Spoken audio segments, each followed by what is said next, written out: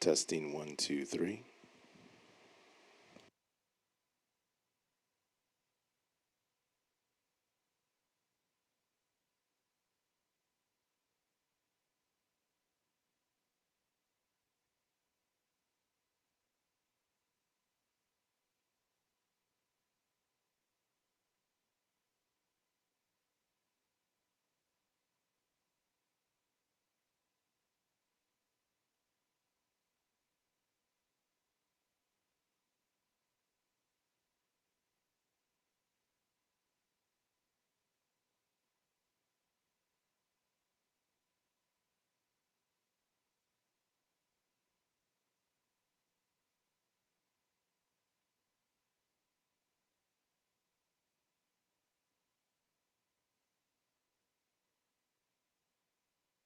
Testing 1, 2, 3.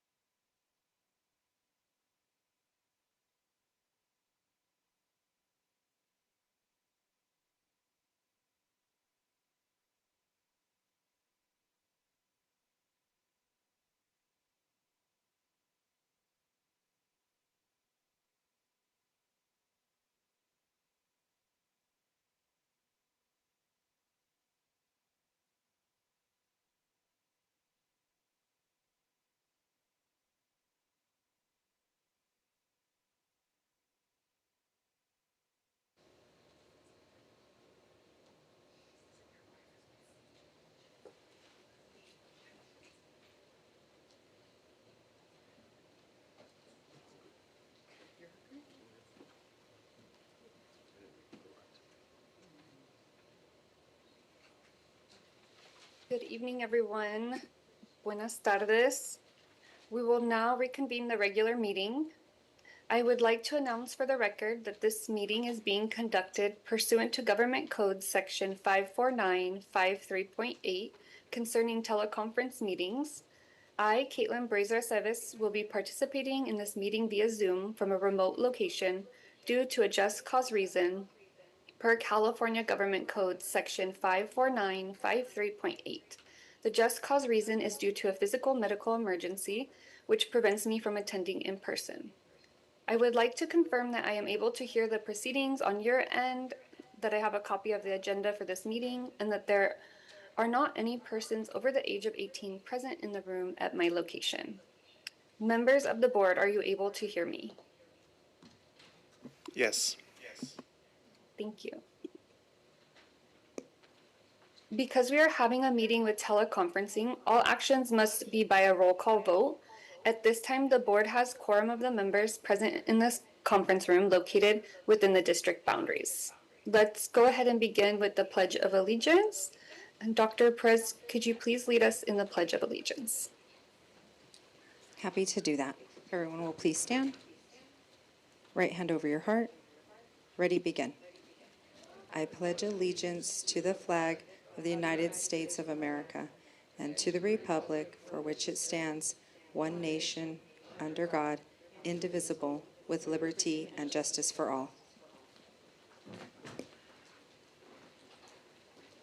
Thank you, Dr. Perez. I want to recognize that our district and school campuses are located in the village of Pasvenga. I want to acknowledge that this land we refer to as Orange County is the unceded and traditional lands of the Gabrielino Tongva Nation and the Wanyeño Band of Mission Indians, Ahachiman Nation. These lands were taken through a process of colonization, physical, and cultural genocide. I want to pay my respect to elders, both past and present, as well as the Tongva and Ahachiman youth who have attended and are currently attending our schools and in neighboring districts. At this time, we will move to our report of action taken in closed session. Ms. Quiros, do we have any action items to report out? We do. In closed session by a vote of 5-0, the board took action to appoint Timothy Son to the position of Director of Budget and Accounting. Board members, I apologize, moved by Ms. Lepsak, seconded by Ms. Brazier-Sevis. Board members with a yes vote, Ms. Brazier-Sevis, Mr. Bustos, Dr. Alvarez, Ms. Lepsak, and Ms. Magdaleno.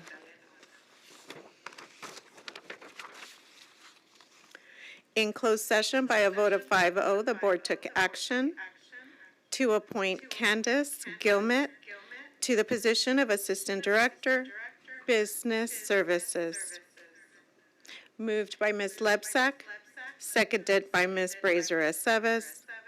Board members with a yes vote, Ms. Brazier-Sevis, Mr. Bustos, Dr. Alvarez, Ms. Lepsak, and Ms. Magdaleno.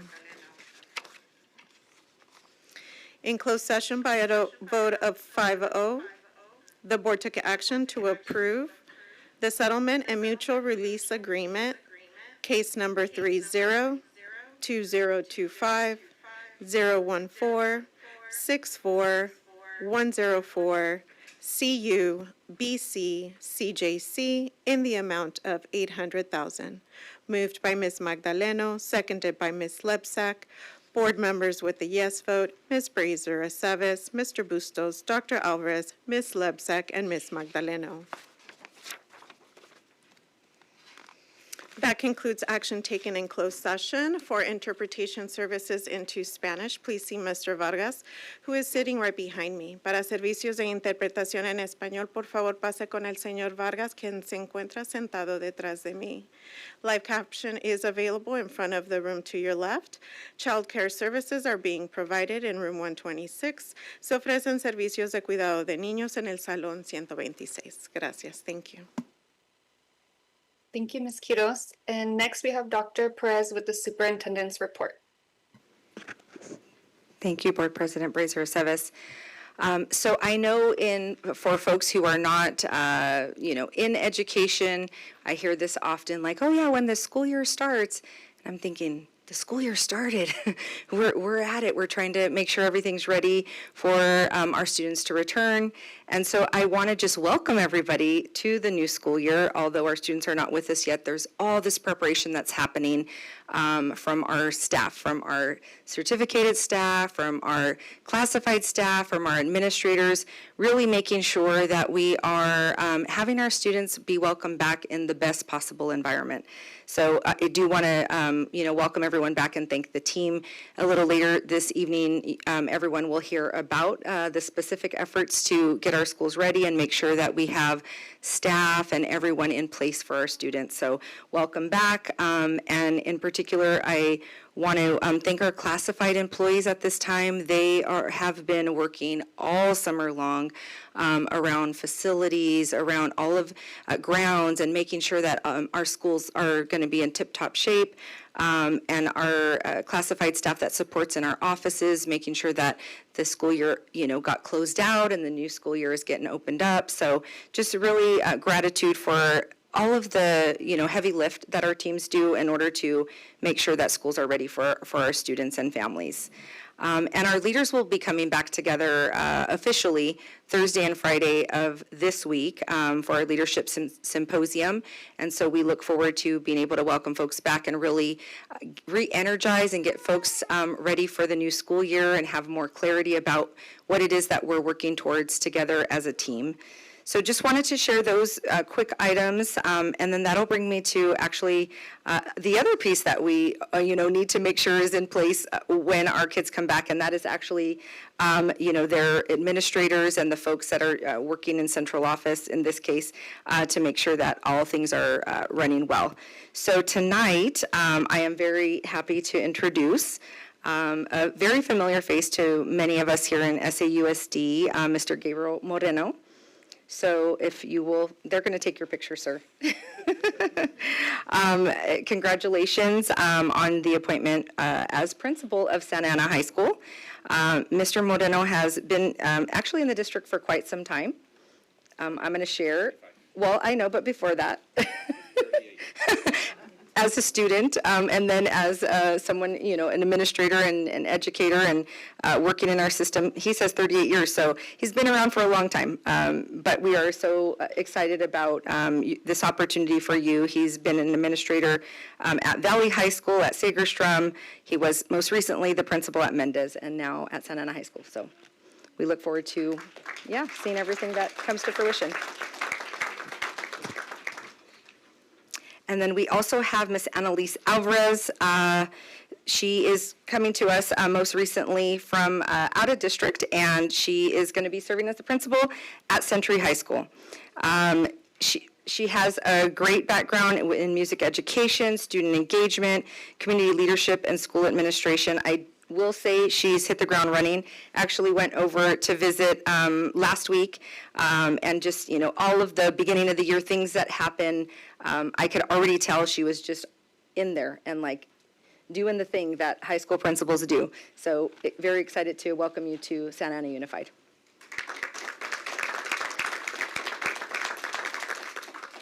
And then we have Alyssa Nieto, who is most recently was serving as an assistant principal. Oh, now I'm going to be in the...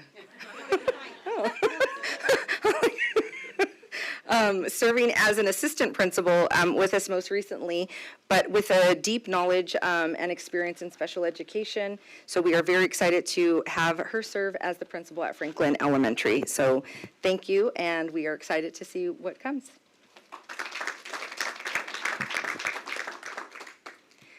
And we have actually two more folks who will be working with us at central office. So yes, Tim, and will you tell me your last name? I don't want to. Son? Okay. Timothy Son, Director of Budget and Accounting. And actually, this is a little bit of a homecoming for you as well. He was with our district in 2015, actually from 2015 to 2016. And so that's very exciting. to be able to welcome folks back when they start with us, get some experience, take the opportunity to go and experience other districts and other places, and bring all of that wealth of knowledge back here. Love it. Yeah. So welcome back. And Candace, I'm not going to say this one probably correctly either. Gilmet. Okay, thank you. Welcome. As our Assistant Director of Business Services, so you hear the theme here, business services, we've got budget and accounting, so we're trying to make sure we've got all those pieces locked down really well, and we're very excited about you joining the team, most recently serving at Huntington Beach City School District as an accountant, so welcome.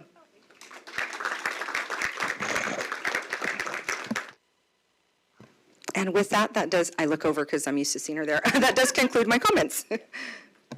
Thank you, Dr. Perez, and welcome to those who are new and returning to the district, and thank you for joining us, and as well those who are now stepping into new roles within the district. Thank you for your leadership. Next, we have public presentations.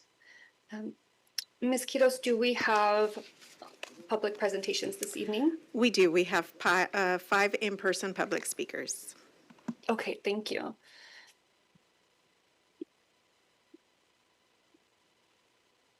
Before we proceed, please note the following. The board president will enforce board policy 1313, which imposes rules of decorum and civility in the conduct of this meeting in this facility. Should any member of the audience act in a manner inconsistent with the requirements imposed by that policy, or who interrupts a speaker at the podium, makes comments that are deemed derogatory of the speaker and his or her message, or which are threatening in nature, he or she shall be warned to stop such conduct and asked to leave the meeting if it occurs again, or will be removed by law enforcement pursuant to Board Bylaw 9323. Any speaker who has been subjected to such treatment may contact the office of the superintendent at 714-558-5512, and speakers will have up to 3 minutes. Ms. Quiros, you may begin. Thank you. We will begin with Debbie Price Flores, followed by Jessica Hernandez, and then Lisa Warner. There's nothing on the Zoom.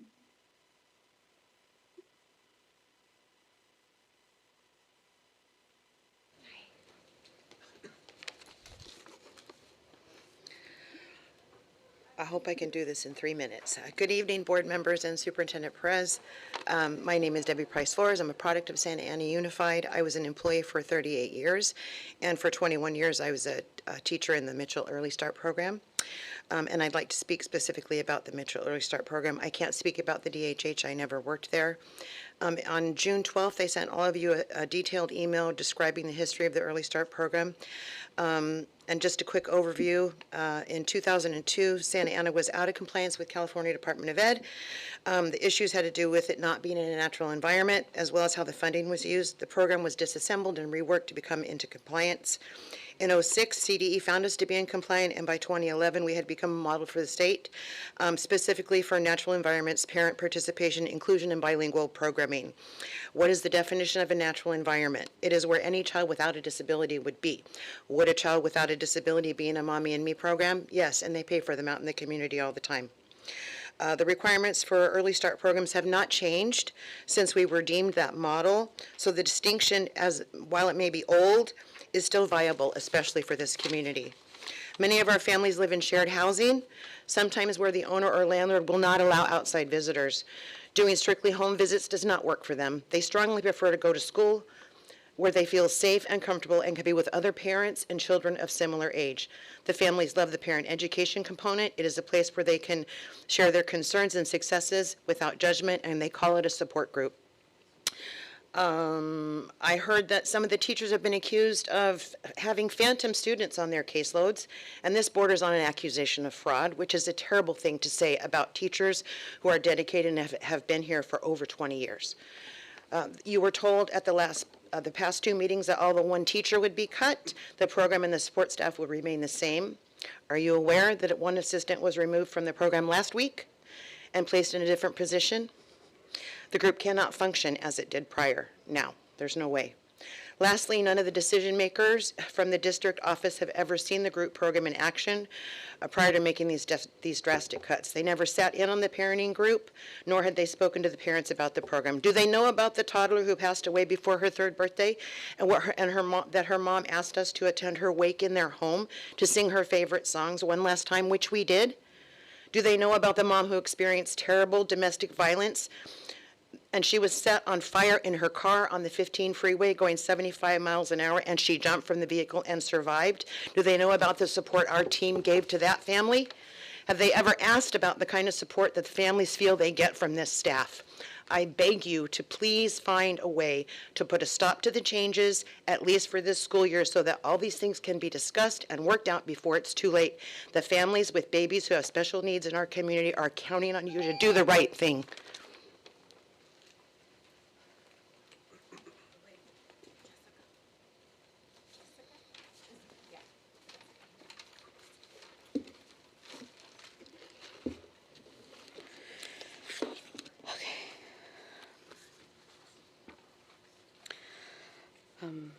I'm going to do some of it in Spanish. I can do the whole thing in Spanish. I can do the whole thing in Spanish. Yep. Please.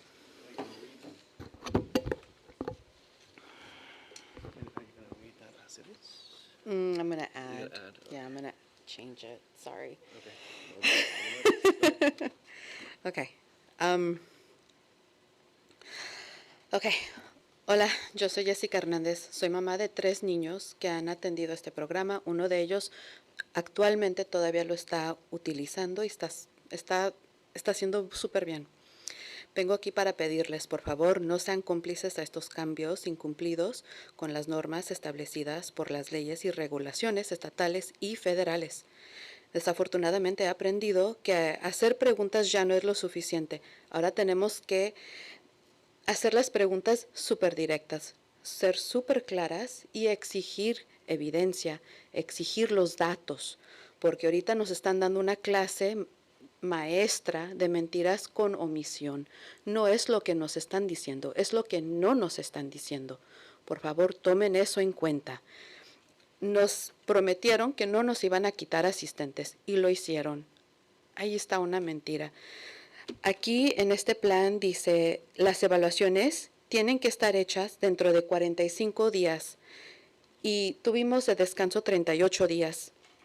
Se siente como que quieren que fracase el programa, como que están buscando una excusa para cambiar y para que estos cambios ya sean permanentes. Y para mí eso es como...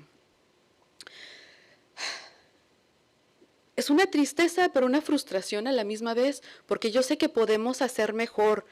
¿Quién está haciendo la supervisión? ¿Quién se está asegurando de que nos estén tratando a nosotros, padres, con dignidad, con respeto? Sabemos que hay leyes, sabemos que hay regulaciones y por alguna razón no las están honrando. Y ustedes puede ser que sean cómplices porque les estamos diciendo. A ver, perdón. Mi hijo ha estado mejorando bien mucho y eso es lo que están hablando de natural environment. Los niños aprenden más de otros niños. Por eso cuando ingresan a las escuelas, regresan a las casas con nuevos comportamientos, nuevas palabras, nuevos juegos. ¿Por qué? Porque los niños aprenden de otros niños. Si empiezan a limitar los estudiantes que pueden entrar al programa y si por alguna razón quitan que ya no pueden entrar los niños con desarrollo típico, los que van a salir perdiendo también van a ser los niños con desarrollos, con problemas con el desarrollo, porque no tienen esa inspiración. Oh, yo quiero hacer eso. Oh, mira qué interesante. Un juego espontáneo, una palabra nueva. Oh, esta mamá está haciendo esto, esta mamá está haciendo lo otro, este papá. Si quitamos eso, va a afectar a estos niños en esta edad tan crítica, donde están adquiriendo todas estas habilidades. Y eso les va a servir mucho para el año que entren a la escuela, ya no van a necesitar tantas ayudas, tanto apoyo. Por favor.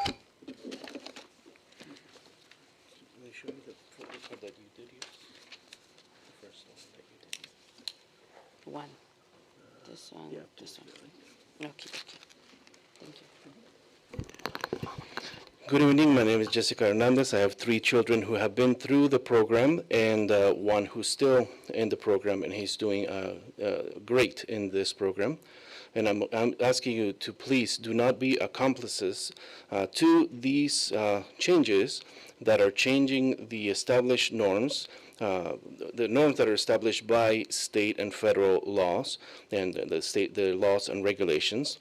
Unfortunately, I have learned that asking questions is not enough because we need to have proof, we need to have ask direct questions, have data, and have evidence, because we are learning, we are taking a master class in lying by omission, because it's not only what you say, it's also what you are not saying. And there are changes that are being proposed. And we have the plan here, and the plan that says 45-day assessment. The assessment to be in 45 days, but we've been out for 38 days. So it's not fair, and means that it seems that you want the programs to fail so that you can cut the programs. And to me, this is sad, and this is frustrating, because who is watching, who's supervising the program?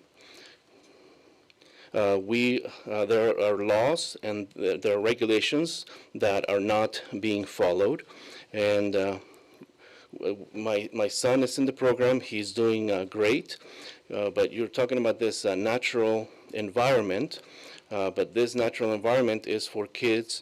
You don't want to keep the kids who are typical students there, because in the natural environment, the kids are learning naturally. They're learning a new word, they're learning a new behavior, they're learning from the typical students. And you want to keep the typical students out of this program. So the ones who are losing from not benefiting from this program are the children who have developmental issues, because they're not being exposed to these what the mom is doing this, or the student is doing that, or they want to be inspired by this student who is progressing and doing this. So what we need to keep this program so that next year they may not need as much help.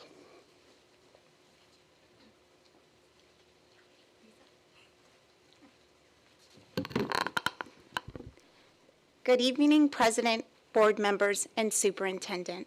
My name is Lisa, and I've proudly served SAUSD for over 23 years.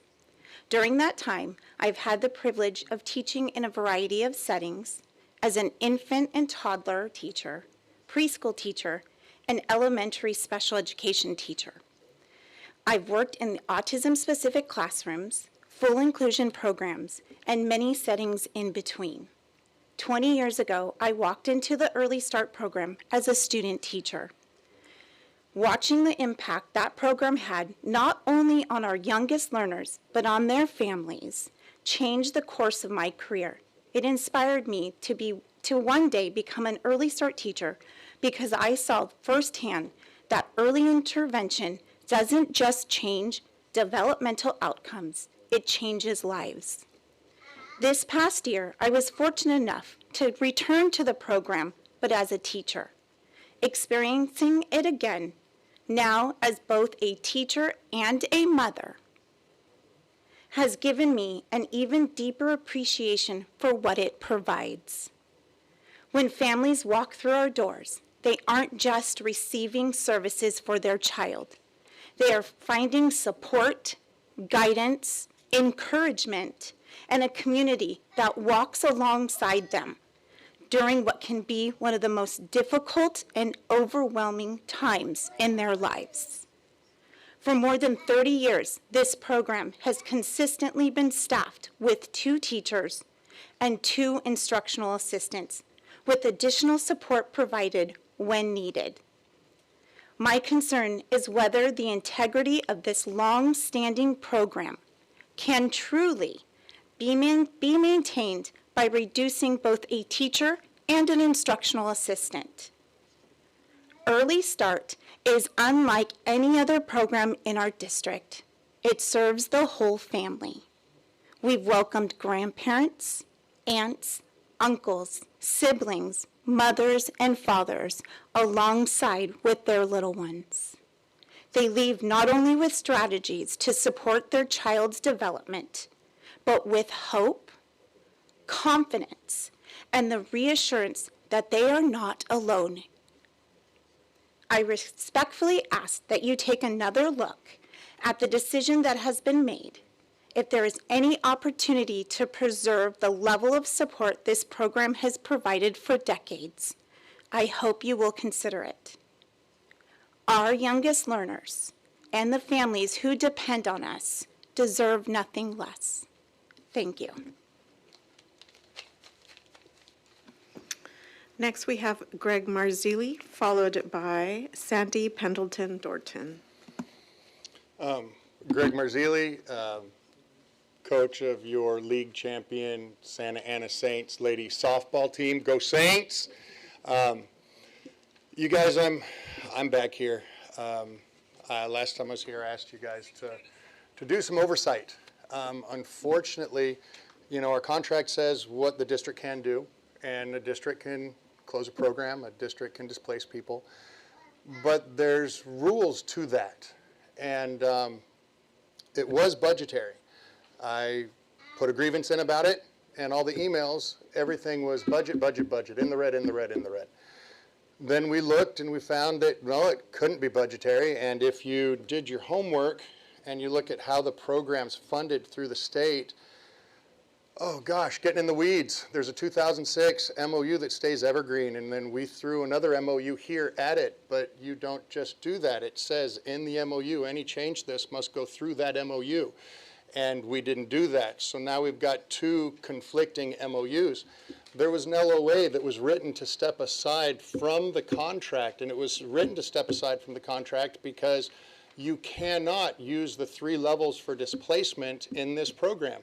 The levers for displacement are budget, and you can't say that a special ed program is in the red because we run at a 76% encroachment in the red. So if you say this program is in the red, well then all of our special ed programs are also in the red, so why this one? So the second one would be enrollment. Well, this is funded on units, and the units are caseload. And we've never had an issue with caseload. There's never been one. And to discuss that, there were 19. There were 2 teachers, one I think with 9 and one with 10, or one with 11 and one with 8. One was displaced by an LOU that was set aside. Now that LOU that was set aside, which was the displacement mechanism, is no longer there. So therefore, there isn't a displacement to begin with because the mechanism that stepped outside of the contract is no longer there. So enrollment, the 11 and the 10, or the 11 and 8, or 10 and 9, what happened? I got an email today saying there's only 11 kids. What happened to the kids that were on the other caseload? They just vanished? It's bizarre. And then let's go to the other lever. It's shift in enrollment. That's like a big 3rd grade class moving to 4th grade, and the teacher has to be moved. So the district has its rights on what it can do. And I'm telling you right now, I don't think it's been done appropriately. And so, again, let's figure this out. If we don't all pull in the same direction, we just get bogged down.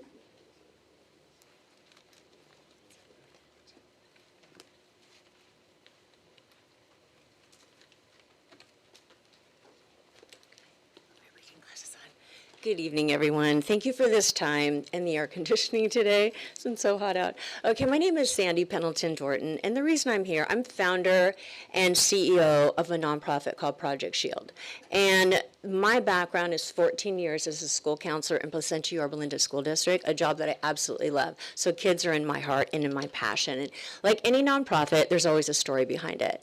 Well, 10 years ago, I was working online doing some volunteer work, and a young lady crossed my path. And she told me her story. And this back and forth was her mom passed away when she was a baby. Her dad was sexually abusing her. and got her pregnant. She ran as far away from the state of Maine where she lived as she could, and now she was in Southern California. And at that time, I didn't know about trafficking, because that's what this nonprofit's all about. And so I was working with the detective on the case, and she said no, and she had her baby on the street. She had gotten pregnant, had a little girl. She was now being trafficked and homeless and in a bad situation. And I said, we can help you. And she said, no, I don't want the police involved, Sandy. She said, my dad is a police detective in the state of Maine, the one that got her pregnant and was abusing her, and she was only 11 years old. So fast forward to today, I thought, how could this be happening? So I know a lot now about human trafficking. And so it's been on my heart for a long time. And what I come to find out, California is #1 in our nation for numbers of trafficking. And even more staggering is that Orange County, we're a #1 hotspot. And it's because traffickers know there's money here. Okay, and so I also know that because I work with middle school kids, the average age of a targeted child is 11 to 13. Well, that was the kids I was working with, and I said, oh my goodness, this can't be happening. And even more startling is what's on the rise now. It's something called sextortion, and this is when they take a picture, a predator, and they trick a child into sending something inappropriate. They're pretending to be a love interest, okay? And I'm just going to show you a picture. This is these boys within 24 hours, all between the ages of 14 and 17, within a 24-hour period of time, took their lives. Because what happens with sextortion, they blackmail them, saying that they have no way out, and they're shamed into feeling that no one can help them because the picture that they sent, they thought was the cute boy or girl, they are blackmailing with them. And because they don't know what to do, and this should never happen to our kids. So fast forward to today and what my team does. We have a human trafficking hotline. I've been running that for 8 years now. But my goal is to stop this from happening in the first place. So what we created was Shielded by Truth, Protecting Hearts and Guarding Minds. Because kids get vulnerable because they're kids. And they're easily to be swayed into thinking it's a love interest in something it's not. So what our team does, we have sorry, talked too long. Anyway, I left folders for you guys, and if you want to hear more about it, please contact me, because there's a lot to be said about the need for our schools and to keep them safe. Thank you for the time. Thank you. Yeah.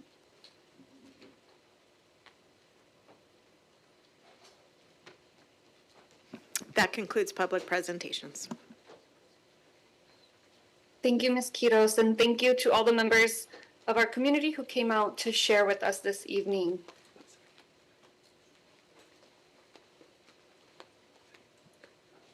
So before we begin tonight's agenda, I would like to remind everyone about our board meeting protocols.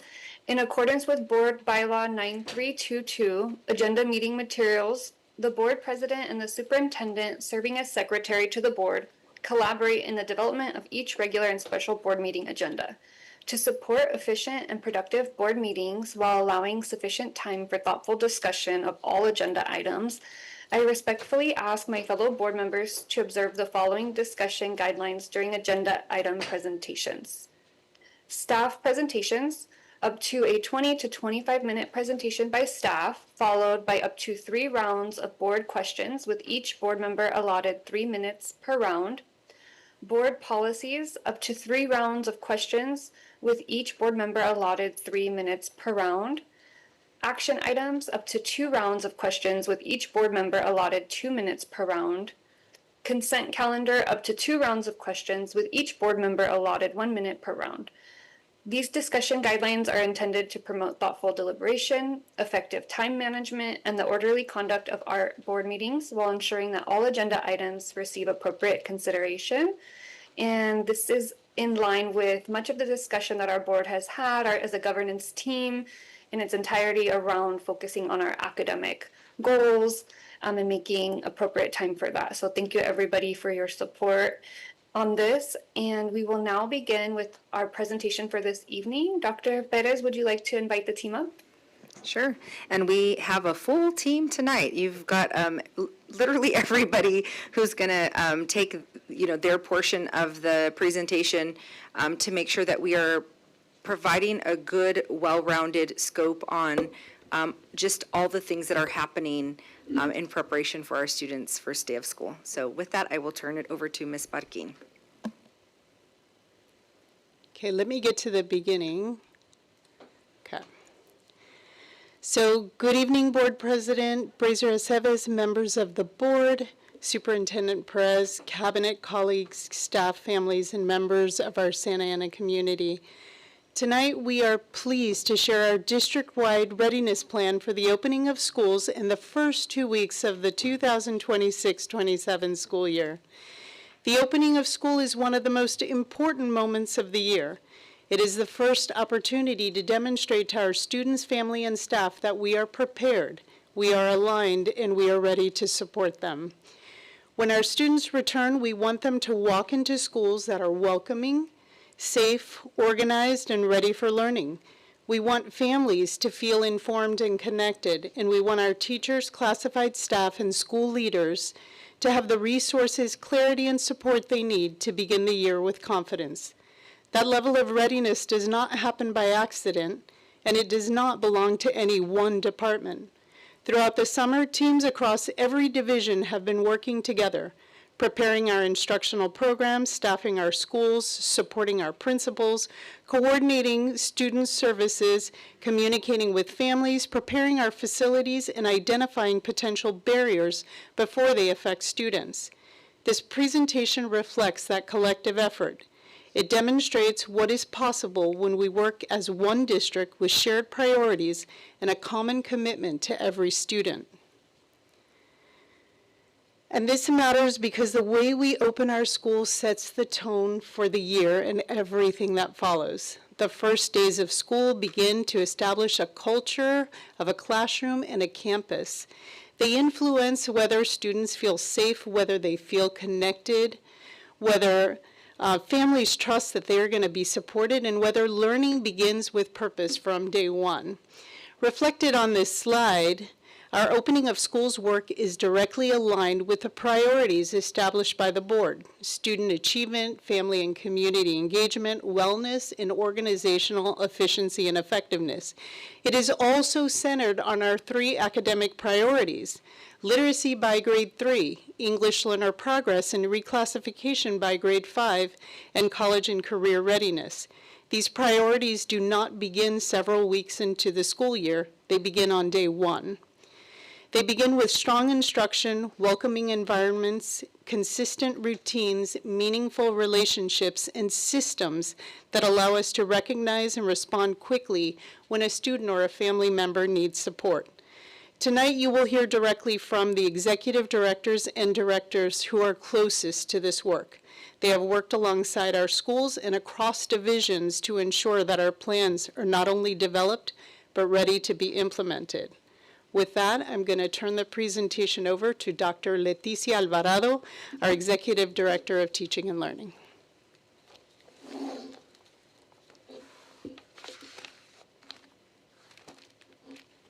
you. Good evening. Before we go into the academic priorities, I wanted to ground us in the district-wide readiness framework. And as you can see, there are 4 interconnected areas. We have instruction, student and families, operational needs, and workforce needs. Working together so that when the students begin the school, they begin with a strong start. So nothing in these 4 areas stands alone. We recognize that readiness is a system, and a requirement to this system is collaboration. So when we look at instructional readiness, we are ensuring that we have high-quality learning that includes standard-based curriculum, Tier 1 literacy, an assessment component, and some support for students. So in a phrase, we are ready to teach. In our next component, student and family readiness, we are ensuring that we have a welcome, safe, supportive learning environment for all students.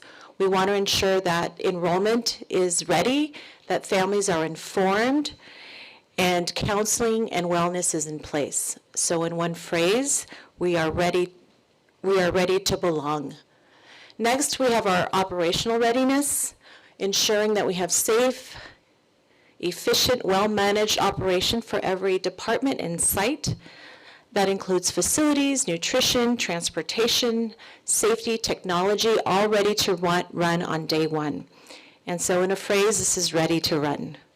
And lastly, our workforce readiness, ensuring that we have the personnel in place that's supported, prepared, and empowered to do the job, and that the roles and communication is clear. So in one phase, we are ready to serve. So none of these 4 areas work in isolation. A school can have the very best curriculum, but if families aren't informed about enrollment or teachers aren't in the classroom, the readiness begins to fall apart. So we plan all 4 to ensure that together at every site, we are prepared to open our doors on day 1.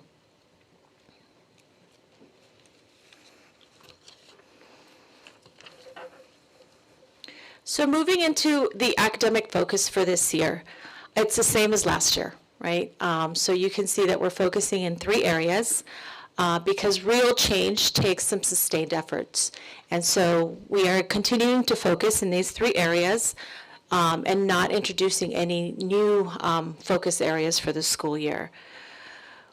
This is our 2nd year that we will be anchoring our efforts around these priorities. And if you notice the words above the 3 areas, the focus areas, you'll see every division, every school, every day.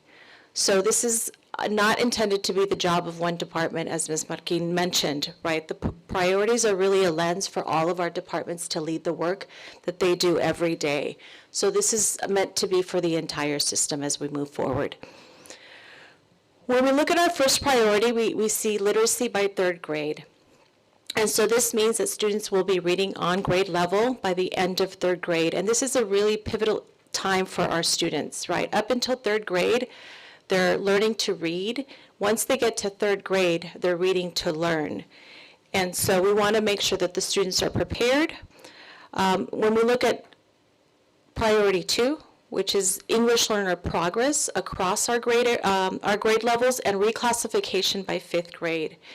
And so we are committed to our English learners making strong progress, that our early learners are reclassified by 5th grade. And this matters because our multilingual students shouldn't just have access to instruction, they need to be able to thrive early and have access to supports as well. And lastly, our college and career readiness. This is where every student is prepared for college, career, and life. And this matters because every path that the students choose for themselves is valid, right? We just want to make sure that they're prepared when they leave the system. So this is the 2nd year that we will be focusing in these 3 priority areas, and this focus is by design. This is how we will measure real growth. This is our 2nd opportunity to be able to look. Last year we established our baseline data. This year we'll look at growth data, and we are excited to be able to share that information with you in the future. So now I'm going to turn it over to our new interim executive director for teaching and learning. She's making her debut tonight, Dr. Liz Enlow.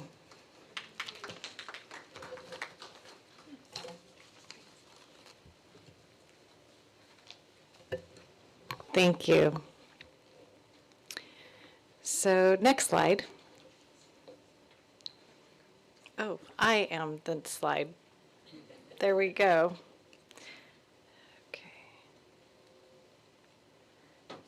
All right, so teaching and learning remains at the center of everything we do because student achievement begins with high quality Tier 1 instruction. And you'll be hearing about Tier 1 instruction quite a bit this year. Our work is intentionally aligned to district priorities around literacy, English learner progress, career and college readiness, rigorous classroom instruction. Schools are launching the year with clear instructional expectations, curriculum resources, common assessment tools, coaching support, and collaborative planning procedures. Rather than waiting for intervention later in the year, we are establishing strong instructional practices from the very first lesson. So every student, including English learners, students with disabilities, and students needing acceleration receive access to grade level learning with appropriate supports. For expanded learning, readiness means making sure before and after school programs are connected to school's priorities from day 1. We support attendance, belonging, academic growth, and enrichment by complementing the day through homework assistance, high-impact tutoring, literacy enrichment, and engaging opportunities that reinforce key learning goals and meet students' needs.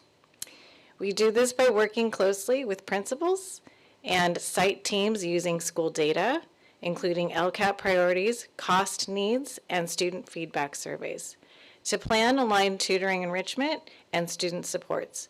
The goal is one school, one plan, and one connected day for students. Building capacity and driving impact.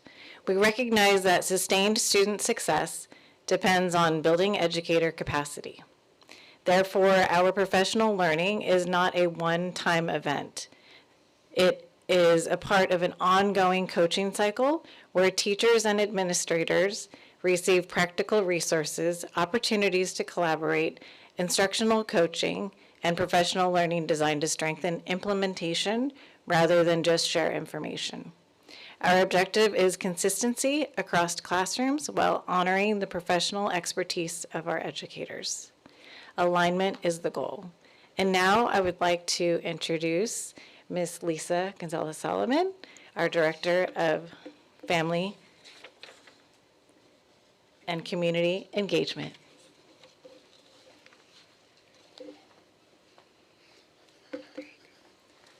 Thank you. I'm Lisa Gonzalez-Solomon, the Director of Family and Community Engagement, FACE. Preparing our families for a successful school year is truly a district-wide effort with everyone having a role in family and community engagement. We have worked together with support services, elementary ed, English Learner Department, Engage 360, Career and College Readiness, Career Education and Workforce Innovation, Nutrition Services, ECE. We've worked with almost every single department to make sure that we've aligned all of our efforts to create a coordinated approach that ensures that our families are informed, supported, and connected through consistent messaging, meaningful resources, and access to the services for a strong start of a school year. In collaboration with Communications and Public Information Office, we have shared clear, timely information about back-to-school events, resources, and important information to start the school year strong. Through the generosity of our community partners, businesses, nonprofits, we have worked together to secure thousands of backpacks and school supplies, helping students begin the school year equipped, confident, and ready to learn. We've also worked in partnership with community partners, including the Assistance League of Santa Ana through Operation School Bell, to provide school uniforms and essential clothing to more than 3,000 students. We've shared information about data confirmation, program verification, enrollment, family resources through multiple languages and through various communication channels, helping remove barriers and ensuring families are prepared for the school year. Another major focus has been investing in our staff. Through district-wide hospitality and relationship building training and understanding that everyone's role is family and community engagement, we've been able to train office managers, site clerks, ASB technicians, attendance staff, support services staff, ECE, and even athletic trainers and coordinators. We've done a lot of training this summer. In coming weeks, we will continue this work with nutrition services, district office staff, and management team members. Our work has been grounded in a simple belief. When families feel welcomed, informed, and valued, from the very first interaction, students are positioned to thrive this school year. Through strong partnerships, clear communication, and a culture of hospitality and care, we have created schools where every student and every family knows they belong. With that, I'm going to turn it over to Michelle Desjardins to talk about student wellness and support. And I'm going to be joined by the Executive Director of Special Education because our slides are about student services. So academic achievement cannot occur unless our students feel physically, emotionally, and socially safe. Oops, sorry. That is why our special education and support services teams, they are focused on creating a secure, welcoming foundation for every child starting on day one. Beyond physical readiness, we are prioritizing our students' emotional and social well-being from the very start. Our counseling, behavioral, and wellness teams are in place to address students' needs immediately.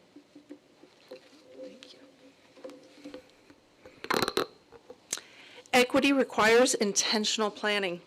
Prior to the first day of school, special education teams have coordinated staffing assignments, finalized student schedules, ensured compliance with individualized education programs, prepared specialized instructional materials, and aligned service providers across campuses.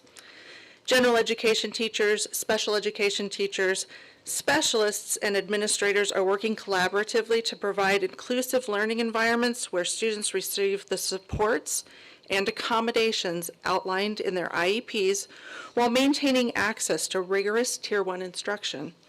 This coordinated effort allows students with disabilities to begin the year with continuity, stability, and immediate access to the services that they deserve. And with that, we're going to turn this over to Human Resources. Devin? Sorry.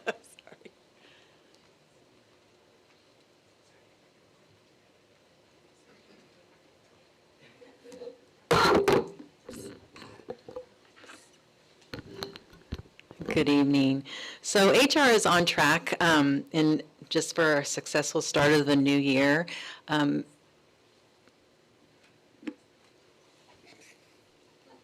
Thank you. Is on track for the beginning of the new year. So unlike most or some departments, HR never slows down. We never slow down, but summer and going into the fall is really our crunch time. That's really getting everybody staffed. So being on track is really important. We spent a lot of time this summer in just making sure that we are working with our ed services and our business department to ensure that our staffing is where it needs to be, really monitoring the class sizes and the FTE enrollment. So we have spent a lot of time really defining what that looks like and making sure, and I do want to take a second just to really thank my staff. I have a great staff, and our classified staff has worked very, very hard to make all this happen. We still will be, and it's important for me to say this, we still will be placing people. We were successful in almost filling all of our literacy coach positions. We had interviews today, so I'm hoping that did finish. So with that, we have to backfill those positions because most of them are teachers from our classrooms. So that we'll be in the process over the next 2 weeks, but we also then have to wait until we assess opening day. So it may be that we have classrooms or schools that were allocated for 2 teachers at a grade level, and we find that we only need 1. So at that time, we will then move people from one classroom to another. So that is a normal assessment that takes place in every district. So I do say that because I know that it feels like we're close to being complete, but we know that we have these huge chunks to do, but we can't do them until the beginning of the school year. So we will continue to fill those positions. The other pieces of it is just really getting the sites ready. So our employee relations piece of it is preparing the principals with just their list of mandated trainings and things that they need to go over with their staff and the department heads, and making sure they have all that information. And it's a lot of information. They'll go over that in the beginning of the school year. The other piece of it is we spent a lot of this time this summer and just really trying to digitize our processes like our leaves and get that on site, because that's one of our goals this year, was to really improve that process for our employees. So we spent a lot of time really looking at how do we do this so that it's more user-friendly for our employees. The other thing that we have been spending a lot of time on this summer is just planning for professional development. So my staff sent out a survey to our management just on what areas do you need help with. And so those trainings have been, they actually started today. And so those will continue throughout the year, because really our goal is to ensure that our site-based management and our district leaders are really prepared and have all the tools they need when it comes to the things that are dealt with within HR. So we've been busy, but we will continue to be, and we will continue to provide updates on staffing and class sizes, working with support services. But it's a busy time. But we're really excited. We feel like we've got a really great hold on everything right now. I'd like to now turn it over to Mr. Hacker and his team. Thank you, guys.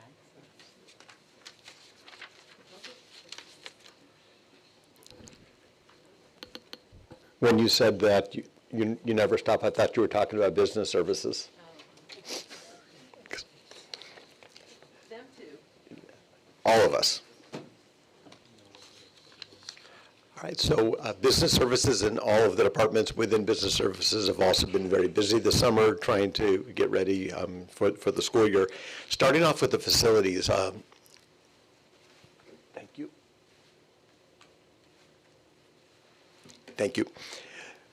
On the maintenance and operations side, starting with maintenance, a lot of projects over the summer. So we've had the ball walls and electrical projects and plumbing projects and lots of projects on HVAC, and all of the HVAC, the air conditioning systems, are in the process of being tested to ensure that they'll be operational on the first day.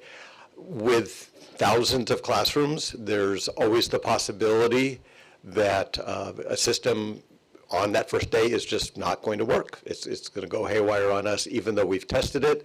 So we are prepared for that. We have already 10 portable air conditioners on property. We'll have another on standby through a local rental company. So we'll be prepared to make sure that all students and staff are comfortable in their classrooms and offices, regardless of what happens. And we will provide a further update on that in a B2B later on this summer as we get closer to the school year. The other side of maintenance and operations is the operations. That's custodial and grounds, and those teams have also been very busy. We did heavy cleaning a little bit differently this summer in close cooperation with the principals. We made sure that during summer school, at least half of the campus was available so they could do heavy duty cleaning on that side of the campus. And then once summer school ended, they shifted to the other side of the campus. So a very concerted and cooperative effort among everyone to make sure that our classrooms are clean. On transportation, our transportation department has been working closely with special education. We have 160 routes for 1,600 special education students, and they've also done work on the non-special education side, making sure that routes are set and bus passes are set and everyone's ready to go day one. Nutrition services, lots of menu development, lots of practice over the summer just to make sure that everything is set. I know that Josh and all of us are really proud of all the scratch cooking initiatives, and those have been implemented more and more across the high school and even some intermediate level. There are plans to do some things at the elementary level and expand intermediate. I know Josh is excited about that, and we're excited about that also. Technology, the infrastructure and the connectivity, all the network connectivity and Wi-Fi and all the hotspots, all of that has been tested. New Chromebooks have been configured and delivered to the sites. So on the technology side, we are also ready to go. And although part of risk management lives within business services, I'm going to turn it over to the chief to talk about other elements of safety. I'll be brief. Okay. Good evening. Real quick, for purposes of our school police department, our staffing levels have remained static heading into the new year. For the first couple of weeks of school, we limit our time off, the request from our employees, both the DSOs and the police officers, to almost zero. We want everybody full staffed for the first couple of weeks of school. Our emphasis and our concentration is on the traffic control with the parents navigating their new schools. It seems to be a problem each and every year. We have a focus on the SROs and the DSOs to patrol the parking lot and also their feeder schools. What we try to do is more of a spirit of the law, lots of warning and advising and just helping the parents driving their kids to their new school to navigate the traffic both on their way to school and within the parking lot. For purposes of drills and emergency planning, I'm going to turn it over briefly to Mr. Hoffman. Good evening. Rich Hoffman, Emergency Services Manager. Emergency preparedness starts when the school year ended, so again, it just never ends. So we're talking about our school site safety plans, revisions, and updates that we're going to be working on, and that we have been working on. Replenishment of emergency evacuation supplies, like the red backpacks we have in classrooms with medical supplies that they take out to kits.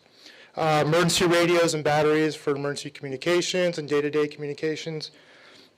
And then also training. We're going to do a lot of training this year, starting with our EOC district staff that staffs the EOC here. We'll get them training on starting next month regarding an overview and handling certain incidents with tabletop exercises, certain scenarios that will be thrown out to the team.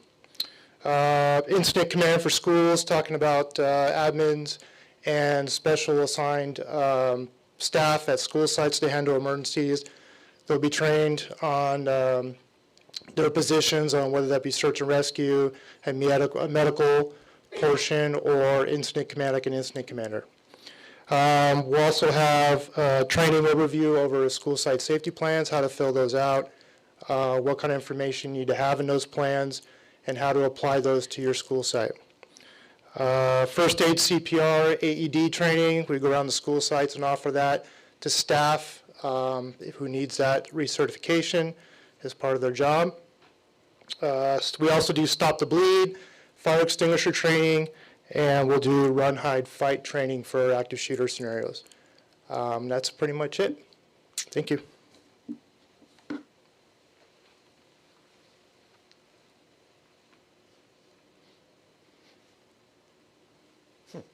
Not advancing.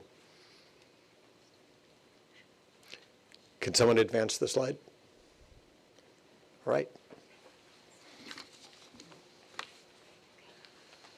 All right, thank you. So as you can hear, everyone is very busy planning, coordinating, providing support to individuals, to school sites, and just really moving away from the idea that the first weeks of school is an orientation, right? It really, for us, becomes two cycles. It becomes an instructional cycle and a monitoring cycle. When we look at the instructional cycle, we're looking for schools to establish classroom culture for students, teaching routines and behavioral expectations. We're also looking for students to build relationships both inside the classroom, outside of the classroom, to monitor attendance, to administer beginning of the year assessments, which we are implementing a new assessment this year, and identifying any students that might require some additional behavior or academic needs very early on. So using that data early to inform the interventions and supports that the students need.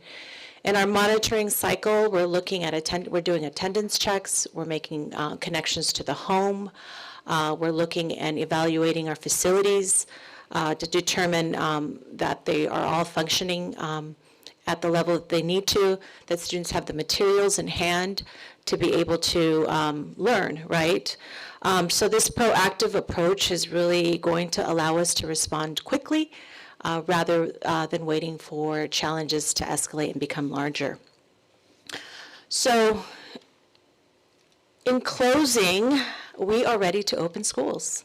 The successful opening of the schools is just not really measured simply by being able to open the doors. It's measured on how students feel when they walk into these spaces. Do they feel safe? Do they feel welcomed? Are they being challenged? Are they supported? And are they inspired to learn? And more importantly, are they wanting to return the next day and the week after that, right? And for the months following. So the work you have seen tonight demonstrates our commitment from moving from planning to implementation and from priorities to action. And so we've created some really coherent, strong systems. We're building capacity within the members in our organization. We're removing those barriers, attending to needs as they come up rather than waiting. And we're really maintaining the focus on our students. We're positioning every school, every member in our community for a strong start, and that every learner is set up for success. So we look forward to monitoring our progress throughout the year and coming back to you, the board, and the community on sharing the impacts that these efforts have had on not only opening up the school site, but also our student achievement, our English learner progress, the wellness, and the college and career readiness. So thank you very much for your attention, and we will open it up for questions. All right, okay. I'll just take it to the beginning. Thank you. Thank you so much for the thorough presentation. Thank you to all of our staff for the collaborative work happening across departments to make this possible. I appreciate the intentional coordination and communication that is helping ensure our supports and services are as seamless and as accessible as possible for our students and families. I noticed that, when we're working together across departments, I'm hearing a lot of aha moments and ways that we're better able to remove barriers so that students can remain more focused on learning and achieving academic success. So that's always really great to hear and very encouraging. And I want to highlight that this collaboration not only reflects our commitment to supporting the whole child, but also advances our goal of organizational excellence by ensuring our systems work together in service of students and families. So this is something that I've seen our team and the staff continue to prioritize in leadership within the district and everybody at every site trickle down into the ethics and just way that people do their work. I've seen that strengthen each year, just the collaboration and the excitement around that. And I appreciate the staff for embracing and advancing the governance team's vision of this greater cross-department collaboration and continuous improvement in how we serve our students and families, in helping us get to that organizational excellence. I've seen that increase each and every year in these past 4 years on the board. And so I see you, whether it's here in the boardroom, whether it's out at the sites, it doesn't go unnoticed. So thank you for really everybody. It takes an entire village to get this work done, as we've seen so many departments and all the staff behind that work. So with that, I'll go ahead and open up with a roll call to continue the discussion among my colleagues on the board. If folks need to pass, we can always circle back to you. And just a reminder that we're doing the 3 minutes with 3 rounds on our presentations. So with that, I will start off with Ms. Magdaleno. Would you like to kick us off?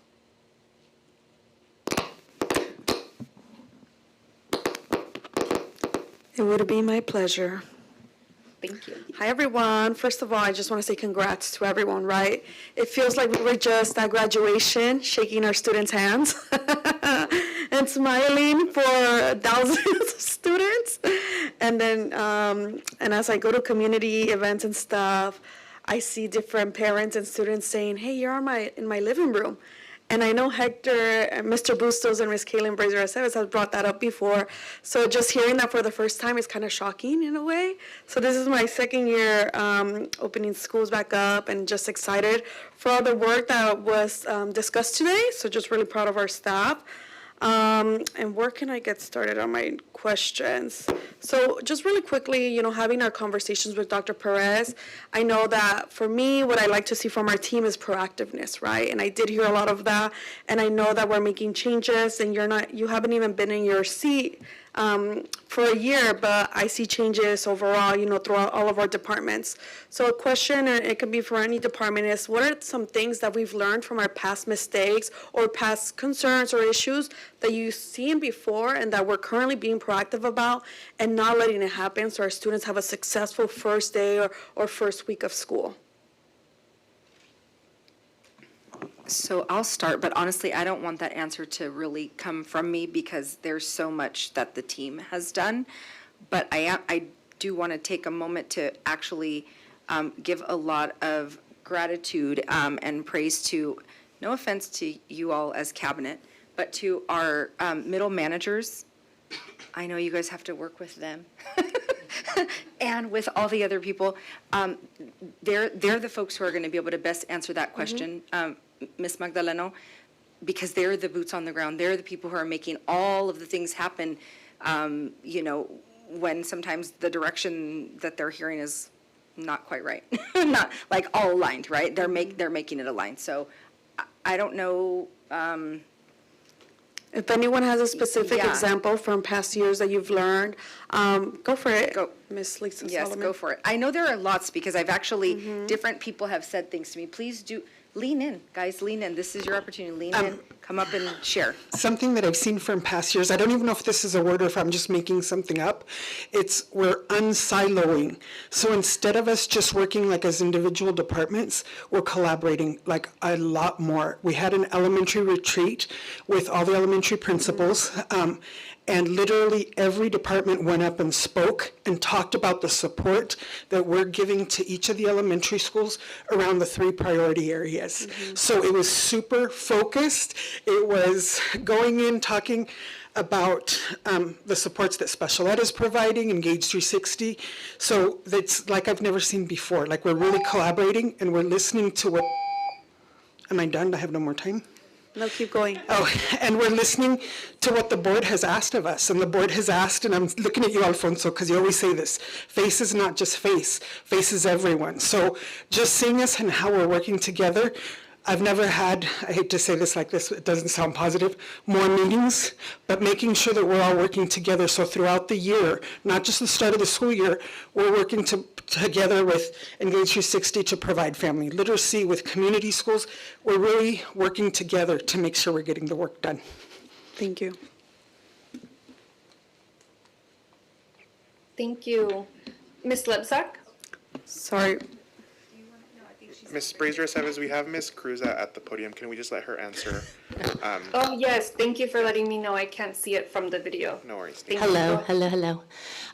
This is a perfect opportunity. I appreciate the question.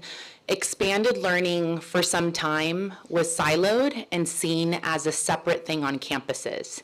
And I know Jennifer started a lot of the integration work. I have to highlight that. And there's been a lot more integration that has happened where it's aligned. And like Lisa Solomon said, it was the first time that I spoke in front of principals to talk about the academic priorities and what we're doing around that. And it was very powerful to see the principals' eyes open up and realize the integration and alignment that expanded learning has been working really hard towards.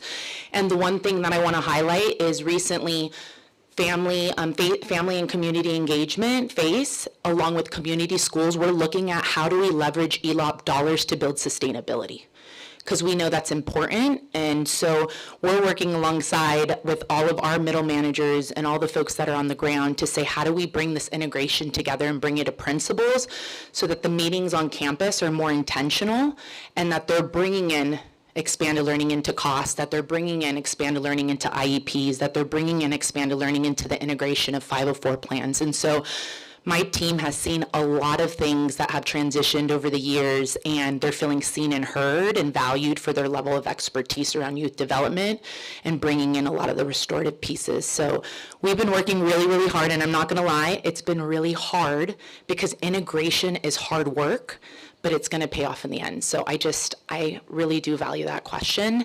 And one other thing, seeing Maricela starting to walk up here, is we're servicing over 800 special education students in our programs. And all means all. We truly mean it, and we're integrating fully with SPED and figuring out how to get them the supports they need while they're in the program. So thank you for the question.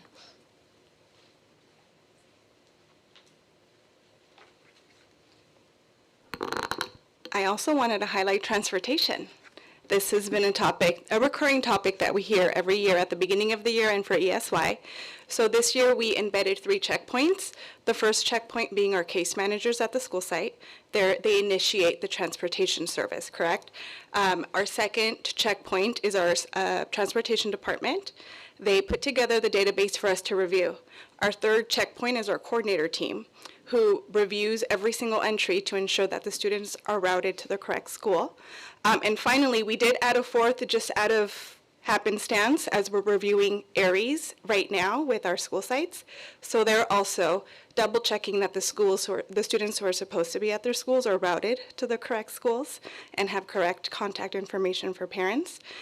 So that is an area that we've heard the community concern and that we're addressing this year specifically. Ms. Brazier-Aceves, I'll pass it to you. And if there's other folks, you know, I'll ask the question again when it's my turn, if there are other individuals that want to speak on this one. But Ms. Brazier-Aceves, if you want to go down roll call again. Thank you. Ms. Lebsack? Yeah, that was a very thorough presentation. Thank you. And it's good to hear of the unsiloing. I don't know if that's a real word. It sounds good. If I can read my scratch notes here, I know that Dr. Alvarado mentioned, I really liked this phrase where she said, we're anchoring our efforts around these 3 priorities of our graduate profile. And I like how we continue to repeat this because people are getting it. And we really do have a shared vision and purpose. And I say thanks a lot to our superintendent for that as well, for her leadership in that. I know that Dr. Enlow talked about Tier 1 instruction, and I heard that several times.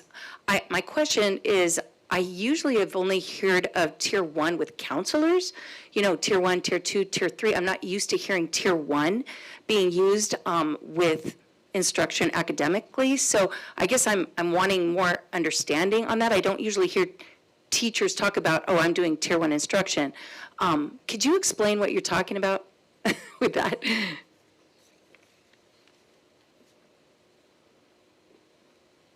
So we are going to work on making sure that we have protocols and look-fors so that teachers will know exactly what that first best instruction looks like according to their content area and grade level. And administrators will have protocols and walkthrough items that they'll be able to align so that we'll have that in common so that we're all looking for the same things as we walk into classrooms looking at best first instruction. So Tier 1 is going to look different in different grade levels and different content areas, and we are going to work together to build that this year and to train. So then do we have a Tier 2 and Tier 3? Is that like when maybe a kid is going through the cracks and we need to pick them up with extra support? Is that what that is? Correct. So the goal is that in any class, that whatever lesson you are teaching, that 80% of your class is understanding whatever the learning target was for that day. The 20% would be the ones that potentially need the Tier 2 or the Tier 3. But the goal is always Tier 1 would be done well enough so that best first instruction is covering that you are able to ensure that learning has been happening that day, that you have assessed it at some point, and that you can then move on. Okay, thank you. Yeah. I guess I'm done with my 3-minute time, right? Is that how that works? Okay. Okay. Dr. Alvarez?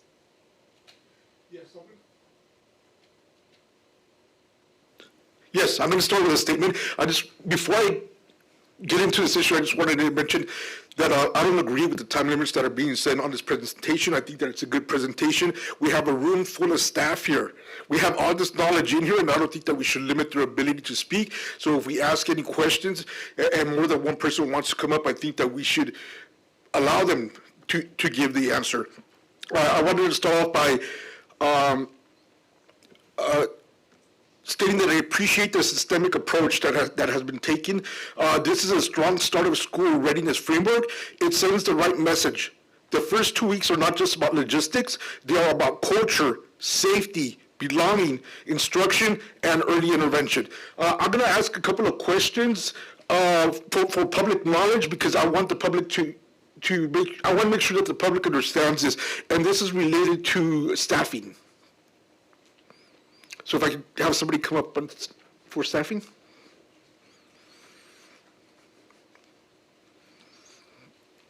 So I think most of us got an email this week or last couple of days ago stating that we were going to be, for immersion classes, that we're going to be doing dual grade classes.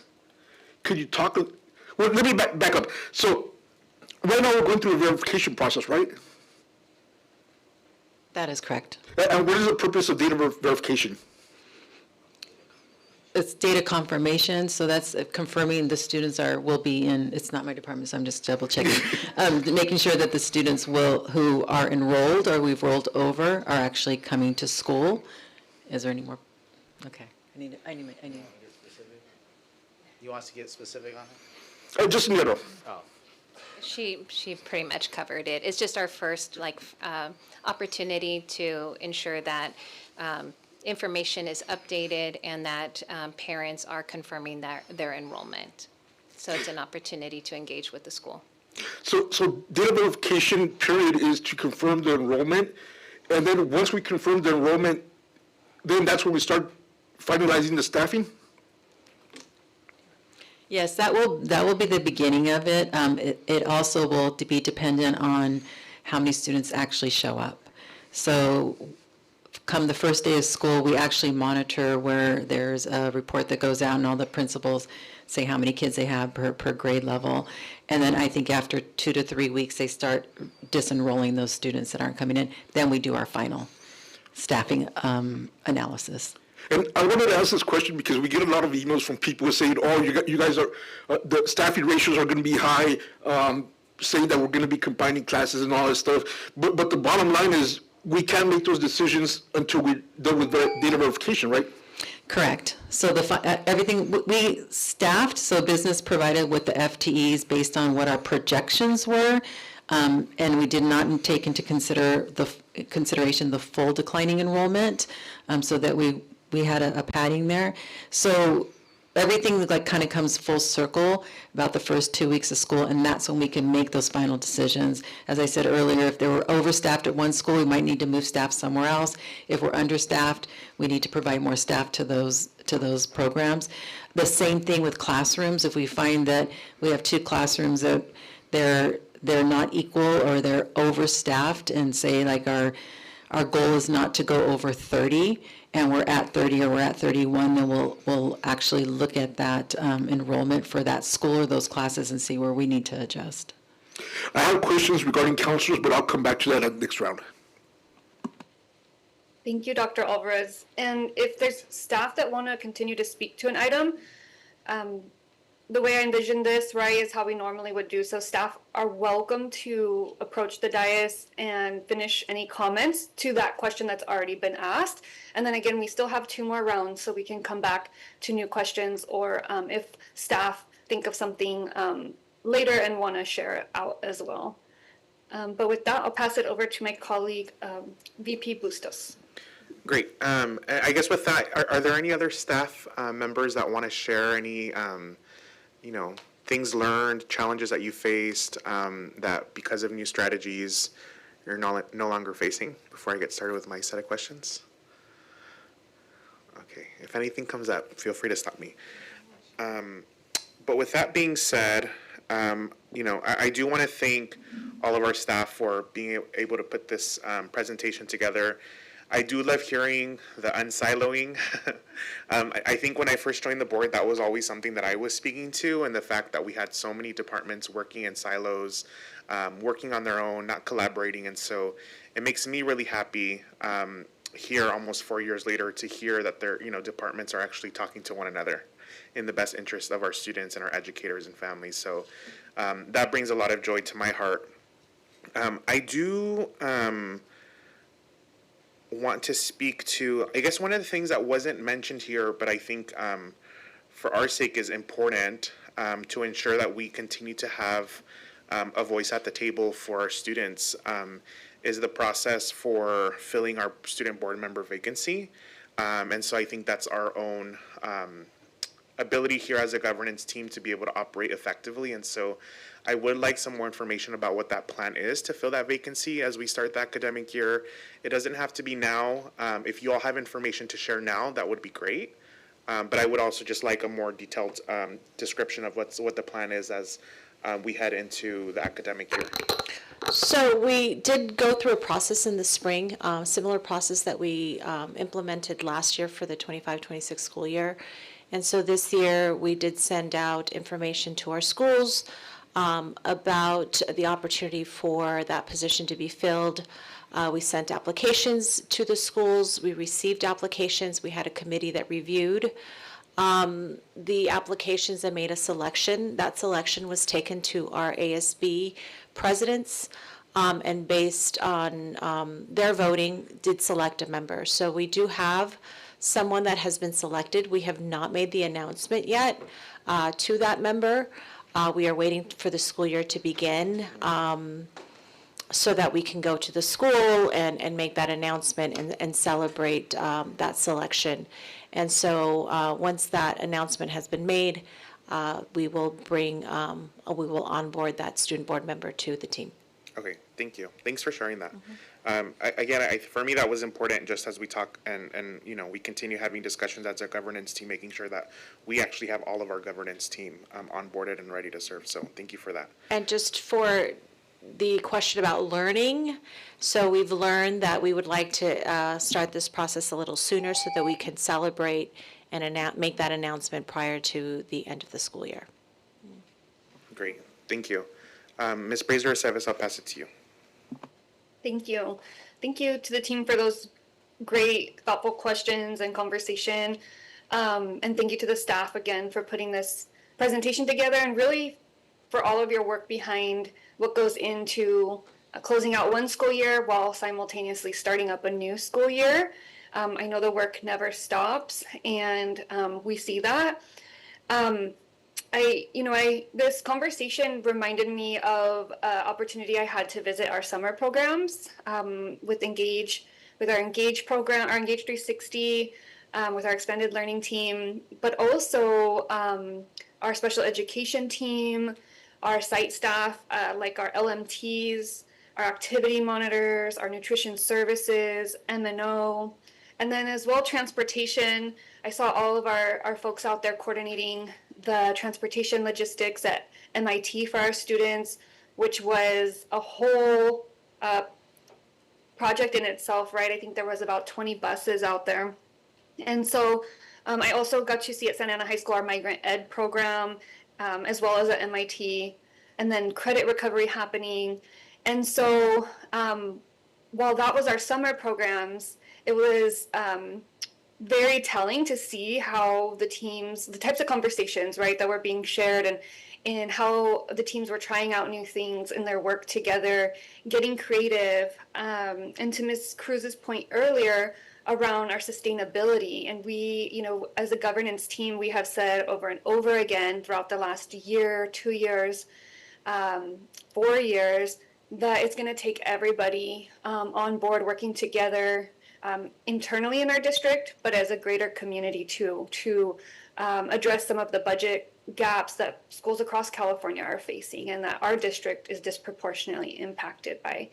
And so it's exciting to see the level of expertise, everyone bringing their expertise to the table, but then sharing it so that we can then come up with even more creative solutions, because we don't know, right, maybe what another department knows. And so I see that happening in those conversations, and I want to thank the folks who provided those tours for me, but also just share my excitement that that work that you kind of tested out in the summer is now moving into the school year, and I see that here in this presentation, so thank you.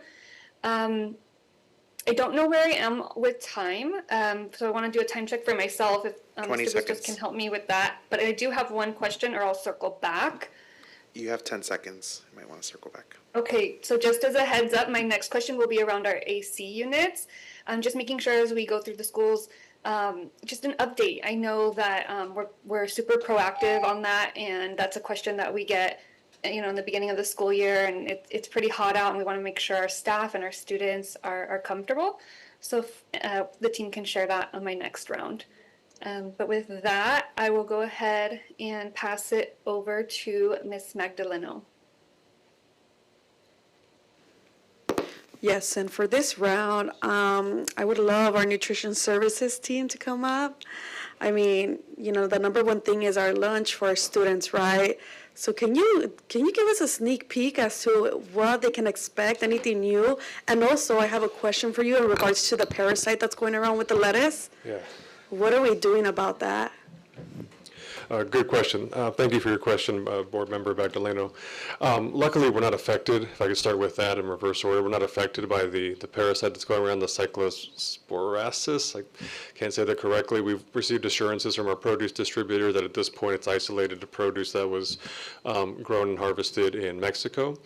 And so as of now, the recall that's been issued has not been expanded to anything that we serve our students. So grateful for that. But we're monitoring it closely. I get emails daily from the FDA, USDA, as well as the state, all of our distributors, and so far we're in the clear. But we'll be sure to keep an eye on that and make sure that any changes are communicated to you.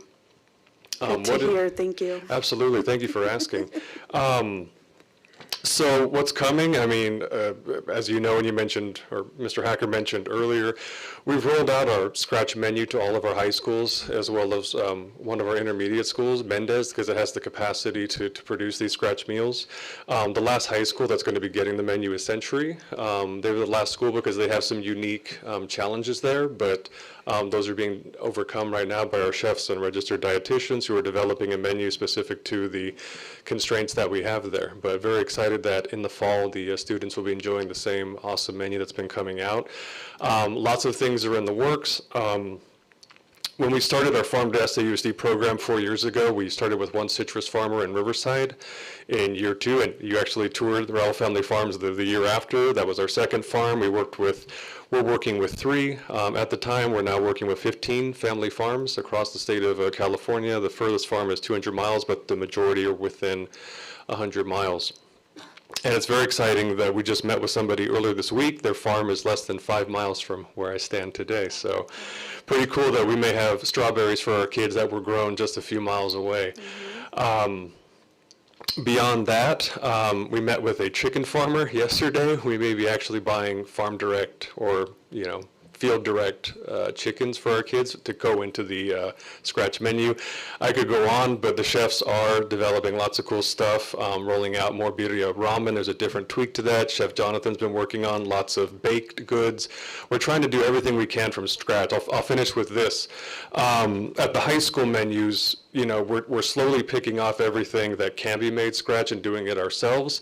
The elementary schools, which are primarily served through our central kitchen, they'll be getting the benefit of our cook chill system that we finally got a permit for earlier this year. So we'll be doing more cook chill at the central kitchen, and love to give you a tour of that. I know most of you have been to the central kitchen, but anytime you'd like to stop by and see it, we'd love to have you.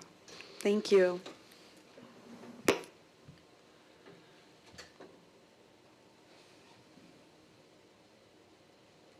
Okay.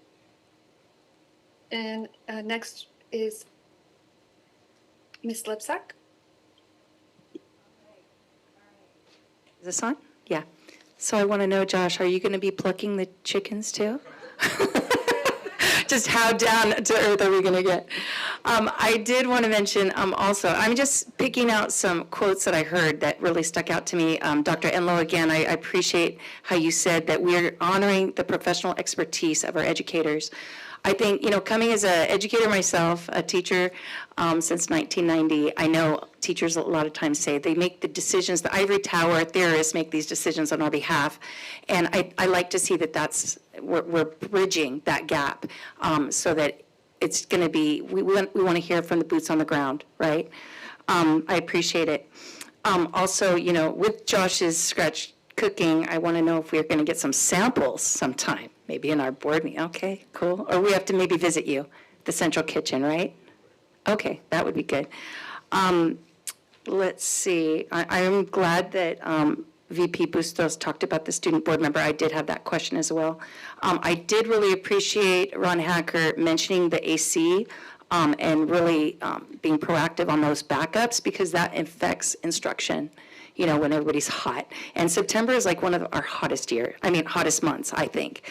But I have a question about Romero Cruz, because I know when I did a site visit over there, I literally saw, they were having an AC issue for a long time, and I saw teachers walking students to other classrooms for the sake of temperature control. So I was wondering, did we get that taken care of at Romero Cruz? Are we good over there now?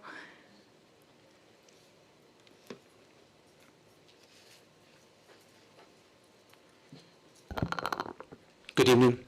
So we did have an issue over there. I know last month we did some work around the chiller system. So as of right now, it is back up and running. Excellent. Good. And I guess I have one more minute. Let's see here. You know, a lot of people always ask about class size, and I wonder if we can, I know we've talked about this with each other, but if we could put it out there to the community about our max numbers for each grade level for our class sizes, what we anticipate for that, and if we can, if that will be on our district website, so, you know, people in the community can also see that. Sorry, I didn't have any more questions about the AC.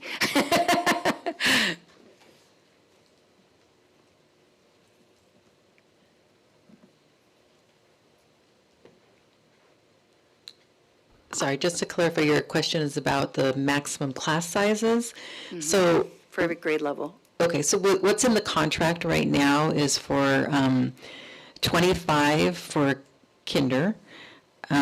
We can go up to 27. So that's what we staffed for and allocated for 27 kinders. I'm sorry, I skipped TK. So TK is an average of a 1-to-10 ratio. So if we have 10 students in a TK class, we'd have one teacher. If we had anything between 11 and 20 students, then we would have a TK teacher and an aide, but we would not go past 20. So it's TK in kindergarten, grades 1 through 3, the average that we try to stay within a school is 30. And then grades 4, 5 is 31. And then middle school is, I think, 31.75, and then high school is 32.75. And these are averages, school averages. So that's what's in the contract, and we try to stay with averages.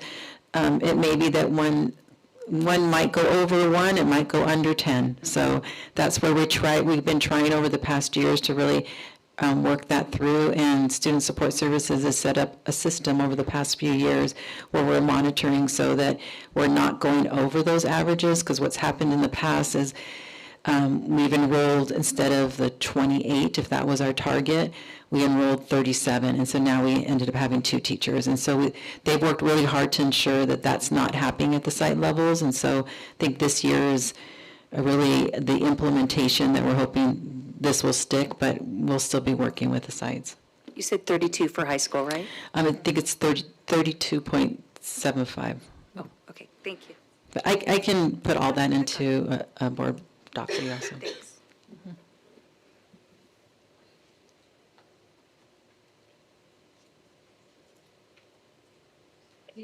Thank you.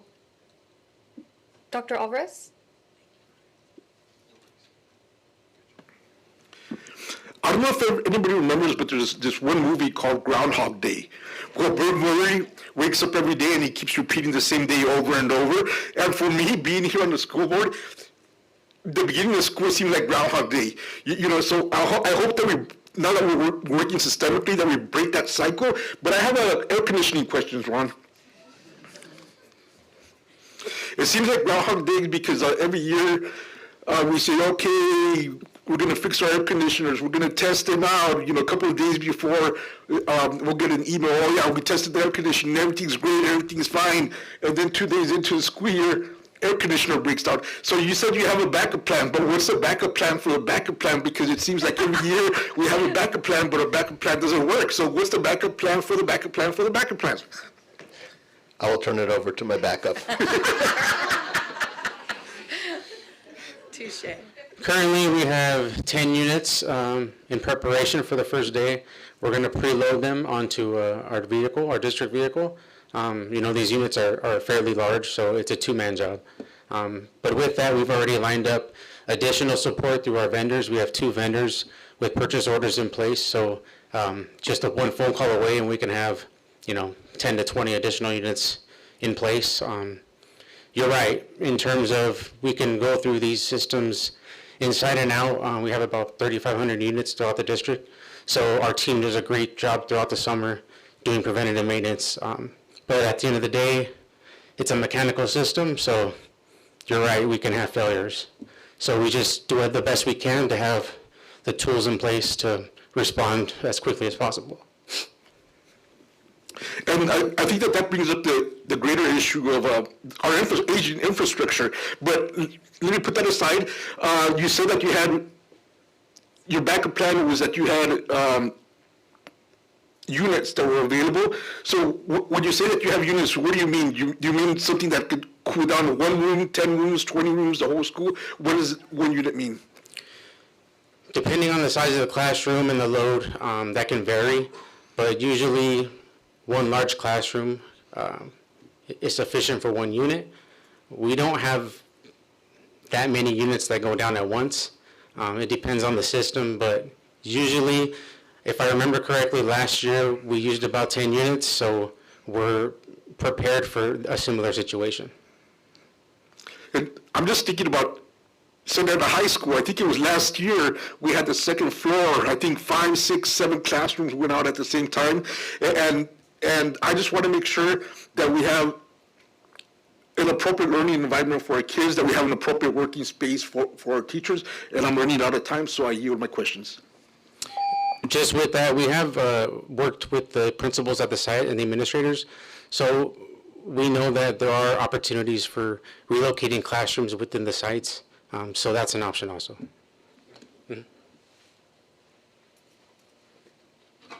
Thank you. VP Bustos? Thank you. I also want to talk about air conditioning. I don't have any questions, I just have a comment, so you're good. Again, and I think all of the board brings this up because, again, it's the one issue, no matter what, we hear every single year.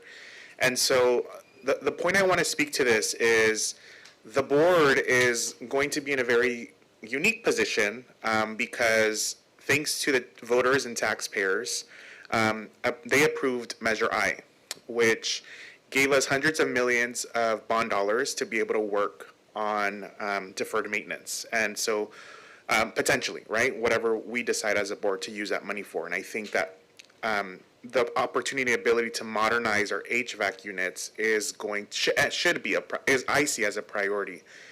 Knowing that we have so many schools that don't have modernized HVAC units, and hopefully that will, air conditioning issues will be an issue of the past if and when we're able to make that step and allocate those dollars to modernizing our HVAC units. So I'm looking forward to that. I'm looking forward to engaging in discussions and conversations and with my colleagues, but also with the members of our community and our taxpayers about how we use those bond dollars effectively, right, for the work and for our school sites specifically, right? So I'm excited for that, and so I'm glad to hear that there are, plans in motion to address some of that. But again, I appreciate Dr. Alvarez's comments because it is true.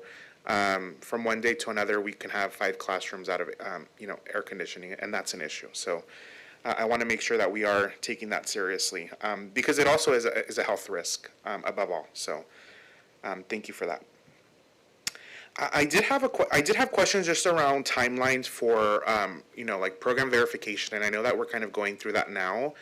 And I guess my question is it typical for school districts to go through program verification where we're confirming, schools are confirming the number of students that are going to be showing up to school on the first day, so on and so forth, this close to the very first day of school? Is that typical?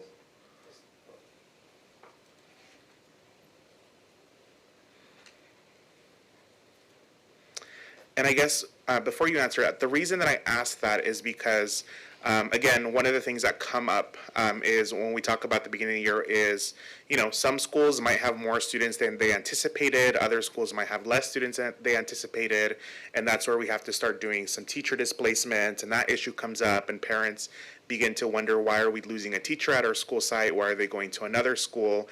And so I guess my question in its totality is, is it typical for school districts to do program verification that close to the start of the school year? If so, why? And then also, will we ever get, as a school district, ever get to a point where where the number of displacements that we're doing at the beginning of the year is minimal to none? If that makes sense. Please let me know if you need clarification. So program verification and what what HR and myself were discussing about data confirmation, those are two separate things. So just to share a little bit of information. In past years, we actually opened up data confirmation about halfway through July, and it was very difficult to get a high percentage, a high rate of participation, even before program verification. So we have worked very closely with IT for the last 2 years. So this is our second year that we were able to open it, the first Monday after the July 4th holiday. So that's our first interaction with families, right? So we send that messaging out, welcoming them back, asking for data to be verified, updated. The second piece, though, program verification, happens more at the secondary level, and that is an opportunity for parents to come with their students to get class schedules, PE clothes, textbooks, Chromebooks, especially if they're new to the site or to even our district. So that is a heavy practice on the secondary level, not so much on the elementary level. Elementary, usually there's rosters that are posted at a certain time where families can come and then check to see who their teachers are, so they're prepared for the very first day of school.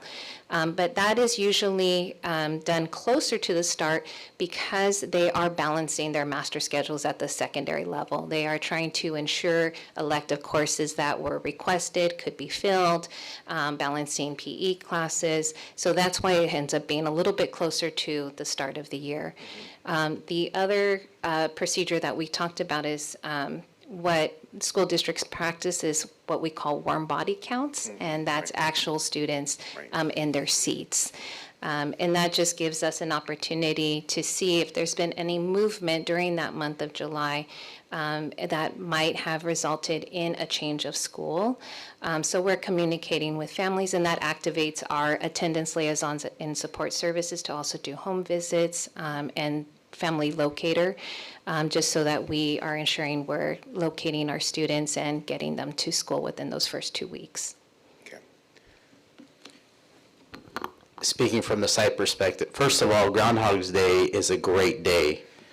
That's my birthday. I was born on Groundhog's Day, February 2nd. I won't tell you the year, but Groundhog's Day is a great day.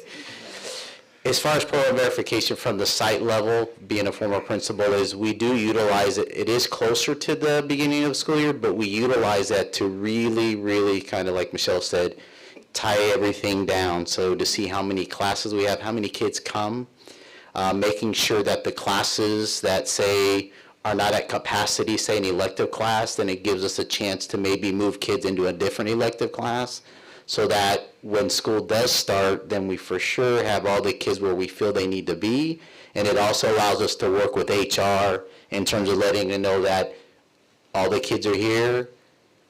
We want our teachers all here, so there's nobody to take back. But the reality is, as a site, we want to finish all that and have all our teachers before the first day of school. I'll be honest with you, as a site principal, we always hated the term, we need to see the white of their eyes and go and count, because that's the last thing you want to do, is to move teachers or kids around. So the goal is, with Michelle's help, I know when I was at the site level, they were great about listening to principals and doing our data confirmation. We, like she said, we moved it up even in beginning of July, so it gives us time to move back program verification, so that if there are any movements that we need to do, we're doing it before school starts. So that is the goal.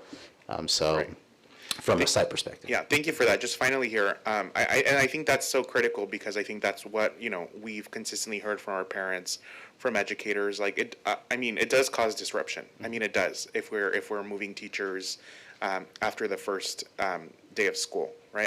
Even after the first week of school. I think we've even moved some teachers after the second week of school in some scenarios, or even later. So, yeah, I mean, I think it's critical that we're doing all that we can early on to be able to limit that as much as possible, so that there is little to no disruption in our schools. So I appreciate that. Thank you. And just a shameless plug, this is why it's so important for parents to come to program verification.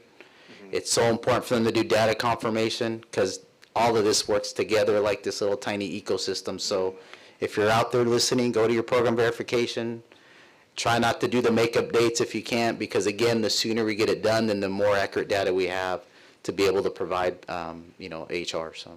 Thank you. And just with that note, and I won't go my last round just because I really want to stick to that point. I think we shouldn't rely on folks listening to this meeting to be able to, like, what are we doing actively at each school site to ensure that parents and families, guardians understand the importance of data verification, program verification, so that they understand why and how it plugs into the decisions that we make, as we move past the first day of school. So thank you for that. And I'm curious and want our team to start thinking about how we're doing that at the school site level, if we haven't already. Thank you. To begin my next round, I'd like to start on the topic of our commitment to dual immersion. I have had a few parents reach out just to inquire about our dual immersion programs. Can someone from the team please share where we're at with dual immersion and just kind of reaffirming our commitment to ensuring a quality program? From the staff or the programmatic perspective, just for clarity? I think one of the questions was around staffing. So maybe we can start with that. Okay. Thank you.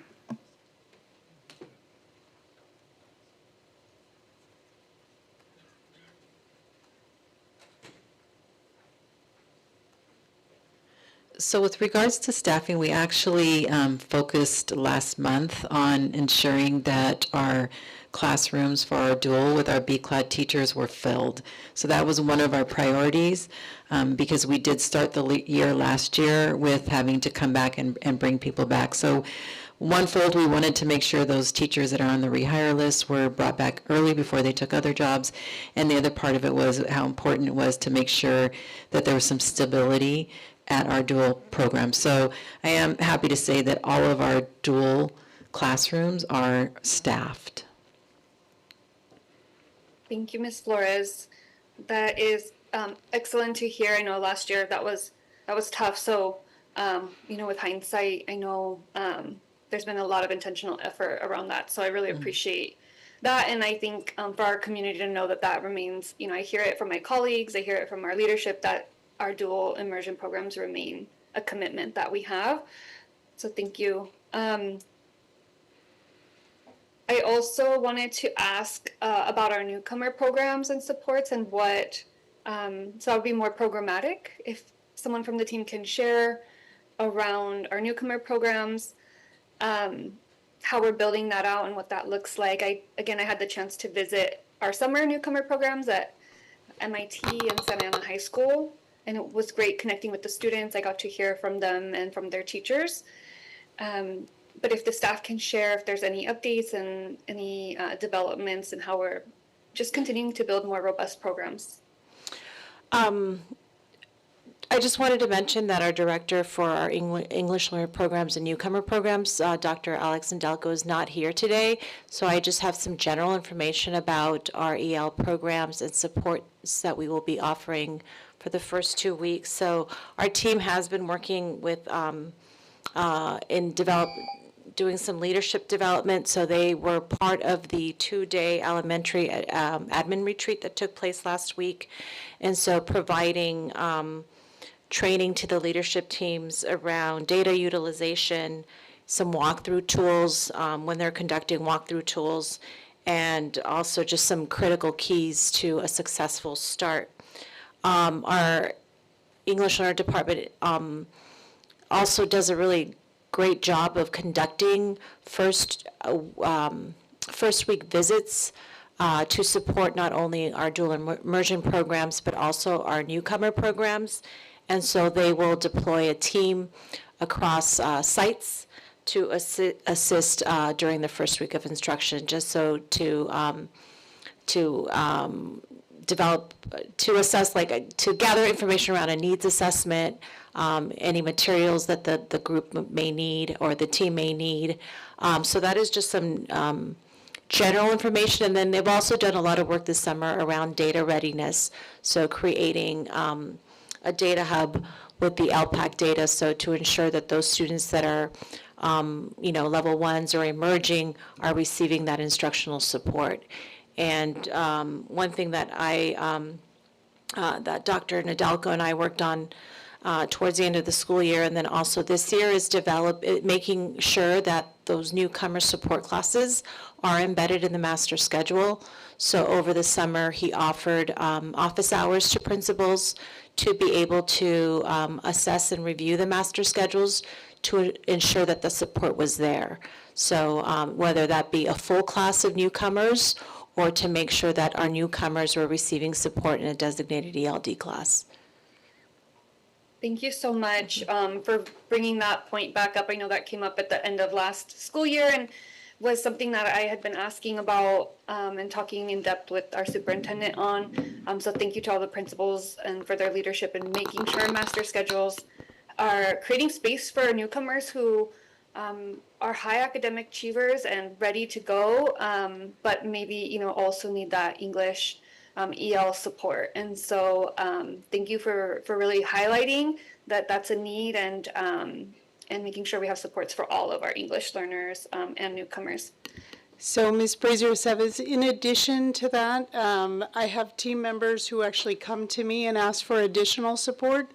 So we have an entire plan in place for dual language support. Alex and his team are able to support newcomers. They asked me if I could budget additional funding within my own budget to support dual language. That includes everything from mentorship, field trips for students. It includes training, providing collaboration time, releasing teachers. So we have a pretty robust plan we put in place to support our dual programs. And that's for dual immersion? That is for dual immersion, just additional supports that were requested, they requested my assistance for. Okay. And I just highlight that because I know dual immersion, I asked about dual immersion, our newcomer programs, and then I know our English learner programs also came up. And so just for our community, it's always important that we're looking at each of these individually with a lot of care as they each have their different role in our system, but then there's also overlap. So I appreciate the robust response. Thank you so much.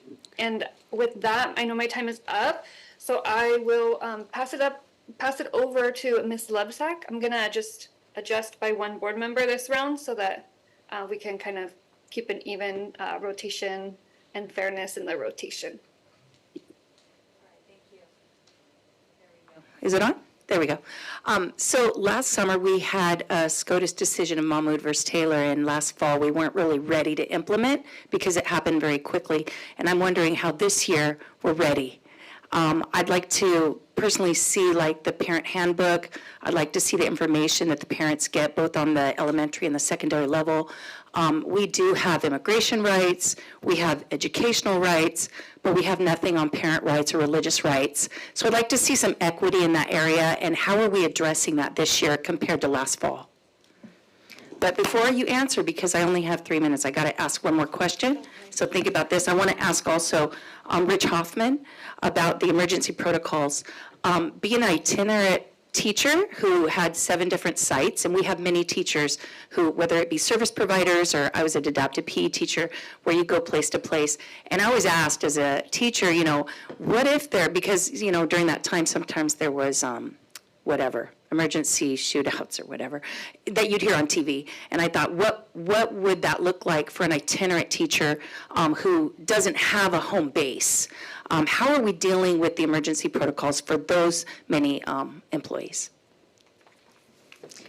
I'll go and the response related to parents and notifications, as I committed and have talked about this, that lift for our team will be, not just expecting things to be in a parent handbook, but actually communicating things out, very transparently. There are things in the parent handbook.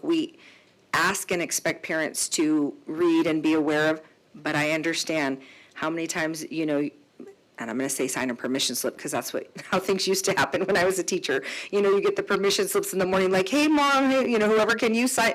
So we do need to be more explicit about the information that's in the student handbook. That is the conversation. I see them nodding that I've shared with the team. We want parents to be informed about what, you know, things that are their rights and are their responsibilities, not just the rights, but the responsibilities. This is a partnership. I heard somebody talk about it takes a village. It does take a village. Our parents are part of that village, and we need them at the table, and we need them to be informed and knowledgeable about the goings-on in our school district, 100%. So that, I know the team has heard me that at the beginning of last year, in the transition, I made that very clear to the team, you know, about our student handbook. I need it to be not just student, but parent handbook be looked at, make sure that there is not a very easy way that you're just check when parents are doing, going through the process, that we're being more explicit about things that we need folks to slow down. Also, it's a liability. We don't want folks to come back and say, well, I didn't know that. And the staff are also being informed?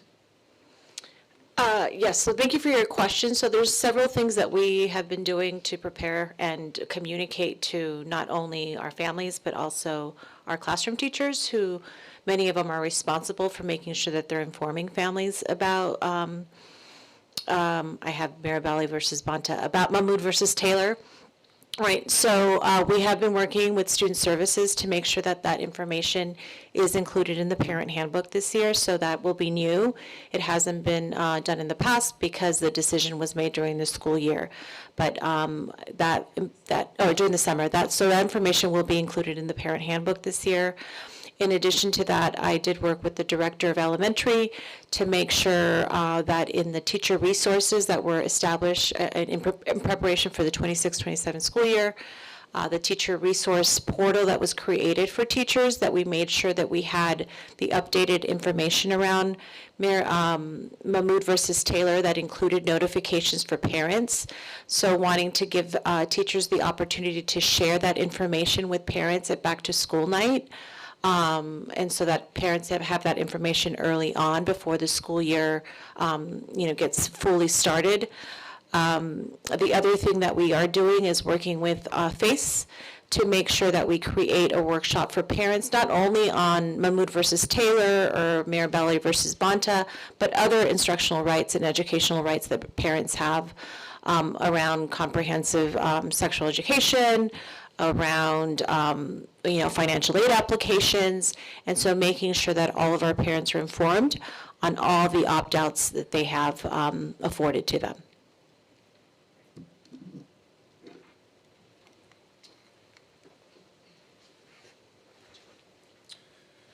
Okay, we're going to answer your question in two parts. The first part is, that's a unique challenge, and what we rely on, at least from an emergency management perspective, is we put a great emphasis on the school site comprehensive safety plans, and we in charge the site admin to develop those plans that's unique for their school site, because every school site's different, has certain challenges and obstacles they have to plan for. So when you have a staff member that's not assigned to that as their home school, or they float around, we encourage them, from my perspective, is to reach out to those site admins for guidance and direction and be familiar with the procedures in place for different emergencies. And in the school safety plan, there is an emergency response plan for every type of disaster, whether that's a natural disaster or that's a terrorism event, that's inside the CSSP. So we encourage those staff members that move around a lot to be familiar with those plans that are unique. And some are the same, and that plan is the same for a lot of school sites, but there are some differences depending upon the school site. And I'll let Mr. Bustamante talk. And again, just a perspective to kind of help. So what we do, we're actually talking to principals today, our new principals, is we have our staff portal. So we have our website, our school website, and on our website, we create that staff portal at each site, and we upload all that information so that all the staff members, not just teachers, but also our classified, have all that information. Any videos like the run, hide, fight, active shooter videos, we load there, so at any time our teacher can even go back and do a refresher. So what we do the first day when we welcome teachers back, we remind them of that staff portal they can go to. The information's there on the safety plan, but also on all those videos that they can look at, so at any time. Same if we have a substitute teacher, we do have I call it a cheat sheet type of school safety form that we hand to any substitute that comes for that day and gives them the proper protocols. So when they check in the front office, they get their folder, the class roster, then it tells them how to handle an emergency, what numbers to call. So those are things that we've been working for over the summer. And great question, because again, I was just talking to our new high school principals that I'll be overseeing that to let them know where to upload that new information. Yep.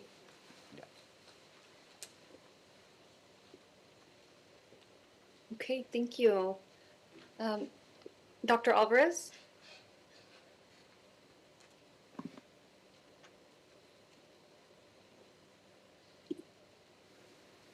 All right.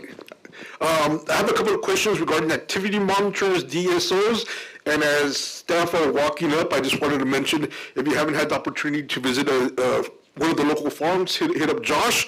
It was a truly educational experience. I'm looking forward to visiting the chicken farm. So I had a question regarding the activity monitors. Maybe can you ask the question so then that way the appropriate staff will know? Okay, so we're talking about staffing, and I think that it's also, well, the question that I had was activity monitors. Are we fully staffed with activity monitors? Because in previous school years, there were times when we couldn't hire enough activity monitors, and that's significant because the thing is, if we don't have enough activity monitors, well, one time I was at this one school, and the kid said, there's no bathrooms. I said, what do you mean there's no bathroom? There's one right there, there's one over there. And the kid said, no, come. And I walked with her, and she said, this bathroom's locked because there's no activity monitor. Then we walked to the other one, and that one was locked because there was no activity monitor. So this kid had to walk from one side of the campus all the way to the other side of the campus. So anyways, are we appropriately staffed with activity monitors? That's a good question, and certainly that concern is a very real concern from the past. At this time, we are in the process of finalizing all of our staffing for classified. I would say confidently we're on target for having all of our activity monitors staffed, but there's always turnover with some of our positions like activity monitors and our, not necessarily LMTs, but we have certain levels of positions where there's regular routine overturn, and as soon as we get notified and the process gets put into place to actually staff that position, we've got a process set up so that we're trying to be ahead of the game with our recruiting efforts and getting pools set up so that when people have those staffing vacancies come up, we can actualize those vacancies being filled faster than what we used to do in the past. Just from my knowledge, how do you determine how many activity monitors you have? Do you use a ratio? Is it based on the school size, or how do you determine? They're based on ratios and school sizes, so the numbers of students would dictate how many there would be. There's other factors that will come into with activity monitors, and that's generally based on what campus coverage issues are specific to that location. Not every campus is built the same way. Not every campus has the same challenges with line of sight. And so there's a lot of discussions that will happen between the site administrator and police services about what they might need in the area of staffing. And then there's conversations obviously with budget and with HR about what positions they're going to actually get to put out there. And so in those cases where there needs to be some increases because there's unique situations on that campus that others do not have, then they might be allocated an additional person based outside of the ratio. But either way, there's a conversation to try and find out what it is that they actually need. Is there going to always be enough activity monitors? No. Is there going to always be enough activity monitors? There's probably going to always be the case to be made that there's always a desire for more.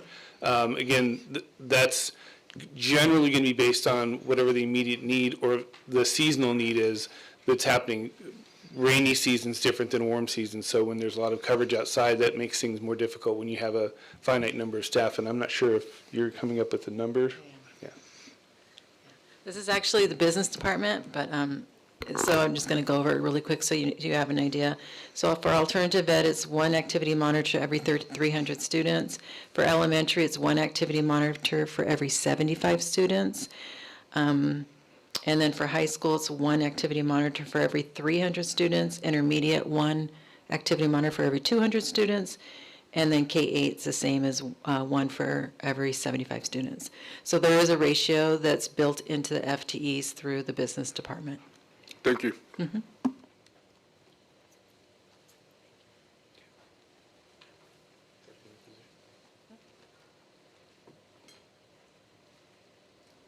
Thank you. And I know Mr. Bustos is passing this round, so we'll go ahead to Ms. Magdalena. Yeah, and I'll just make my comments brief. I know there was a transition at Pio Pico and Lowell, right? And this is a new year that we're gonna get started. I wanted a B2B so I can get up to date with everything that's going on there. And in regards to our dual language and just both school sites and the drop off and all the questions that the parents asked when we announced this, where are we now beginning the school year, right? So hopefully I can see that soon as possible. Just thank you, Ms. Brazier Aceves, for bringing up the dual language immersion program and how we're going to move forward. Because for me, that is a priority, right? So I just want to see how we continue investing in that program and how we're going to make it better for our community. And just the last few comments is just, happy, opening of the schools week.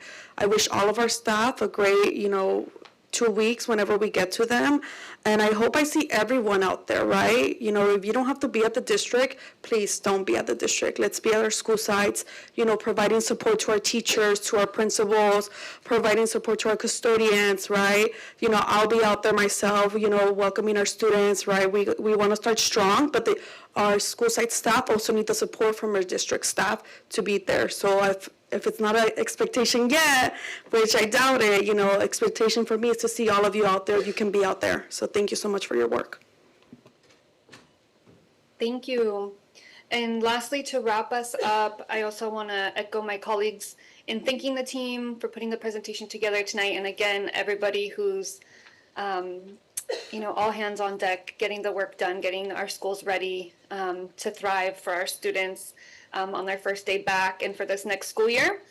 I did want to follow up with a question I had from last school year and get more information in a B2B and just a better understanding of where we're going next year. So one of the things that I had brought up around access and equity was around our FAFSA and California DREAM Act application process. And so I know we have done amazing work in making sure that every student is applying, has access to apply. And so there are some barriers that we know exist regarding mixed status immigrant households in perhaps more cases of folks being hesitant to apply to things like FAFSA. And then for the California DREAM Act, we know historically there's many barriers as to why an undocumented student might not really have an equitable opportunity to know about financial aid and to submit that application. And there's multiple reasons for that. And so I know that I had a in-depth conversation with our teaching and learning team, and there were some great ideas around how we might be able to pilot some initiatives where we can really find out if those gaps are there and how we can best address them. So I would like to hear on the B2B, but I just want to share, as a commitment as our board president and with my colleagues so that everybody, we're hearing this together, that is something that I would like and that we need to continue to build upon, ruling out those barriers for our families and students, access to higher education and financial aid. I'd also like to hear a little bit if someone can share right now. I see in the presentation under our academic goals, our culturally responsive curriculum. So if someone could share out for our community, for our governance team, where are we at as far as implementation of culturally responsive curriculum? That is something that I do believe my colleagues also share values on. And as an educator, we know that when material is culturally relevant, culturally rooted, our students can really thrive. And so that's something that I'm very much invested in supporting and would love to hear just quickly, but maybe we can also get more info in the B2B. I know with community schools, I've also asked for that, and we'll be having a presentation next month on community schools as well. So whoever can speak to that, thank you. So I just want to provide an example of culturally responsive pedagogy and where we're going with that. As you know, I'm transitioning from the secondary down to the elementary. So in the work that we were doing at the secondary level, is one of the things that we noticed around professional learning was that our teachers in the classroom, our secondary teachers, are the experts, right, in their content areas. They're experts in social science and history and math, and really making a shift towards a professional learning plan that not only includes scaffolding instruction for secondary learners, so closing that achievement gap. That achievement gap is larger at the secondary level. 2 is supporting our English language learners at the secondary level. And the second one was making learning accessible through culturally responsive pedagogy. So we are beginning that professional learning with our ethnic studies teachers. It's a partnership through UCI, through the History Social Science Project, where we will begin to provide professional learning around cultural responsive pedagogy through ethnic studies. And so that is just the beginning of the implementation plan around professional learning to provide cultural responsive pedagogy. And so it is something that we are paying attention to, right, and identifying as a need in our classrooms.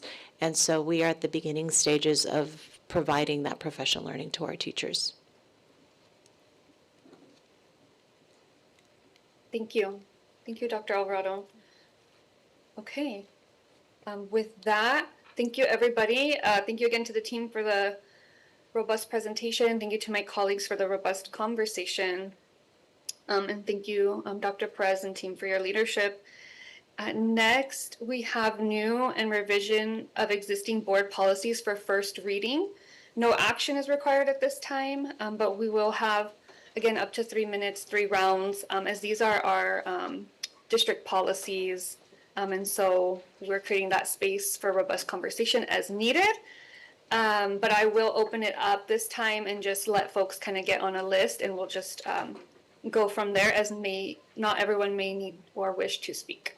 So with that, I'll pass it over to Ms. Quiros. Item 10.1, Board Policy 5131.4, Student Disturbances, revised for first reading.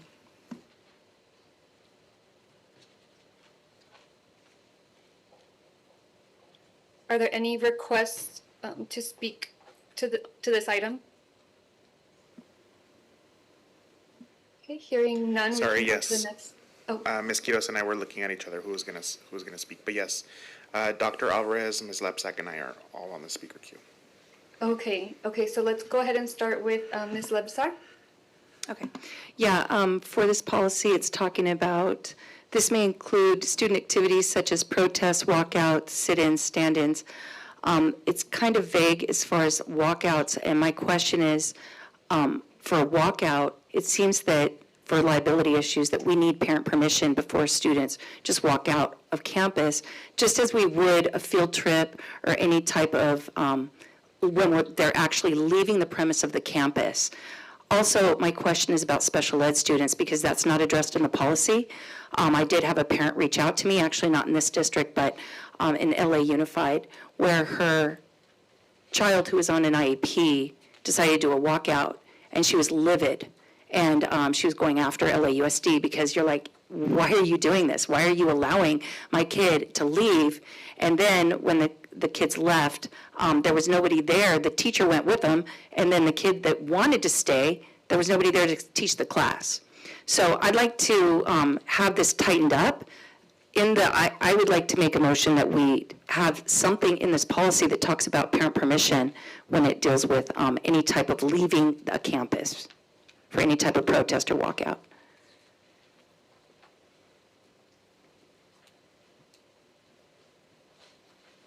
Sorry, can you repeat your motion, please? Okay. I would like to motion that we include parent permission for walkouts, just like we do for a field trip, for liability reasons. If superintendent or designee can speak to this, because I don't think, can someone speak to the legality of, I don't know what that would look like, right? Like staff cannot physically stop students and things like that, so can the team speak to that? So as Mr. Hoffman had spoke about the safety plan, so this is one of the areas that is identified within our school safety plan. So the school safety committee then looks at the number of staff that are present on campus, and they are assigned different roles to respond.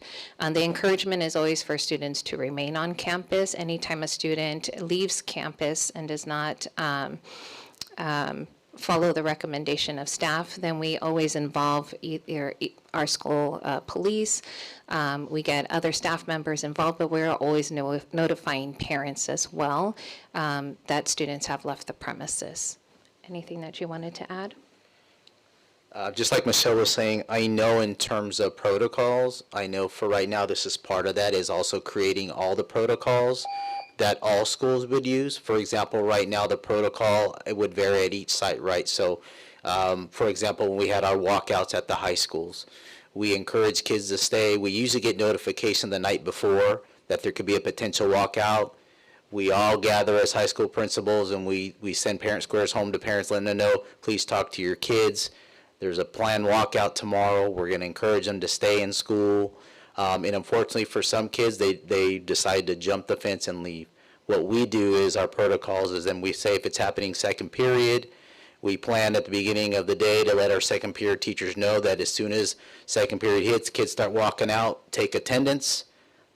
They give us the attendance, and then we send the parents and we start notifying parents that their kids have left the campus. So liability-wise, that protects us. But we're never encouraging kids to leave campus as far as risk management is concerned as well. So, but that is what part of the policy is, to help create that consistent pattern or consistent worksheet for all the schools to be able to follow, and therefore we can all upload it to our emergency plan, and each school has to come up with the same emergency plan in regards to what a walkout would look like. And what about students with IEPs? Is there any type of differentiation on protocols? No, it's the same. If anything, obviously, we notify the teachers. We're probably more aware of those of our students, but in reality, those aren't usually our kids that walk out. But the reality is when they do walk out, there is not much we can do.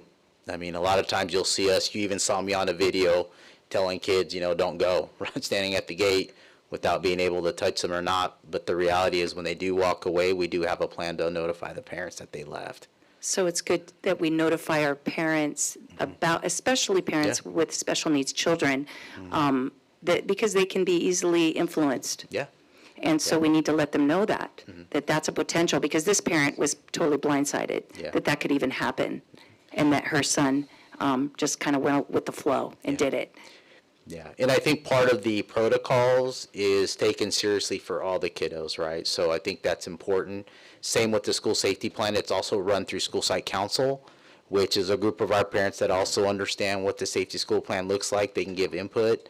But then at the end of the day, it's shared with all the staff, the different protocols, because it's not just walkouts, but we're talking about a school shooting. We're talking about a gun on campus. So all the things that are required by law and ed code. Or the things that this would pertain to in regards to being able to create the worksheet or the plan. And I would just add that we also work with agencies. The agencies like law enforcement and fire department, they both are involved in reviewing the plan, and they sign off on it as well. So they are part of the collaboration and development of it. That's where Richard comes in. He'll review the plan and then give us feedback. Is there another question?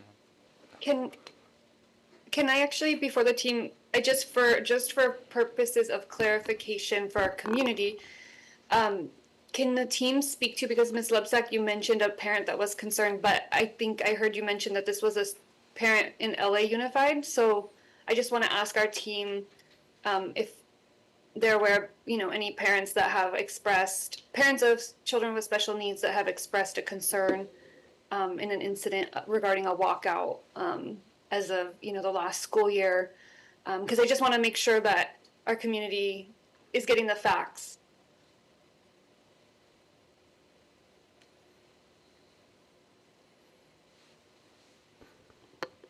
Was that for me? I think so. We haven't received anything. I think maybe just to reassure everybody is the protocols are for every student. And whether you're special ed or not, it's the protocol is very specific and it's very clear for everybody, the staff. I think the great thing about our teachers and our kids is when something is about to happen, like a walkout, we're all notified because of social media. They usually know the day before, the night before. So it allows us to also engage in conversation with parents beforehand and send parent squares and send emails to parents. So we will overload them, but part of the safety plan is, again, making sure that we address in every teacher, meaning our special education teachers, even our program specialists, even our service providers that are on campus understand what the protocols are. And just to clarify, if a student with special needs or in special education, or any student did leave campus as part of a walkout, their parent is notified as part of our policies. Correct. And by that is each school has, again, a protocol. Just use Saddleback, for example, because it's just easier. If we know this walkout's happening at 10 o'clock and it happens to be during our second period class, then teachers know that we notify the teachers of planned walkouts during second period. So once they take attendance like they do every period, then we let them know to take attendance. Once the walkout happens, then we have them take attendance again. Then we know what kids actually left because they'll be marked absent. Then that comes to the office, and then from the office, then we start sending out parent squares and calling parents, letting them know that their student just possibly walked out with this walkout. To be honest with you, I know from us colleagues at the high school level, 95% of the time we get the parents bringing the kids back once they know that they're gone. Or they usually will notify us and say, thank you for letting me know the night before because I had no idea. So there is that communication with parents. Thank you, Mr. Bustamante. Thank you, Ms. Lebsack. Dr. Alvarez? I had a couple of questions, but let me start off by reading this paragraph from the policy. In developing each school's plan, the superintendent or designee and principal may consult with students, staff, parents, guardians, and other interested individuals as appropriately. Additionally, the superintendent or designee and principal may consult with local law enforcement authorities to the extent the plan includes guidelines for law enforcement support and intervention. Just two thoughts or two questions for clarification. So if we're always talking about the youth voice, if we're always talking about family and community engagement, and Eddie talked about the school site council being involved with these plans, so why isn't it reflected in the policy? So instead of saying that the superintendent or designated principal may consult with students, shouldn't say shall consult with students? The other point that I wanted to make is that our DSOs, our district security officers, they fall under our police department. So there's a change in this policy where it used to say that the superintendent or designee and principal shall consult with law enforcement authorities. So shall is crossed out and now it says may. So if our DSOs are at the front line, if there's any disturbances, any walkouts, our DSOs are at the front line, we're not going to stop the kids. But shouldn't they be out there observing that they're safe? So two things. I think that the policy should reflect that we shall consult with students, staff, parents, guardians, and other interested individuals, and that we shall also consult with law enforcement because they're the ones that supervise our DSOs. And this is why the importance of our board being able to have conversation around these policies. They are board policies. They belong to this board, and it is at the direction of this board that we, make adjustments and implement them. Okay, I heard a sub-motion on the floor, and I'll go ahead and second that sub-motion. You still have some time. Do you want to continue, or are you good? Okay, great. Okay, so for Ms. Brazier-Chavez, am I okay to go next? Yes, please. Okay. Thank you. Great. I am interested in, again, just to provide some more clarity to the community. I think this policy doesn't, the purpose, from the way that I read this policy doesn't actually develop the plan for schools to follow in the case of a student disturbance. This policy actually gives the authority and the power to schools to develop their own plan. Correct. So I think, in that middle section of the policy where it actually numbers off the different, items that can be included in the plan, again, I want to highlight the fact that it says, but need not be limited to. I think that if there are school sites who want to include specific language in their plan that deals with their special education student population, I think that's appropriate because they know that student population best. And if they believe that that needs to be outlined, then I think, again, that they should be able to do that in their plan if they believe that that is the right step forward for them. And so I do agree with Dr. Alvarez in making sure that our schools are and leadership at schools are including our students, staff, families in the development of this plan, and also making sure that we have representatives from our DSOs to our school police involved in this plan as well to ensure the safety and security of our students and community. So I appreciate that as well. I did see a point here that relates to, where is it? The very first point, the one that says the types of student disturbances that the plan addresses, including prohibited activities listed in the accompanying administrative regulation. Is that administrative regulation already, has that already been created? Is that being updated as well? Can you speak to that? It has already been updated and created, and it does align with our discipline guidelines for admin on how to respond. Okay, thank you. Can we have that? Can we have that included in our B2Bs just so we can take a look at that? Because I do want to see that entirety, the entire list of those prohibited activities that we're outlining in our AR there. Okay. Dr. Perez? I just wanted to point out a change in what will be coming, and I was going to share this in the B2B, but this is perfect timing and segue. For whatever reason, in our history as a district, our ARs were shared with our board in a B2B twice and then enacted.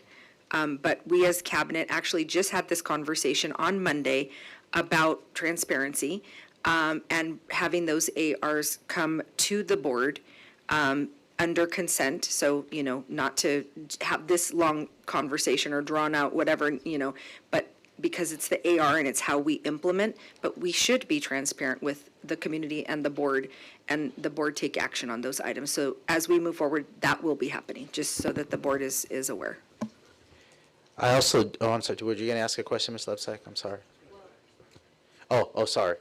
I do also, in full transparency, also want to caution that although we do want to include parents, we have to remember these are safety plans for like an active shooter where we specifically say where to go, where to exit. So those are things that publicly we can't let people know, right, because of Sandy Hook and all those.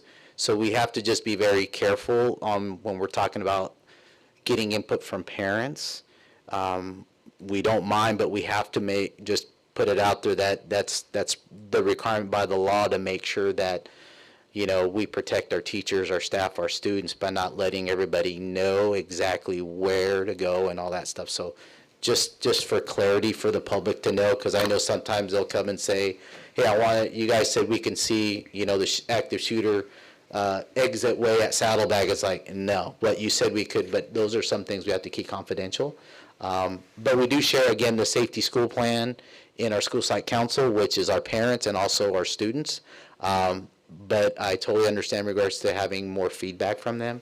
But just in full transparency, I want to make sure that's out there publicly, that some of this stuff we can't share. Yeah, and I will say that I'm still supportive of the sub-motion that was made, because at the end of that sentence, it does say as appropriate. So in these instances, it wouldn't be appropriate to share that confidential information with outside individuals. Okay. And we can amend this. Okay, thank you. Thank you, Dr. Perez, for sharing about the ARs. I think that's going to be very helpful. Even in this discussion, I'm thinking about just last week, I had parents ask me, make a suggestion around how we can, and asked if we have zones on our school, right? So if there's an emergency, what side of the school, what gate, will they be able to find their student, and how will that be communicated? So I think seeing the ARs more regularly and talking through them as a team will allow us to, make our suggestions as a governance team, which will be just to the benefit of our community. So thank you. With that, is there any more discussion before we do a roll call? Or, excuse me, we don't need to do, no action is required. So our folks, do we have consensus to I move do see forward Ms. with? Lepsak on the list. I just wanted to mention that when you mentioned the ARs, it would, as I was reading these board policies and it would refer to an AR, I thought, oh, I'd really like to see that AR. It'd be nice if it could be included in the agenda. If it is one, not if it's saying, 5 different ones, but if it's specifically doing one, if that could be next to the board policy, that would be a nice reference.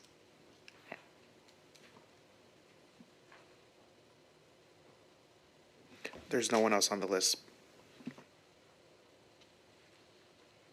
Okay, thank you. Do we need to do a roll call for this, or since there was a motion in a second, or just hear consensus? Yeah, we'll need to take, A roll call? yeah, Okay, we'll need consensus. thank yeah. you. So we'll go ahead and start with Ms. Magdaleno. Yes. And again, just to clarify, the vote is on what was proposed in the language changes, so that it's brought back to the board with those adjustments that Dr. Alvarez made a sub-motion and Mr. Bustos seconded. So folks can just verbally say aye, nay, or abstain. So Ms. Magdaleno?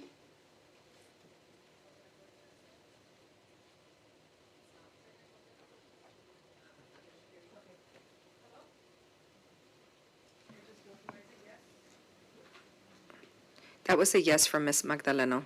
Something is happening with her speaker. Okay, thank you. Ms. Lebsack? Yes. Yes. Okay, Dr. Alvarez? Yes. Okay, Mr. Bustos? Yes. Okay, myself a yes. Motion carries. So that will come back to the board with those adjustments for the second reading. Ms. Quiros, we can continue to the next item. Item 10.2, Board Policy 5146, Married, Pregnant, Parenting Students, revised for first reading. Okay, folks can go ahead and get on the speakers list, and if Mr. Bustos, VP Bustos, if you can help me read out the order. Yeah, And folks can just go ahead and get started. Yeah, go ahead, Ms. Lepsak. Oh, it looked like you were first. No, I just unmuted myself, that's Oh, why. you did, okay. Yeah. Yeah, pregnant and parenting students. Support for pregnant and parenting students is mentioned many times in this policy. Female students are never specifically mentioned in the board policy. It's only assumed that the pregnant students are female. In California, I think it's best to never assume when dealing with gender-related issues. Here's my question for our legal counsel. Does California recognize pregnant biological boys? You might think this is a ridiculous question, but this is why I ask. Number one, Assembly Bill 230 mandates menstrual products in our school boys' restrooms starting in 3rd grade. If our state legislators believe boys can menstruate, then they must also believe that they can ovulate and reproduce. The name of the law is the Menstrual Equity Act. Number two, our iPhones have emojis of pregnant men. To me, this is a way of big tech normalizing these unnatural phenomena of pregnant males.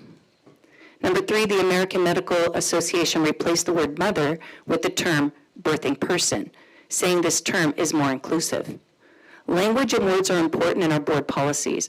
I would like to make a motion to our policy to specify the wording pregnant females and parenting students, because boys can be dads, but let's be specific in Santa Ana Unified that boys cannot be moms. To stay true to the values and sentiments of our community, because we do need to be culturally relevant in our policies for our community. So that's what I'm making the motion, that we do not assume, is because it only says pregnant students. It doesn't say pregnant females, it just says pregnant students. I'd like to insert the word females. But I don't think the rest of the board will agree with that.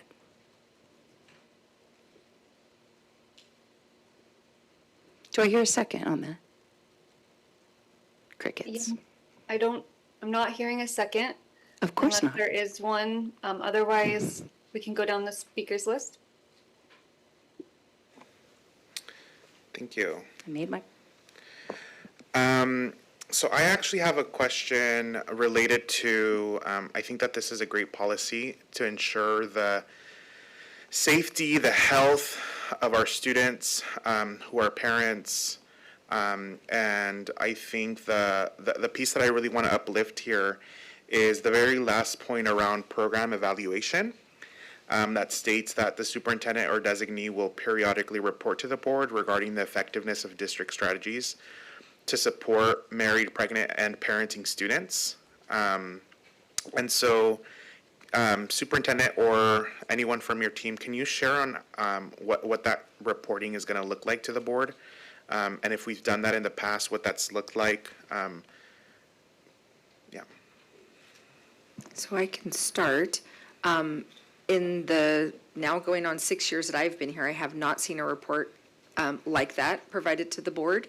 I imagine, and I think they're going to give some context for that, that we would do program evaluation, program by variety of different programs serving said students, but I'll let the team address that further.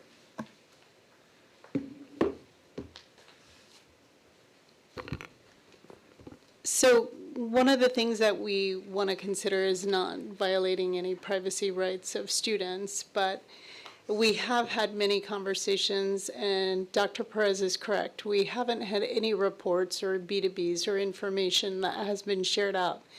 But there is general information that we should be sharing. For instance, the number of teen parents that we actually have year by year, and you can actually see a comparison. Teen parents that are actually taking advantage of childcare opportunities that are provided to them. How many of our students are actually graduating, because that's the idea behind this policy, is to really insulate them and protect their educational programming and ensure that we are putting scaffolds in place so that they continue their education. And if they're not taking advantage of childcare, what are the barriers and how can we remove those barriers so they can return to school? It is a little complex because it is not necessarily at one grade level, right? You're looking at multiple grade levels. So as we report out the data, we are refining our systems now to be able to disaggregate it a little bit better. But that is the type of information we're hoping to report out to you as a Board of Education. Great. Yeah, thank you for covering that. And as a board member, that is what is important to me.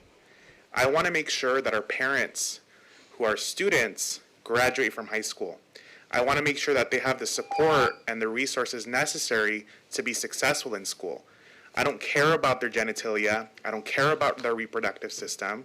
I care about them being successful in the classroom despite having to care for a child, right? And making sure that we as a district are doing all that we can to support that student. Dr. Alvarez?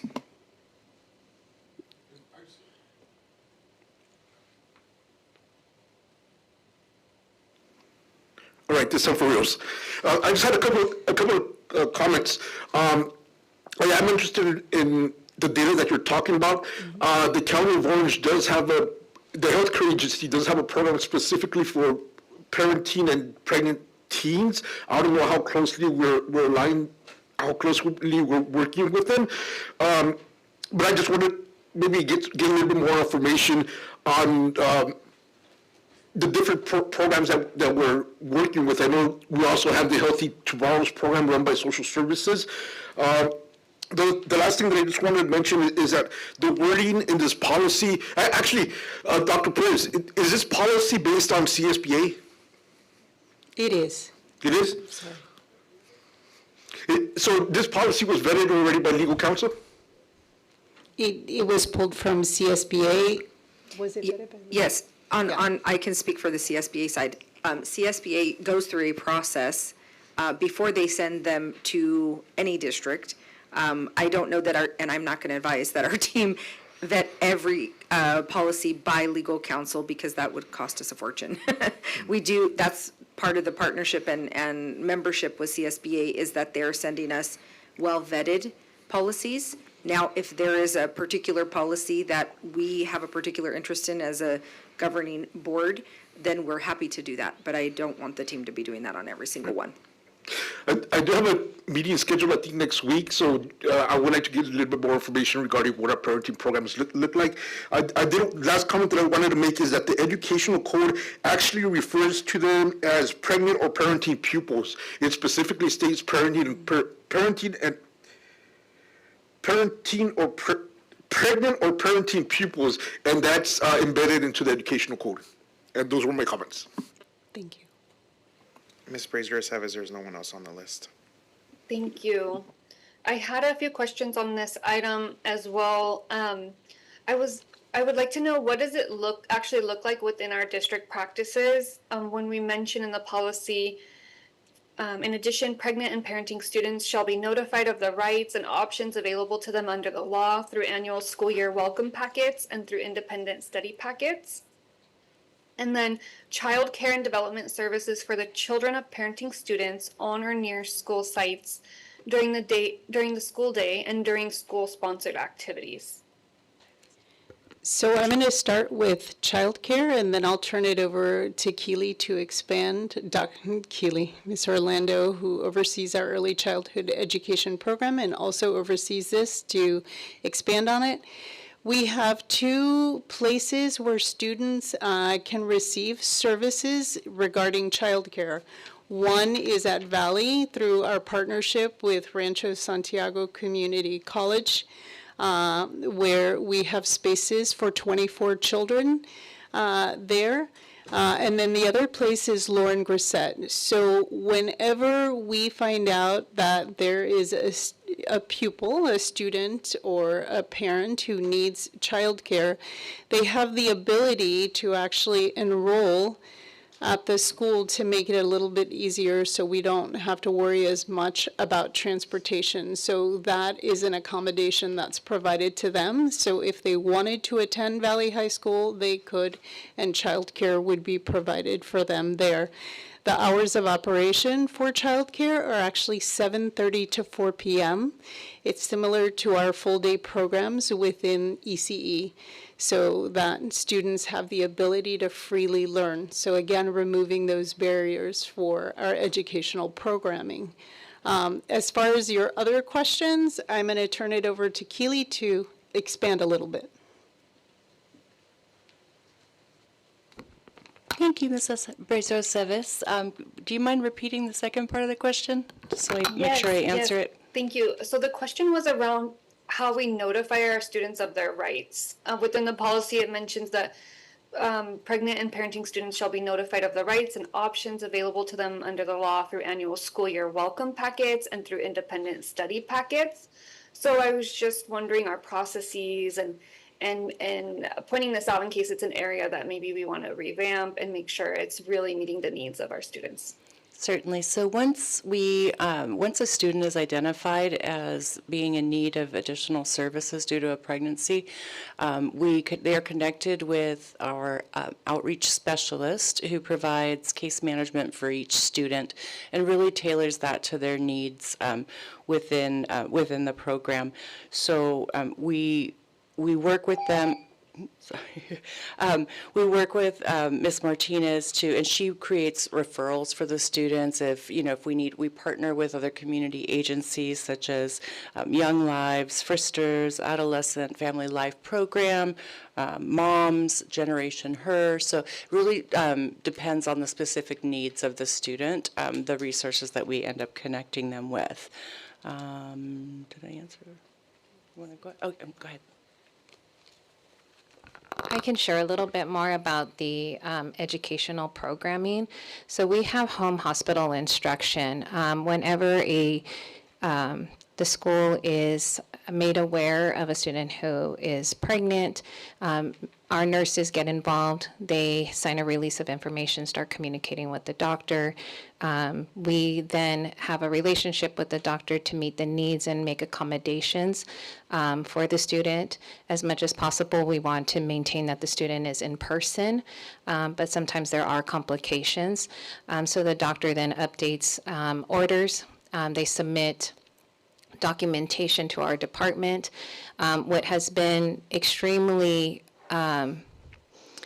with much gratitude, I would say these past 2 years, what we have seen is the transition that we have made with home hospital is making sure we offer to the teachers who the student is currently rostered to. And our teachers are amazing.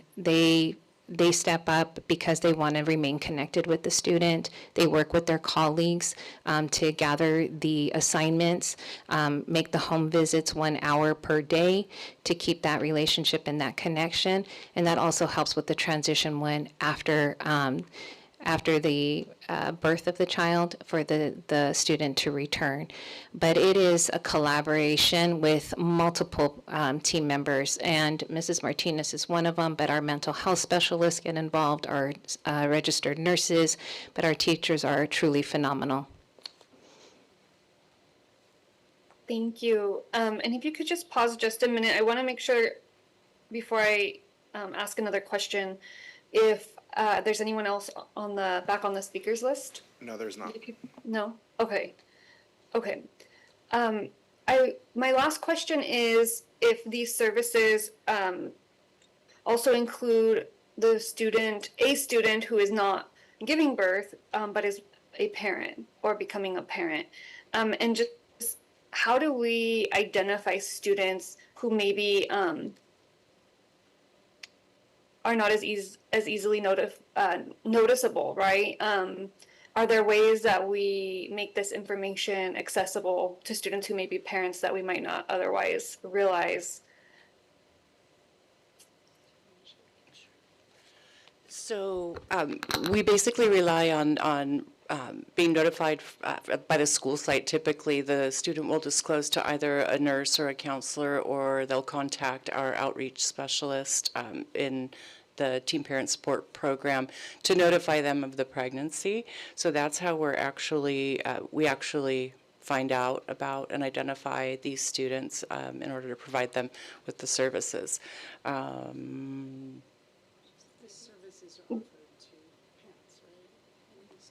Yes, of course. So any student that comes to us, we will talk with the student and ask if if their partner is interested in also receiving services. It's completely voluntary for them to participate, to opt in or out of the TPSS program.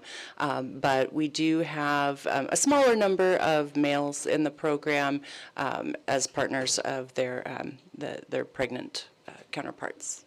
So. Thank you, Ms. Orlando. And as I'm asking these questions, just for our team to know, it's really just thinking about access, right? Like, how do we make sure in any kind of outreach that we're doing in this policy, it mentions like the notifications that it's accessible to all students who may be able to qualify or may be in need of these services. I know Also, I'll follow up offline. I have, heard of recently some former students that even I've worked with from their educator in the classroom sharing, that they graduated this year, also had a child this year. And so I will be looking into our policies and our ARs and how we support our students after they graduate with us. I don't want to hold us up, but thank you to everyone who works behind this. I did participate myself in an ECE program as a child of a teen mother. And so I know the real impact of these programs. And so I've also had the opportunity to see the little ones on our high school campuses. And so I was not aware of the schedule. And so it's very encouraging to hear that we really cover that full school day for the parent and that it's right on campus. They have an option to attend that campus as well. So thank you. If there's no other comments from the team, we can move to the next item. Ms. Quiros? Item 10.3, Board Policy 5148, Child Care Development, revised for first reading. Okay, folks want to add themselves to the speakers list. If our VP can help read that out. Yes, we have Dr. Alvarez and Ms. Lepsak. Thank you. Dr. Alvarez, would you kick us off this time? Yes, I was wondering if somebody can come up and give us an overview of what this policy is and why it's important.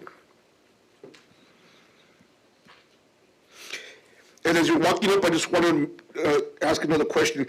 The policy says, upon approval by the board, the district shall enter into a contract with CDSS for the provision of child care and developmental services by the district. So does that mean a renewed contract or a fully new contract?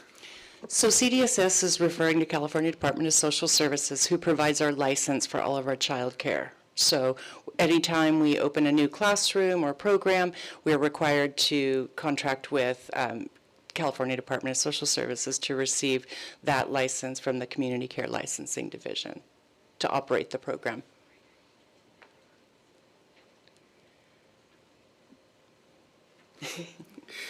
And what is the population, the age population that this is targeting? So this is for 3 to 5 year olds. Well, technically 2 to 5 year olds now that we're serving 2-year-olds. So this is related to the presentation that we had a while back? It's directly related to that. Okay, to the thank you. child care services, yes. Ms. Lepsak? Yeah, I'm going to just quote from the policy. It says, "A child shall not be expelled or unenrolled from the district's child care and development program, nor shall the child's parent or guardian be persuaded or encouraged to voluntarily unenroll from the program based on the child's behavior, unless in accordance with the procedures specified in the accompanying administrative regulation." Again, it would be good to have that administrative regulation in there. So my question is, what if a child is hurting other students in the class? How are we assuring the safety of all students when there is a student who may be violent or harmful to peers and even to teachers?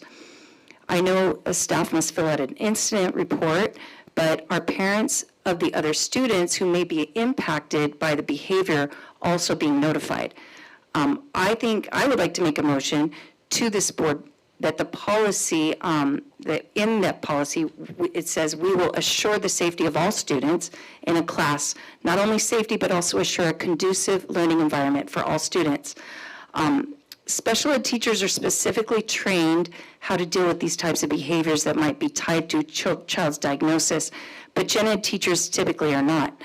This year I received calls from gen ed primary teachers telling me that due to having a student in their class that threw violent tantrums, which endangered other students, the teacher was instructed to evacuate the rest of her class for their safety.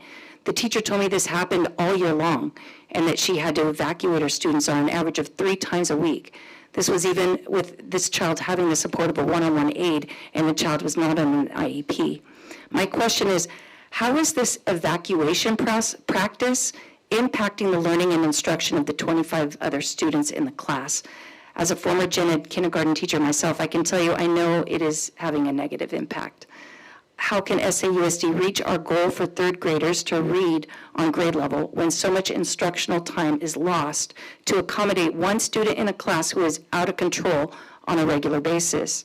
This is why I believe we need to add these words to our policy, because practices such as perpetual class evacuations due to one out-of-control student, in my opinion, is not aligned with our district goals. So I don't know if anybody wants to talk about this evacuation process, but I've seen it myself, and I'm perplexed. I do understand when these things happen in a special ed class, especially if it's a severe type of situation, but when it's going on in our gen ed classes of evacuating students because of one student being out of control, it really takes away instructional time. So I'd really have to look into the specifics of what you're talking about a class being evacuated. I can tell you about the behaviors that we have seen this past year and some of the pilots that we actually did to mitigate some of the severe behaviors we saw. So a lot of the severe behaviors that we were encountering were in actually TK classrooms. And we conducted a pilot.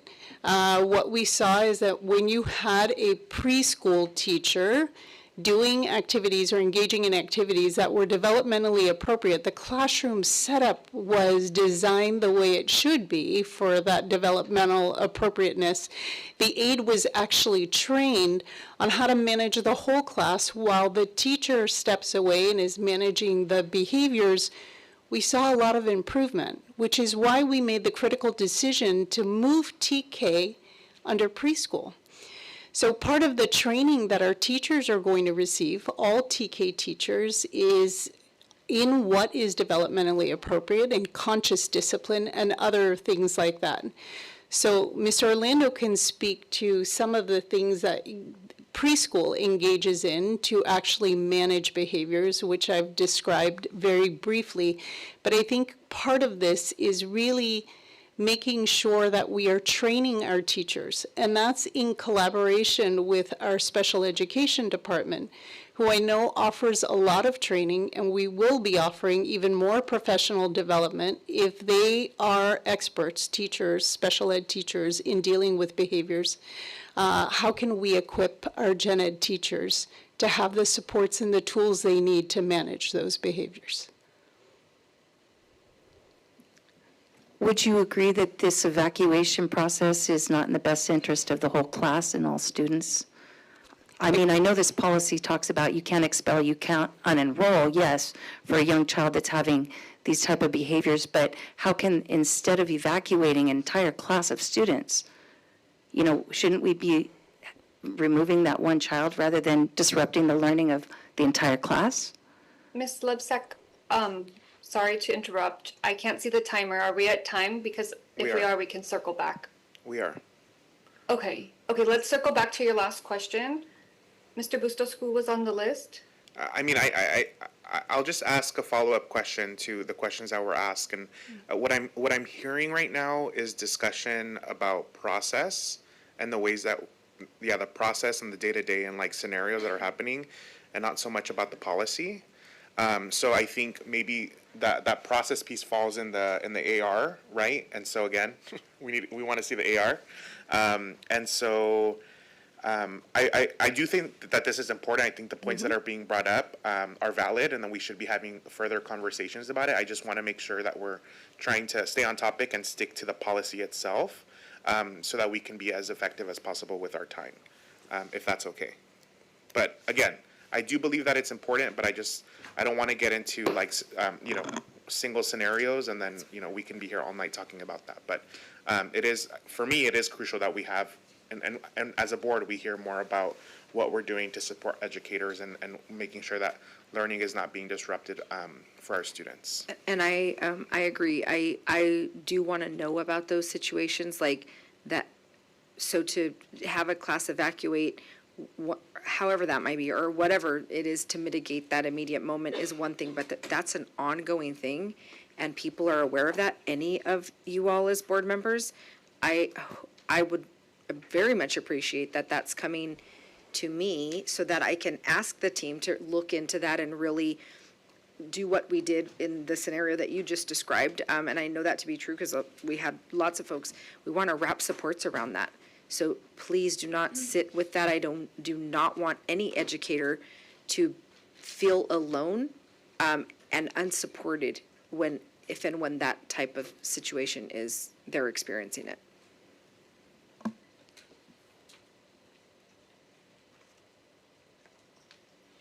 Okay, thank you. Thank you. Okay, so seeing no other folks on the speakers list, we can move to the next item. Ms. Quiroz? Item 10.4, Board Policy 6159.2, non-public, non-sectarian school and agency for school education, revised for first reading. Thank you. Folks can add themselves to the speakers list if they wish to speak to this item. There are no comments on this item. Okay, thank you, Mr. Bustos. Okay, so next we have an information item. When you're ready, Ms. Quiroz. 11.1, Williams Settlement Legislation Fourth Quarter Report of Uniform Complaints 2025 to 2026 school year. Thank you. We will now go to our regular agenda action items.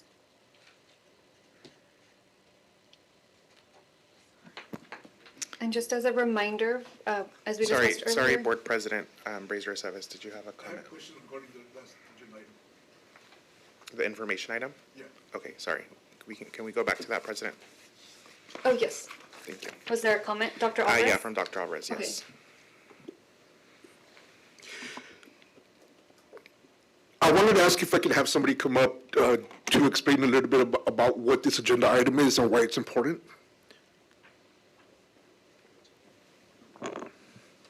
It's around Williams. This is the Williams. There are a couple of pieces to this, so I know that's why they're looking at each other. There's a piece around textbooks, there's the piece around our facilities, and there's actually the piece around staffing, so it could involve all four of them. Well, I wanted to ask questions regarding this item just because the importance of it. You know, we've had people coming up in previous board meetings saying that classrooms didn't have enough supplies, that there were not enough textbooks. And so, just an overview, what is the purpose of this item? Why is it important? What does it report? Well, it's a quarterly report, so we report to the board 4 times over the course of the year with regard to those 3 main parts of the Williams settlement litigation: textbooks and instructional materials adequacy, teacher vacancies or misassignment, and facilities conditions. So that's the background as it relates to textbooks. And there is a 5th report because we do an annual. So we do 4 quarterly and 1 annual, just for clarification. This is actually reported out 5 times throughout the year. So in regards to textbooks and instructional materials, we are required, it is our job to make sure that every student has exactly what they need, whether it be in a physical form or an electronic form. We also need to make sure that our teachers in classrooms are equipped with all the instructional materials that they need. As part of the Williams legislation, there are visits that actually, one, we provide assurances. We actually look at the entire district to make sure all instructional materials are there.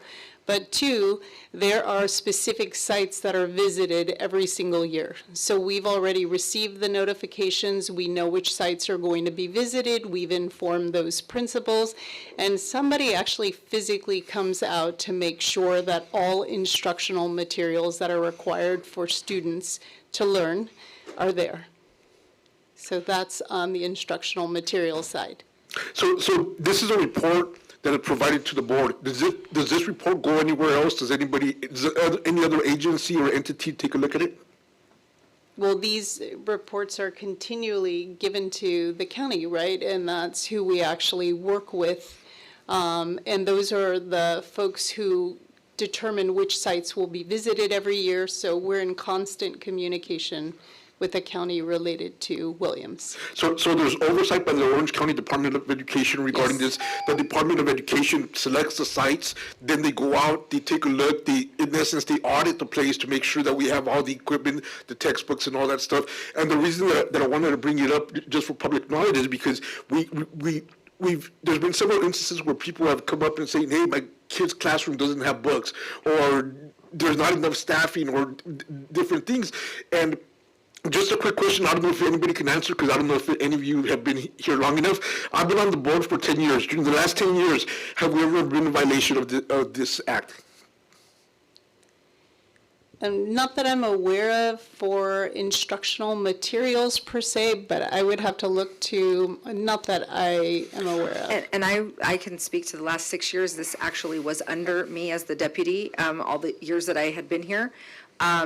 We had not had any textbook insufficiencies, and there are unannounced. So there's the schools that get announced, and then there are unannounced. So there are some schools that they just randomly, they're like, this is where we're going. So there's that checks and balance as well.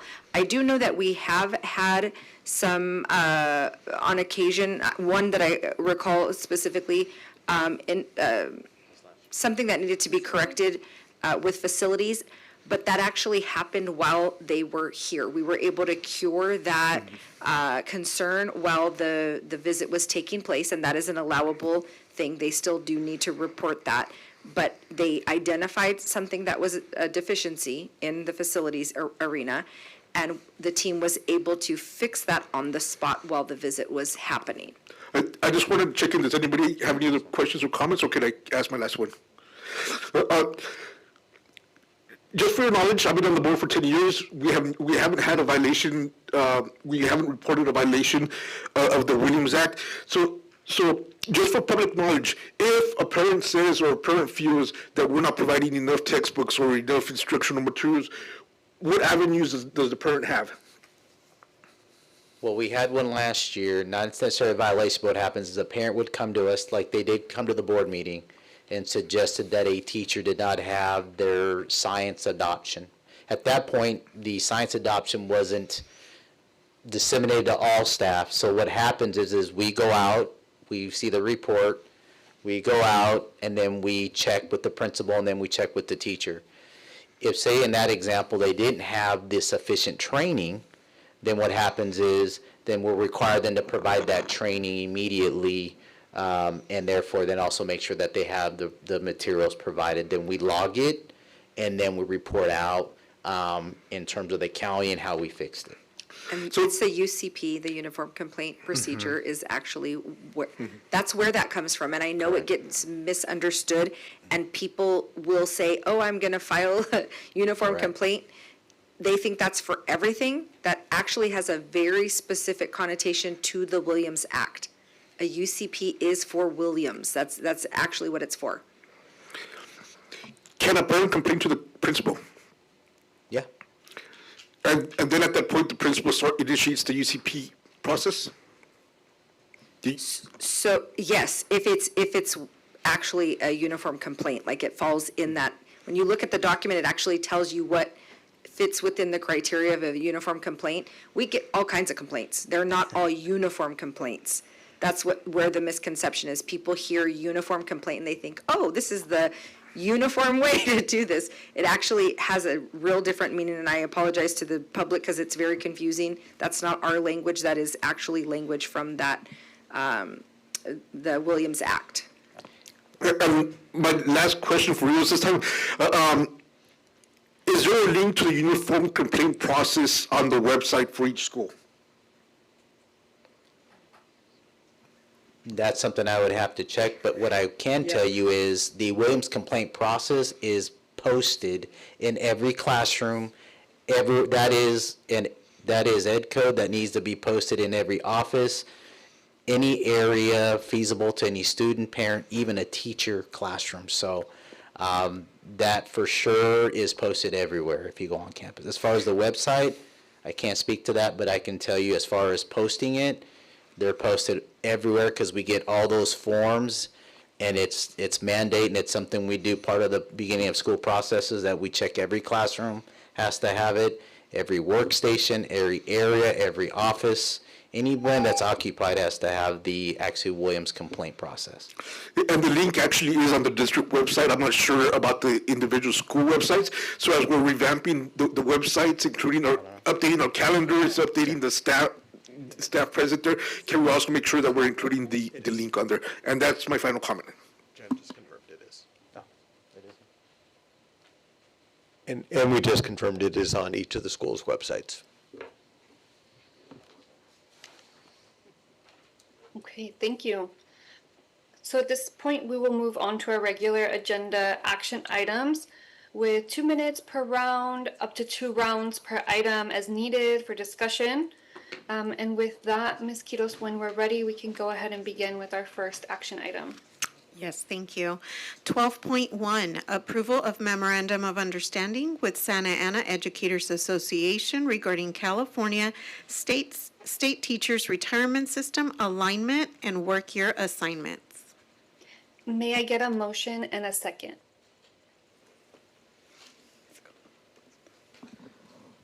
Motion to approve? Thank you. I will go ahead and second. Any discussion? I'm sorry, Ms. Brazier-Aceves, but Ms. Lebsack seconded, her mic was off. Okay, so with a motion by Ms. Magdaleno, a second by Ms. Lebsack. Any discussion? We can open up the speakers list. If folks want to add themselves, let me see if I can see our speakers list. Ms. Lebsack, your Oh, mic I'm is sorry, on. no, Did you I'm want to speak? We have no speakers, Ms. Brazier-Aceves. Speakers? Okay. Okay. I think I will just share briefly that really grateful to see this item here on the agenda. I know that our labor partners and SAEA and our different departments, HR and different folks had been working. I know I was in several meetings regarding matters related to this item, and so ultimately as a board member want to make sure that that our systems make sense and that folks are set up for success for their retirement. And so just thank you to everybody for their patience and for the conversations to just again ensure that we're getting closer and closer to our goal of organizational excellence as we clean up systems, and our teams are working very hard on that. So thank you. Without any other speakers on the list, let's go ahead and prepare for a roll call vote. Ms. Magdaleno? Yes. Ms. Lebsack? Yes. Yes. Okay. Dr. Alvarez? Yes. I'm here, yes. Okay, Mr. Bustos, thank you, yes. And with myself as a yes, motion carries. Next item. 12.2, approval of new job description, Director of Governance and Compliance. Thank you. May I get a motion and a second?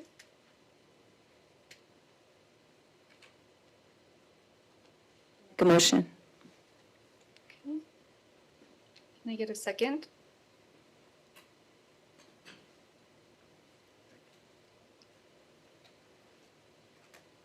Second.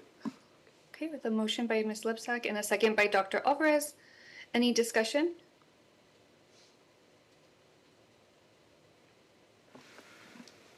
Okay, Yes, we do have discussion from Ms. Lapsack and I. No, I'm not on. Ms. Lipsack, are you accidentally on the list? Okay.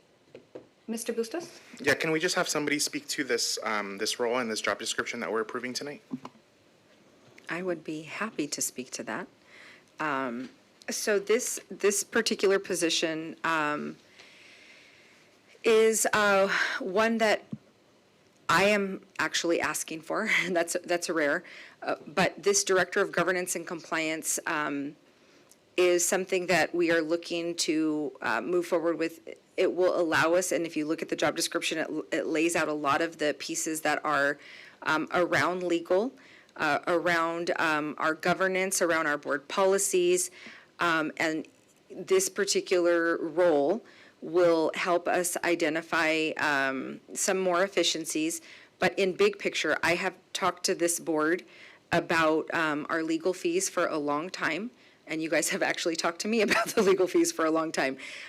This is a way for us to look at and evaluate whether or not we take a different approach to how we're addressing some of the legal matters that are day-to-day operations for us, our CPRAs, our, just questions around some of our board policies, around different governance matters. What I've said to the board is that I think we can be more efficient in our spending by having somebody internal that we have access to readily. But I don't know that to be true because I don't have data for that. So the ask for this is really that we establish this job description and go through the process to bring someone on board in a temporary fashion so that we may gather the data and not just be talking, nonsense, and have some real data to say, yes, this sort of position benefits us as a district, looking at things that we are sending things out to legal counsel, outside, outside of our organization council, that does cost quite a bit. This would not rid us of using legal counsel altogether. I want to be very clear, that's not what this means. This person would be, more of a generalist. We have reasons that we need legal around facilities, around HR, around special ed, around all of these very intentional things. But in generality, I think there are some pieces and ways that we could be saving money as a district by having such a position. But I want the opportunity to actually evaluate that. So this is why I have asked, and actually, conversely, the board has also asked me to find solutions for some of the things. And so this is one of the ways that I am trying to find some solutions for the concerns that you all have raised. Thank you. Thank you for bringing that up. I appreciate you bringing up the fact that you are looking at this as a temporary position for now, as you're able to evaluate and gather data. The question that I want you to answer is around when you expect to be able to present that data back to the board. So you make that decision and determination whether or not this is actually good use of our funds. And secondly, I think having somebody step into this role is also going to give us more accessibility and availability, right? Sometimes we do have legal counsel that, does support many other districts up and down the state. And so sometimes we need an answer pretty quickly, but because they are busy, we don't get that. And so being able to have someone in-house that can, provide some of that direction, some of that guidance, I think will be extremely helpful. But again, ultimately for me, I am approving this job description only because you are looking at this on a temporary basis until you're able to collect that data and determine whether or not this is the right move for our district. But I do want to hear about what your timeline is for being able to present that to the board. Definitely. I do need at least a full year cycle to experience a whole year and say, okay, is there a busier time of the year? What's the uptick in the regular day-to-day inundation that a person in this role might experience? I think short of that would be short-sighted and not really allowing us to make a very informed decision. So I would need a full year cycle to make that evaluation and bring that information to the board, really for the board's consideration. Okay, thank you. And yeah, so I would approve that with that in mind and knowing that, you do bring something back to us in 1 year and are able to provide that to the board. That concludes my comments. I see Ms. Lepsek on the speaker list. Ms. Brazier-Aceves. Oh, you actually answered my question about the timeline, but I would think you'd need more than a year to really evaluate, because reading the job description, it's huge. It's very comprehensive, so that's just my 2 cents. Okay, thank you. No other speakers on the list. Okay, thank you. Let's go ahead and prepare for a roll call vote. Ms. Magdaleno? Yes. Ms. Lepsek? Yes. Dr. Alvarez? Yes. Mr. Bustos? Yes. Myself, a yes. Motion carries.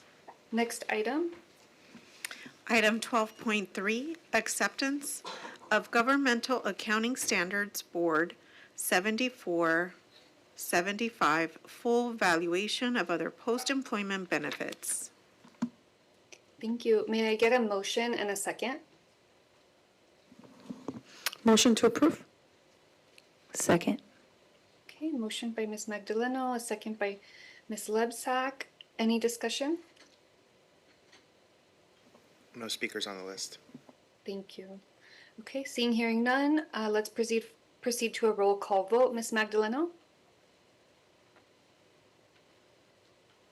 Yes. Ms. Lebsack?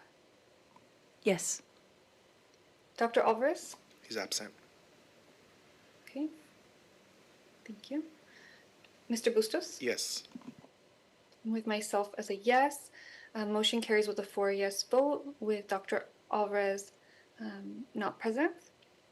Next item.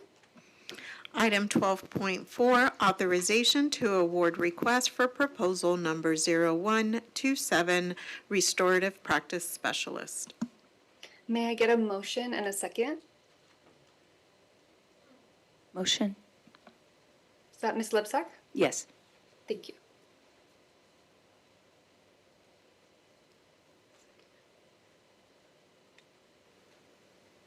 Second. Thank you. Any discussion? Yes, I see Ms. Magdaleno on the speaker list.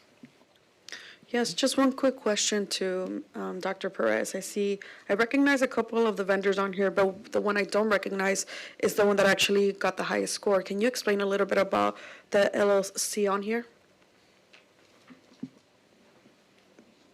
Yes, I see staff making their way up as they were part of the actual RFP process.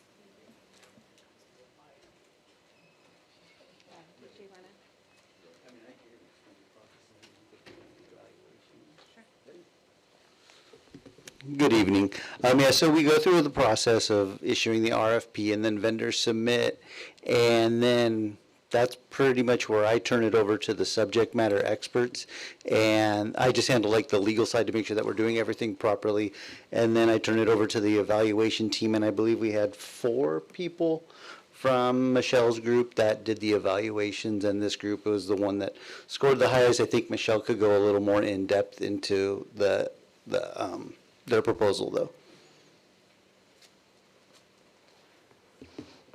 So after the contracts department closes that window, they share the information with us. So those proposals that were submitted, we have a rubric. We have the scope of work that was the request that we had put out there for that time frame to allow vendors to respond. And this particular vendor's proposal had the highest rating amongst the 4 in regards to the scope of work that we had shared publicly.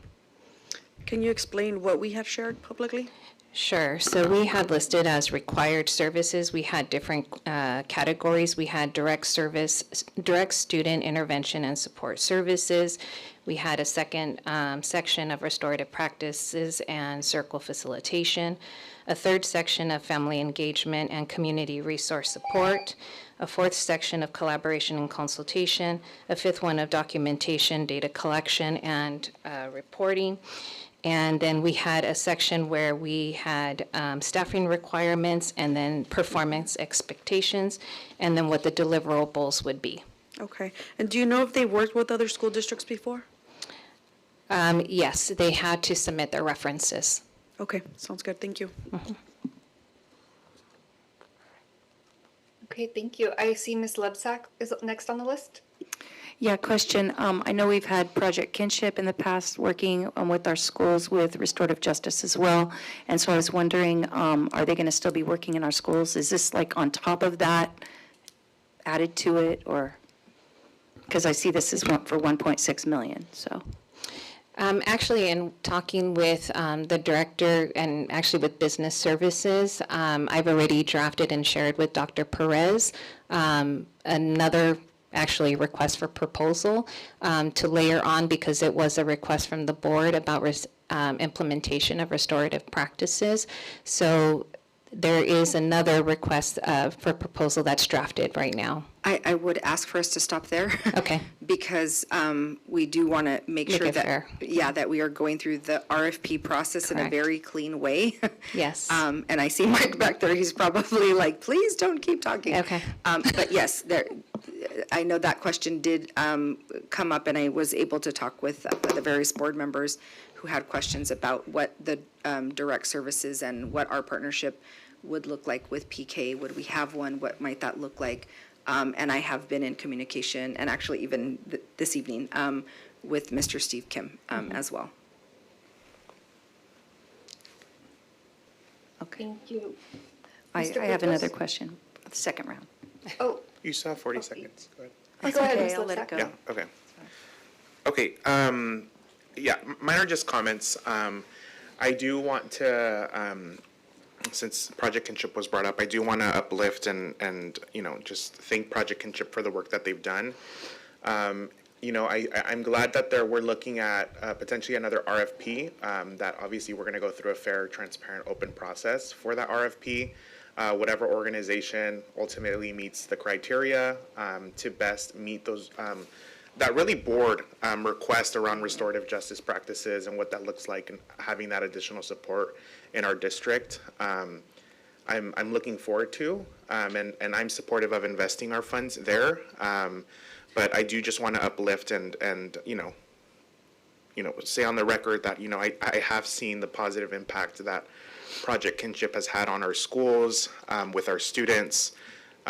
Many of the staff either might be products of SAUSD, live in Santa Ana, have ties to this community, and so I'm very grateful for that partnership. And again, but ultimately, we need to be able to follow a process, and so I'm looking forward to if and when that RFP process opens up, and that is something that Project Kinship is interested in applying for, then I definitely invite them to be a part of that process. So that's it for now.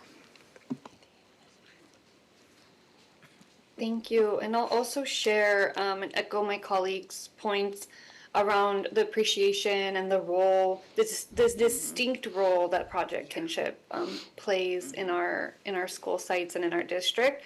I did have extensive conversation on this item with our superintendent. As Ms. Magdalena pointed out, this is a new vendor for us, and so new partner. But I am looking forward to seeing how this year goes with the partnership with them potentially. And my understanding is that this item is more in line with the direction that the board has given our superintendent and her commitment to our governance team and to the district to ensure that restorative practices really are continue to be provided as direct services to our students through folks who've been doing that work, right? Like Project Kinship, that's what it's, that work has been so essential.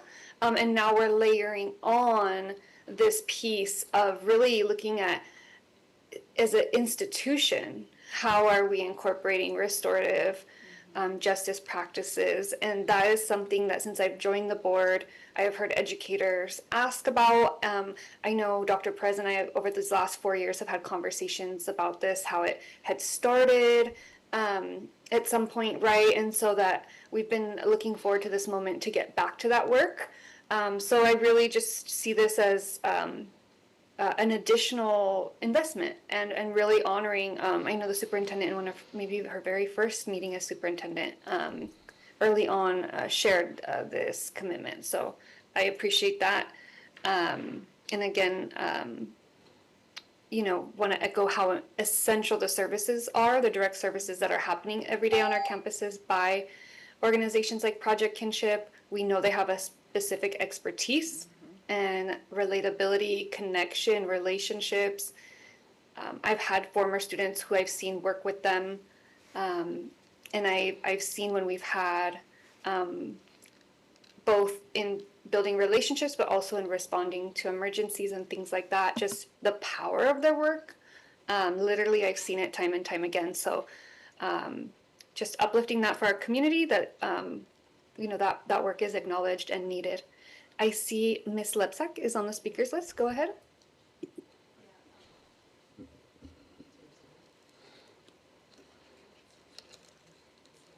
Oh, there we go. Okay. My question is, have we asked teachers if they think restorative practices are helping with classroom management and if restorative practices are positively impacting student academic outcomes? Because this is a sampling of feedback that I received from secondary teachers in our district. Middle school teacher, restorative justice is good in practice if it is married with consequences for the offender. Too many times we excuse the consequences when we use restorative practices and the kids go back to doing what they did before. I think it's important for students to understand the pain they've caused other people and how to rectify that by offering apologies and understanding. But there must be consequence for bad behavior. High school teacher, restorative justice is useful for students who don't present daily issues. Some students who are having bad days need some understanding. Students who have chronic absenteeism or who bring drug paraphernalia to campus need a more aggressive approach for discipline. Restorative justice does not work on the students who present daily issues of insubordination, which is usually accompanied with low grades. Remember, these are opinions. High school teacher. Some students like to be pulled out of class for restorative justice circles because it gets them out of class, but when they come back to class, their behavior has not changed. Elementary and middle school counselor. Restorative justice teaches empathy. The OCDE offers restorative justice training. Middle school teacher. We need admins to provide support for discipline issues so teachers can teach and students can learn. Students need consequences in order to change behavior. Otherwise, negative behaviors and willful defiance spread and makes classroom instruction increasingly difficult. High school teacher. Restorative justice enables a certain degree of inappropriate student behavior, but it allows districts to claim less suspensions. Okay, I had an extra 40 seconds and I'd like to take it, all right? So recent studies that I read about restorative justice showed that when districts sharply reduce consequences for disruption and replace them with approaches that many teachers report as having weak or delayed accountability, the students who suffer most are often those simply trying to learn. Classroom time is lost, disorder increases, and the learning environment deteriorates for the majority. Teachers report increased chaos and higher stress. The drop in suspension is due to reclassifying behaviors rather than proving class disruptions declined. Therefore, I will vote no on funding restorative justice practices, but I do want to mention for Project Kinship, I do support the way you have really done gang prevention and mentoring intervention, and that has definitely been noticed and appreciated. Okay, Dr. Alvarez.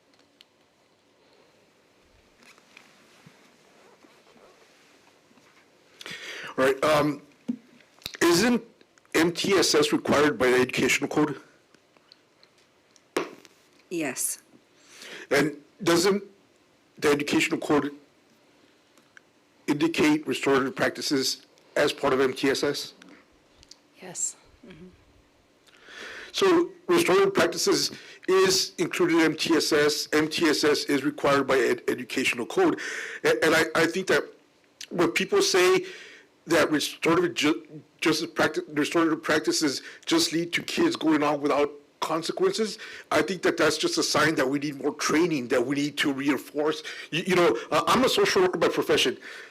The kids that attend our schools, they're the same kids that I work with. I've had kids threaten to beat me up. I've had kids threaten me.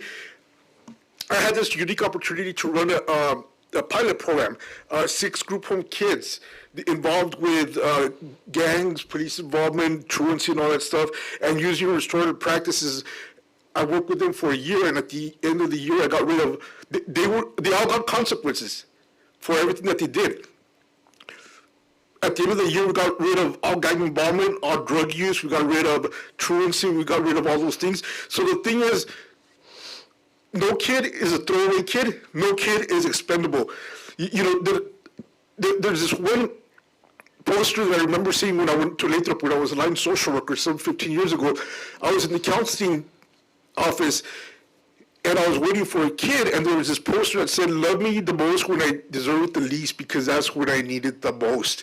And I think that, yeah, if we have kids with troubled behaviors, It's easy to say, oh, kick them out, let's get rid of them. But the right thing to do is to work with them. You know, I'm going to end with a quote from Father Boyle. Father Greg Boyle stated, he said, a lot of the youth in our communities could be diagnosed with a fatal deficiency of hope. Our kids could be diagnosed with a fatal deficiency of hope. And that's the end of my comments. Thank you, Dr. Alvarez. Before I move on to the next speaker, I did want to address Ms. Lipsack. I caught on to that I think you had ran out of your time. I didn't hear the buzzer, but you know, I allowed it this time, but you had forfeited your 40 seconds. And so just moving forward for accountability as a governance team, right, and setting those expectations clearly, this was an exception, but moving forward, please, you know, if you do give up your time, it will be too much for myself and Ms. Quiros and the team to keep track of. And so let's just respect everybody's time and be mindful of that. If you need the time, go ahead and use it when you have each round. And with that, I'll go ahead and pass it over to Mr. Bustos. Thank you. I'll begin my comments by saying I do appreciate the opinions and the feedback from our educators. And of course, I do appreciate the perspective that, you know, that they share. I mean, I'll share from my perspective, I haven't had a single educator tell me that restorative practices doesn't work.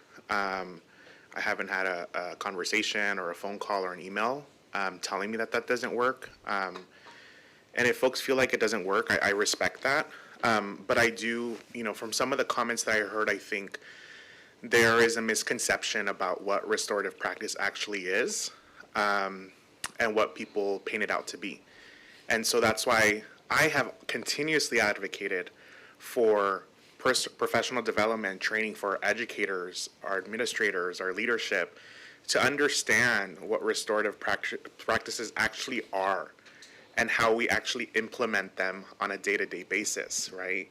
It isn't a get-out-of-jail-free card. It isn't a hall pass. It isn't, we're not going to hold a student accountable if they bring a weapon or drug paraphernalia to our school site. That's not what it's about, but that's what I was hearing. And so that's why it's so critical that as a district, we also do a better job of educating and providing that training and professional development to our staff so they understand at the root what is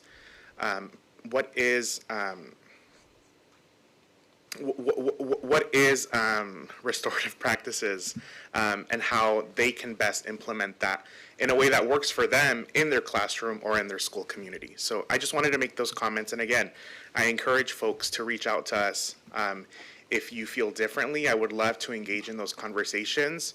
But from the things that I've seen, and being a student that was raised in this community, that grew up in this community, that graduated from these schools, I think that it's important that we look at all of our options to best support our students today. Thank you.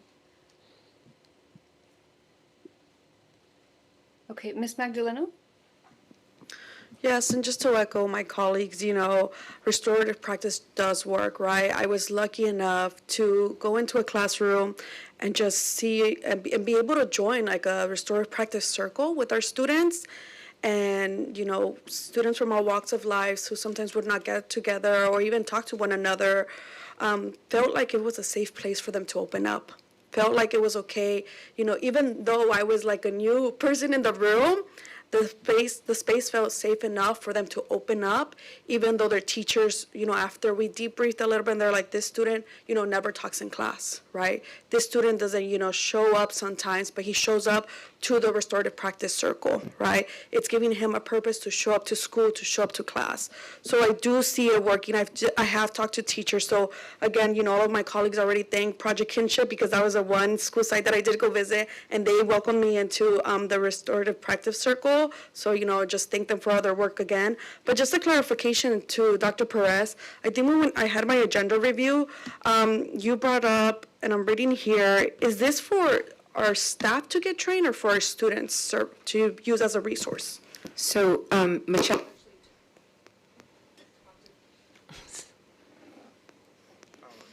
Who's silent? talked about, Don't touch it. okay, talked about the criteria, the various criteria. So you heard all of those pieces in this RFP. Specifically to address the next layer and round that we need, there is the specific student-facing and very nuanced supports that our students need, in addition to, kind of above and beyond, I'm going to call it the Tier 1 restorative pieces that we know have been provided to our students historically, and that we have a great interest in them continuing to be able to have access to. I hope that clarifies. Yeah, thank you.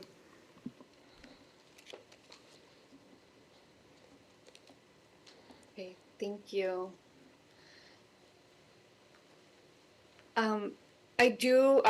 I'll close us out with my second round and share that since I joined the board, I have heard from educators on the topic of restorative justice practices, and there has been an ask to continue what was started, right? That had been started with previous boards, with a community interest in throughout our district in restorative practices, but that, you know, some of the trainings had started, but we're not continued with like the second layers, right? And there were things that were piloted, and so this really gives us a chance to honor that. And as we know, accountability is most definitely a piece of restorative practices. As someone who has been trained professionally in restorative practices, who has utilized restorative practices and coordinated restorative practice programs in my high school that I work at for the last several years, and have been trained with the county restorative practices teams, we know that it absolutely includes accountability. And that is exactly why these types of trainings and supports are needed. Because if there are educators who feel that, you know, they're not being fully supported or haven't really gotten the full support of what restorative practices can look like, we can't just, you know, stop at the halfway point. We have to really honor what it's meant to be and make sure that we're doing it with fidelity and doing it right and doing it well, just like we would hold that expectation for any other program. So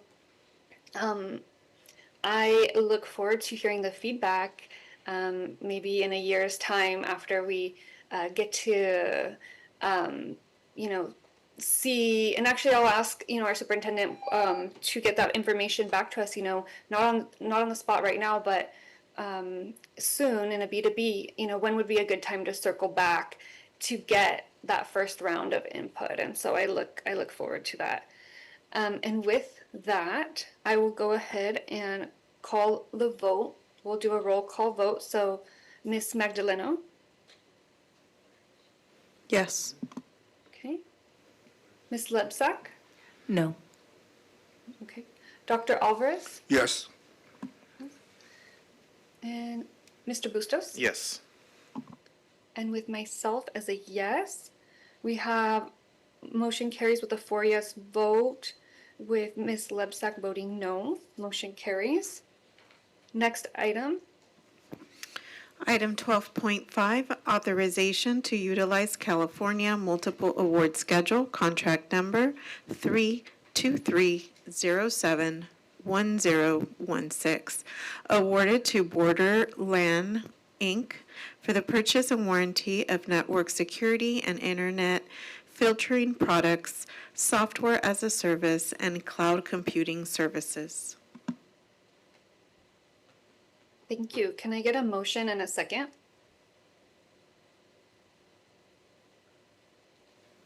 I can motion. Thank you, Ms. Magdaleno. A second? Second. Thank you, Ms. Lipsack. Any discussion? Yes, I do have a question. Ms. Brazier-Seves. Go ahead, Mr. Bustos. Can we have somebody from our team come up and just share a little bit about this item? And then I do have a follow-up, just general overview on this item, please. This is the CMAS.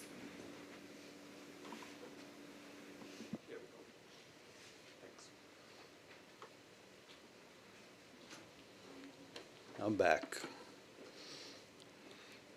Can you just give a general overview on this item and this contract in front of us? I don't know exactly what the item is, just because the technology services asked me to bring this on. I believe it is our network monitoring or our web monitoring software.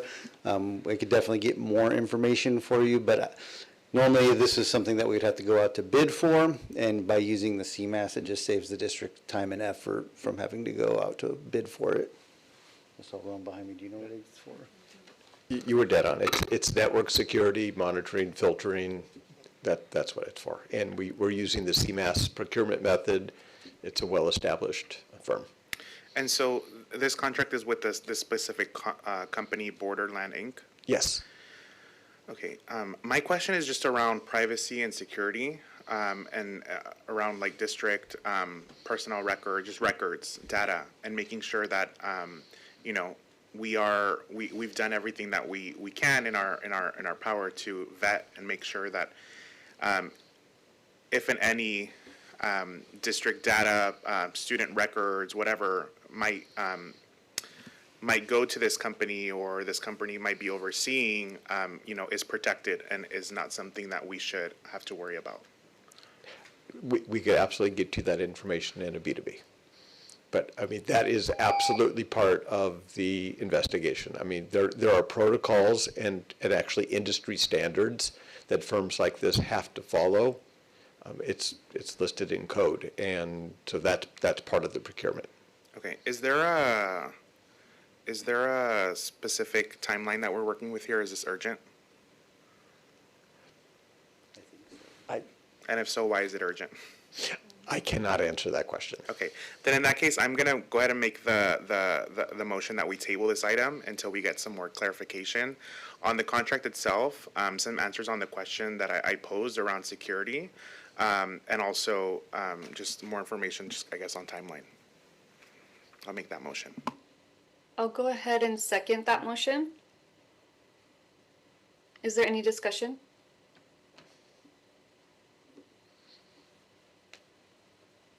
Okay, hearing none, we can do a roll call vote.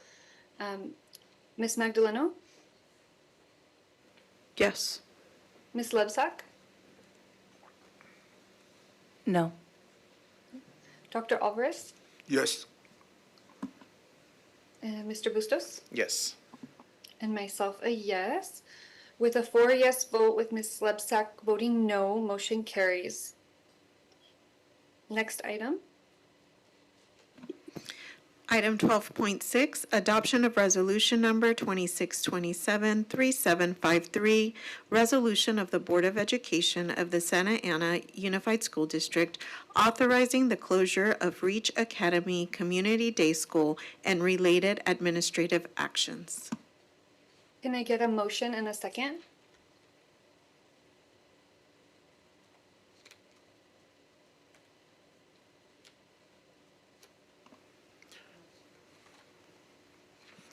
Second. Was that a motion by Ms. Lebsack? Yes. Okay, so a motion by Ms. Lebsack, and a second by Dr. Alvarez. Any discussion? Ms. Lebsack? I just have a question about, you know, I know you explained it, and I know it's not just the food distribution, but it's also, you know, possibly other services. My question is, is this anything monetarily on us? Would we be providing custodians or SROs or security or anything like that? Is it going to affect us financially? Are we on 12.6? I'm sorry, I'm tired. Wait, which one are we on? I'm thinking we're on 12.7. Okay. Or what are We are on 12.6. Yes. Sorry about that. We're on Reach, never mind. Okay. Okay, was that it, Ms. Lebsack? Yeah, that's it. Okay, okay. Dr. Alvarez?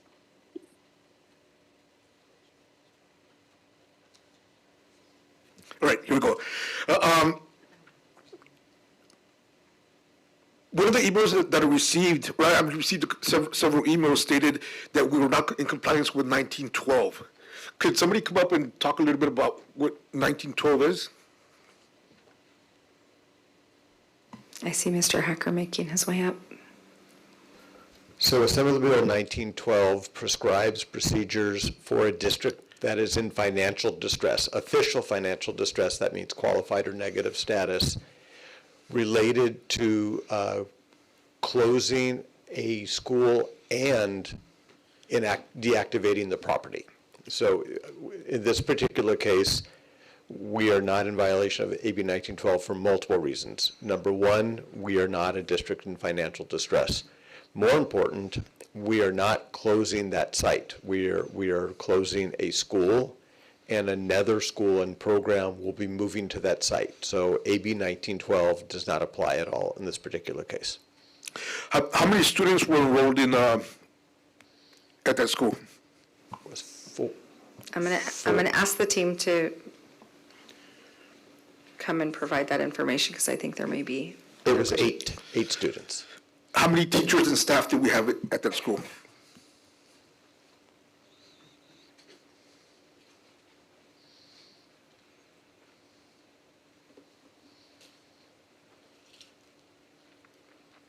We had 8 certificated staff, not including the principal, and we had, I think, about 9 classified staff.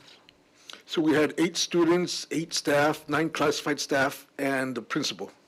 Yes. For one school? Yes. For 8 kids? Yes. Can I just clarify too, that the 8 is what the projection is starting this year? I'm going to waive until my next round. Thank you. Ms. Magdaleno, are you on the list? Go ahead. Okay, because I was going around the same kind of timeline, just questioning of like, how many students, but also like, if this passes tonight, where do all those students go? Where do all those teachers go? You know, of course, we're not going to lay anyone off. So where do all of our staff go, our principal? And, you know, let's just make sure, do our students have a plan in place? Are they taken care of? So I can address the staff. The staff has already been placed, with the exception of one teacher, because we have a Spanish teacher. We don't have a position for multiple Spanish teachers right now, so we're looking for an alternative. But classified and certificate staff have been placed. I know as far as students, now that summer school's over, they've earned their credits, so most of them either transitioned, we worked along with the principal, they either transitioned back to their school sites, they graduated, or they've done what we say their time in terms of the, whatever the stipulated expulsion was, back to the original site. And so, just a quick clarification for the community that probably isn't aware of what Reach Academy is. Can you explain what a community day school is? A community day program allows for students who are juvenile justice impacted, students who are under an expulsion order, or have gone through a due process hearing. It is a program that is available to serve those students, that student population. Were you going to add something, Dr. Perez? I was just going to ask, because I think what would be helpful, I know, Mr. Bustamante, you're talking about all the students, and that it exceeds the 8 that we have projected. So some are going, completed. I want to reassure the community and the board that the 8 that we had projected, we have a placement for those 8. Correct. That's what I think is critically important to reassure the board. And what Mr. Bustamante is actually referring to is there was, prior to this, there was already conversations. We have set time that we meet to check in with the principal, make sure that students are meeting expectations in terms of attendance, behavior.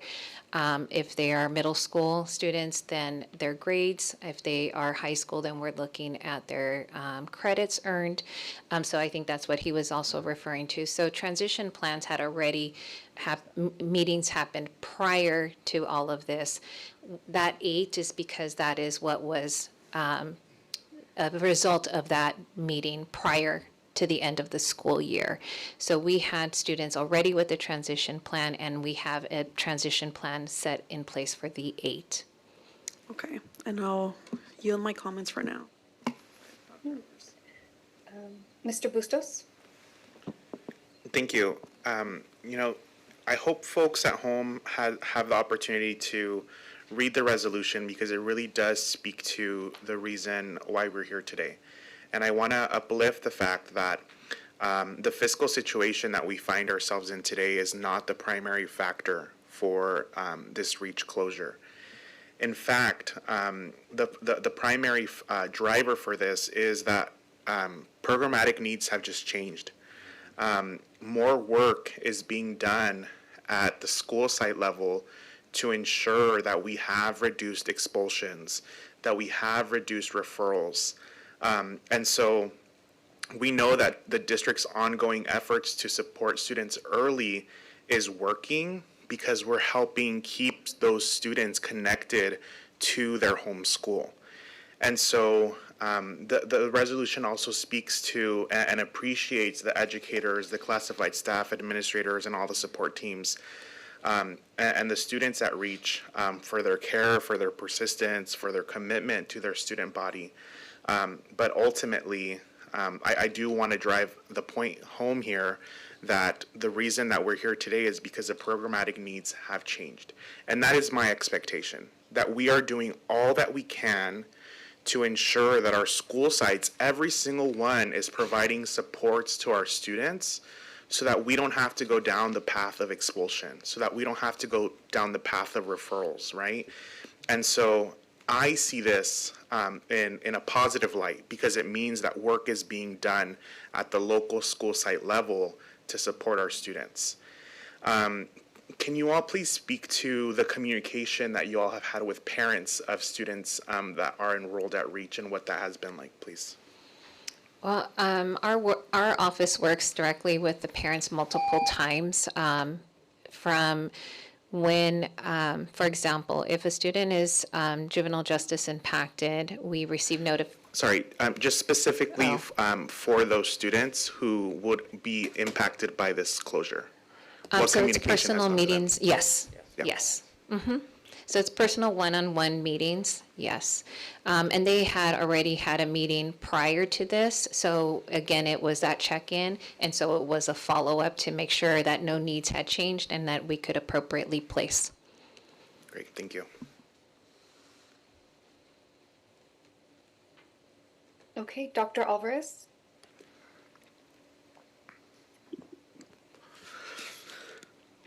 I just wanted to give a little bit perspective because I believe we're one of the few schools that has a community school within the district.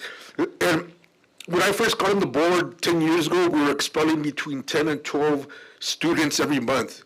10 to 12 kids were getting kicked out of our district every month because it was easier to say, you know what, we don't want you here, go get out of the district, than to work with them. Before I got on the board, what ended up happening is that we were expelling so many students that the board, at some point, I'm not sure when, they decided that instead of sending the kids to Access, that we were going to keep the kids within our district. So Reach Academy was created. And over the years, we implemented restorative practices. We directed our school police not to get involved with discipline issues at the school site. And we changed a lot of our practices, and we got so good at what we were doing, we got so good that we got so good that we don't need this program anymore. So basically, the need that we had 10 years ago from this program no longer exists, just because of the fact that we've changed all our practices, we've improved our systems, we've done things differently, and because of that, we no longer have a need for this program. So I just wanted to provide that historical context. Ms. Magdaleno? That was Katie gone. Yeah, and just to add to the conversation, right, I think for the first time ever, declining enrollment at this site is a positive for our district, right? It is actually a reflection of the progress we have made as a district. We are seeing fewer students being expelled, fewer students being referred out of their neighborhood schools, and, more students receiving interventions. We just approved another restorative practice, like consultant to come in and help us with that work, right? So we're being really intentional about the work that we're doing here, and I'm just so proud of, the way we're continuing to invest in these programmings, because that means we're investing in our students. And I also appreciate that, we're not going to let this site just sit there vacant, right? We have plans for it. And, as we continue to look at the different plans for this site, I hope, workforce housing is somewhere in there, right? I hope affordable housing is somewhere in there. And that might be a long-term goal, but just back to, the topic, this might look like, we're closing a school, but it's for a good reason, right? Because our students no longer need it, and we're doing the work, by showing action to that work. Thank you. And if I may just jump in here really quick. Yes, I do want us to be creative in the ways that we look at what we do with our sites that may be underutilized, but I also want to be clear with the community about what the site is going to be used for right now in this moment if we were to approve this closure. So can the team please speak to what are the future plans for this?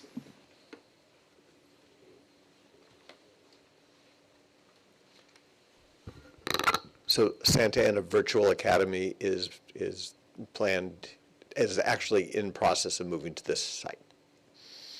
Can you speak to why that is happening and how how you all came to that decision? So two reasons. Number one, this site has the capacity to serve SAUSD needs.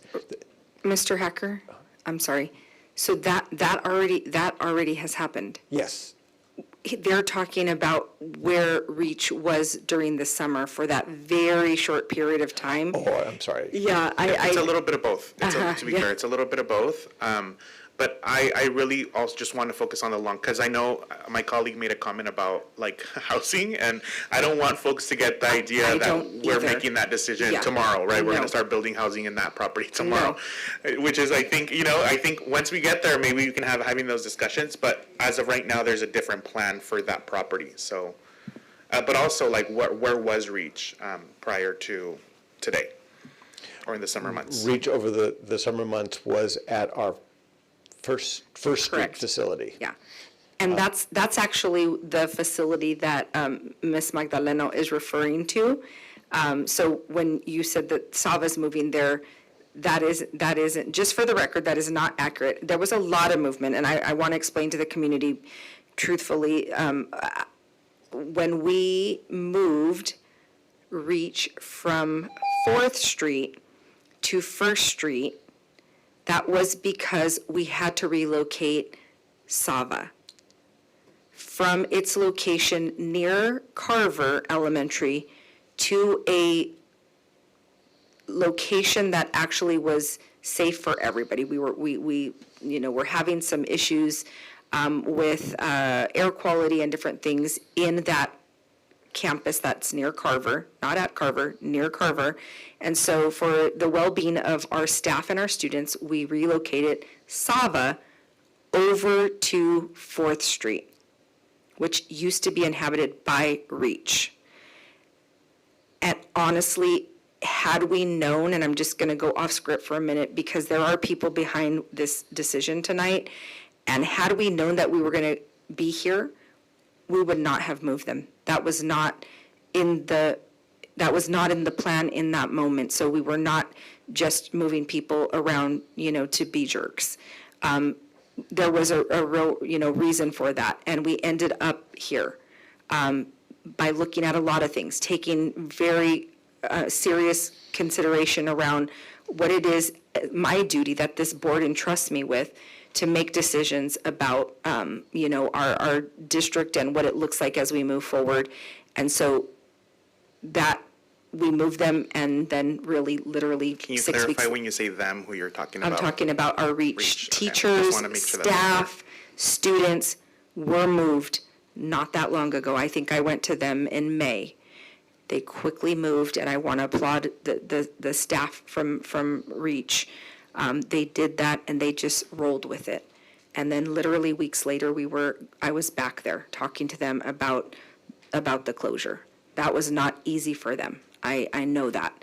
And so this, I know we're talking about a lot of different things, but I do want to slow down and really actually speak to that team and the gratitude that we have for them and the work that they did while they were working with our students. So they were moved over. The location that we just literally this vote will close. We can talk about the plans for that with this board in our closed session time, because that is all part of a bigger plan around our properties and what we have in sight for that, is what I would ask to be able to do with the board.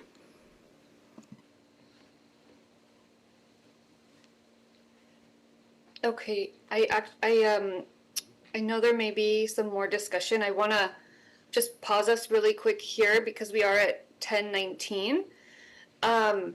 I also want to applaud our team. I think we are very close to finishing our meeting by 10:30 this evening, but my recommendation would be that we extend, but very briefly.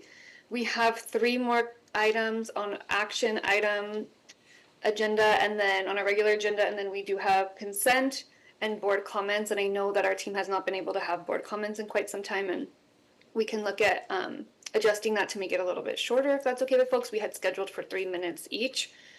But I'll open it up to the team to make a motion on what exactly we want that to look like as a team. Ms. Magdaleno? Yeah, I'll make a motion to extend to 11. Okay. PM, I don't know. Dr. Alvarez? Substitute motion to extend to 11:45. I think that we have a couple of items that it's going to take some time discussing. We have our board governance manual, and then we have a $3.6 million contract, 13.6, that I would like to pull and have a conversation on. So I would suggest go to 10:45 and continue the rest of the matters to next meeting. 10:45. 10:45. I will 10:45 and then continue the rest. I'll second Ms. Magdaleno's motion. Okay, so since we have a motion and a second to continue until 11. There's a let's comment go by ahead. Ms. Magdaleno, Board President. Can I make a brief comment? I mean, if we finish earlier, we don't have to stay till 11. Let's just make sure we're on track to finish by 11. I think, we can do that. Okay, sounds good. I agree, and we can always keep our board comments shorter too as needed, or as feasible. Okay, so let's go ahead and do a roll call vote on extending our meeting to 11 p.m. Ms. Magdaleno? Yes. Ms. Lipsack? Yes. Dr. Alvarez? No. Mr. Bustos? Yes. And myself, a yes, with a 4 yes vote with Dr. Alvarez voting no, motion carries. Okay, thank you. So back to the item at hand, 12.6. I don't see anybody else on the speakers list. I did have one question, or just really like an opportunity, if Superintendent, if you would like to speak to it. I just wanted to first thank the team here, our team, for the helpful questions and conversation around this. I know that anytime there's a change that impacts people and their work site, and so and also it shows the in-depth conversations and true concern and due diligence on knowing what is going to be the next steps for our students. What does this actually look like for our staff and students? So I appreciate the conversation. One of the things that I did want to highlight, I think, in our district governance that I noticed with this was the communication. I did see the communication that went out from the superintendent's office, and I really felt like that was the level of communication that I would expect coming from the superintendent's office on such an item, I felt like we're veering towards a positive direction with just the way that things were communicated, and information was accessible, was transparent. I don't know, Superintendent, if you want to share on that, but I just wanted to acknowledge that because that's the expectation that I know I have, and I feel that it was, while this is a big transition for those who are directly impacted and different for our community, right? Transitioning out of this program, I did appreciate the communication. Is there anything that you'd want to add to that? Sure, only that we just gave all of the information. I mean, somebody actually asked me, like, this communication looks different. Why was it different? And I did say that our board expects that we are transparent, and this is a big deal, and there were a lot of factors. So we did state the dollar amounts. We did state, the programmatic changes. We did state it's just being transparent and saying what the things were. At the same time, again, honoring and acknowledging that, there were people behind this, and we wanted to also for them to know that they are valued. So I think it was really from the heart, I will say, and then also wanting for the whole organization to know, and some of you have heard me say this, without information, people hallucinate. We did not want people hallucinating. Let's let everybody know if we feel good about this decision and we stand by this decision, then why would we hide from this decision? Let's let it be known throughout the organization. So that is the stance that we took, and expect to take that stance as we move forward with other big decisions like this. Thank you again, Superintendent, for that. And with that, we can go ahead and prepare to vote by roll call. Ms. Magdaleno? Yes. Ms. Lebsack? Abstain. Ms. Lebsack, that was an abstain? Yes. Yes, it was an abstain. Thank you. Okay. Dr. Alvarez? Yes.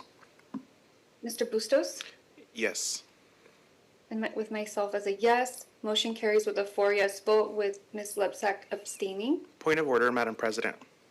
Yes, please. And I know that we're going to get into this conversation as we talk about our governance team handbook that actually talks about the votes that board members take and abstentions and what that means. And I really do want us to be able to have a conversation with legal counsel about board members abstaining from votes. My understanding that typically the reason why a board member would abstain from a vote is because they feel like they don't have sufficient information, because they believe that there's a conflict of interest. And I don't believe that board member Lebsack, her reasonings have qualified for that, or at least she didn't make that public. And so I really would like for us to have a conversation with legal counsel and really solidify the responsibility of board members and their duty to serve this district and take votes appropriately. Thank you, Mr. Bustos. I do see Ms. Magdaleno. I do want to ask, I'm going to go to Ms. Magdaleno, but as a point of order, Superintendent, I did read through that as well in the board governance handbook as I made my revisions and recommendations as well. And I did specifically read through that. So with that being said, and that have, being accessible for our board and something we're adopting tonight, but in general, legal's advice on that, is anyone available to speak to that right now? Because I know we just voted, but I also want to make sure that there's transparency for our community and where, that we're actually following legal counsel's advice. I believe they also sent a memo on this. So in the meantime, I'll go to Ms. Magdaleno, or if Superintendent, you're ready, please feel free to jump in at any time. Not ready. We are looking for that, but I believe that you are correct. I also recall us receiving advice from legal counsel. Okay. Ms. Magdaleno? Yeah, and I also believe not sure here on our board policy if it's also financial conflict of interest that also lets you abstain. But in some school districts, I've seen that an abstention actually is a yes vote, right? If you don't actually vote no on it. So maybe, I agree with my colleagues, and let's look into it, because, sometimes an abstention is a yes vote. In other districts, maybe we can pass a policy here, unless you have an actual conflict of financial conflict of interest or legal conflict of interest. If not, then an abstention is just going to be a yes from now on if we pass a policy. It's like inaction is an action, right? Essentially. And I know that there was a memo and some guidance from legal, so hopefully we can get that. Ms. Lebsack? I can give my reason for my extension if you want me to. Is that what you want? Point of order, Madam President. She had the opportunity when the item was before us. She did not give her reason at that point. Now the only reason that she wants to give a reason is because we've brought up this matter before the board. And let me remind you, you were actually the first person that made the motion to approve that item. So again, that raises a question about whether or not you were supportive of the item or yes, or why you abstained. So that's why I'm bringing up concerns about your vote tonight on that specific item. Okay, fair enough. And Dr. Perez and team, do you have any? I am looking for that. I'm looking for it. As soon as I have my fingers on it, I will let you know. Okay, thank you.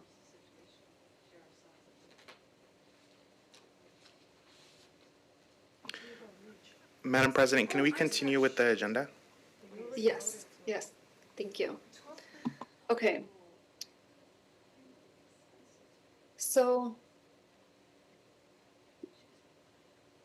I'd like to make a motion to combine our next agenda items, 12.7 and 12.8, as both pertain to our potential partnership with Share Ourselves.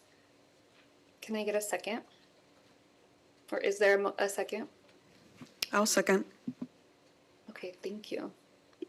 And as I open up the item for discussion, I really wanted to just set the floor for this item that's super important. This item reflects something that is fundamental to student success. When we support families, we strengthen student learning. This partnership began with a simple question: what do our families actually need to thrive? We know that supporting students means supporting the families who care for them, and that no child should have to worry about where their next meal is coming from before they can focus on learning. In my daily work in family and community engagement, I work closely with students and families experiencing housing instability and food insecurity. When I meet with families navigating these challenges, I often share that I too would have qualified as a McKinney-Vento student. I do that because I want our families to know they are not alone, and that they deserve to access support with dignity, and that accessing food and other essential resources helps ensure every student has equity in their opportunity to learn, participate, and thrive. As a high school and college student, I volunteered with Share Ourselves in both their food pantry and immigration legal clinic, where I witnessed firsthand the dignity, compassion, and solutions-oriented approach with which they serve our community. Those experiences reinforce my belief that strong community partnerships help remove barriers to learning so students arrive at school healthier, better supported, and ready to achieve academically. Expanding services at the Rob Richardson Welcoming Center has been an important priority of mine. Last school year, I asked our superintendent to explore this partnership with Share Ourselves, and I appreciate the leadership of our superintendent, our district staff, Ms. Christy Ward, the Chief Executive Officer of Share Ourselves, and the entire Share Ourselves team for turning that vision into a reality. At a time when many families in our community are facing increasing uncertainty, ensuring that every family, regardless of immigration status, can access nutritious food and other essential resources is becoming more important than ever. This partnership will expand food access in the heart of Santa Ana and further establish the Rob Richardson Welcoming Center as a trusted place where families can find dignity and support as they access our educational services. And at this time, I'd like to ask our superintendent to briefly share how this partnership advances our district's academic and wellness priorities by supporting the whole child and the whole family. Thank you. Thank you, Board President. It was not that long ago that I was actually sitting, not where I'm sitting today, but sitting at a table facing you guys. And my commitment was that we were going to go out and find the partners to actually meet the needs of our community so that our staff may be able to stay focused on the academic outcomes and indicators for our students. And that is the commitment. And so I'm very grateful to Share Ourselves, and in particular their CEO, Christy Ward, for coming to the table and being willing to, and she is sitting here in the audience. This is Miss Christy Ward. So thank you for being here with us tonight. Really trying to, help give us the space to be able to stay focused on the things that we need to stay focused on, that we know our board is, wanting to see in our student outcomes. And so through that partnership, we will be able to meet the needs by way of a partnership with Share Ourselves, so that any students who have and families that have a need for food, and doing this in the most dignified way. We've talked about what that will look like. Yes, there are often times where we have food distributions, and I'm not gonna, we're grateful for all of the folks who come and help us with that. But by design, the way that this will work is really about families being able to make choice and have choice and say in how they're meeting their food needs and food insecurities. And so we do, look to this as a first phase in our partnership. Share Ourselves offers so much to the community and has the capability of being able to meet a variety of different needs. This is the first step. And very clearly, as we learn each other and learn alongside each other, bringing other things back to the board around what deeper partnership could look like. So again, very grateful to our partner and to the board for allowing me that flexibility to say, let us go out and find those partners to meet the needs while our team gets to stay focused on the things that you guys rely on us to stay focused on. So thank you. Thank you, Superintendent Dr. Perez, for helping to lay the context. And with that, can I go ahead and we'll do a roll call vote. We have the motion to combine items 12.7 and 12.8, the motion and the second. So I'll go down the list. Ms. Magdaleno? Yes. Ms. Lebsack? Are we going to have a discussion on this one at all? Or? Yes, this is just to combine the items. Oh, I see, yes. Yes, okay. Dr. Alvarez? Yes. Mr. Bustos? Yes. Okay, myself a yes. With a 5 yes vote, motion carries. So we'll go ahead and combine the two items pertaining to SOS. Okay. Ms. Quiros, you may begin. Thank you. Item 12.7, approval of master license agreement with Share Ourselves Corporation, DBA Share Ourselves, for the use of district space. And item 12.8, approval of site license sub-agreement number 1 with Share Ourselves Corporation, DBA Share Ourselves, for the Rob Richardson Welcoming Resource Center. Can I get a motion and a second? So moved. Second. Okay. At this time, I'll go ahead and open it up to discussion. Folks want to add themselves to the speakers list? Okay, Ms. Lebsack. Yeah, it's the question I asked earlier. Is there going to be any kind of financial bearing on our district, such as overtime of security, custodial, anything like that? So we currently have custodial, the location is currently operating. So our staff is living there and working out of that building, so would not require anything additional in that regard because there are already folks inhabiting that place. We will be co-locating, and so they will be operating and, working out of the same exact building where we are already operating. And how much will they be giving us for leasing the property? So all of those details are in that, what you see attached. This is about a partnership related to mutual benefit. I don't know, Mr. Hacker, if you want to address any of the things specifically within the agreement.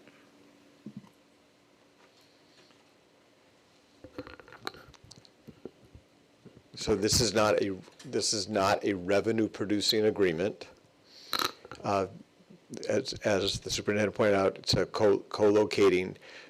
With regard to your original question about custodial, all of that will be spelled out, but it is not going to cost this district any additional money to have them at that location. And in terms of, we call it tenant improvements, any changes that are made, they are going to do those with their own dollars. Okay, and they provide their own custodial type of thing for their areas. If it requires extra custodial, then we will spell that out in the sub-agreement. And we will make sure that it does not cost the district any additional money.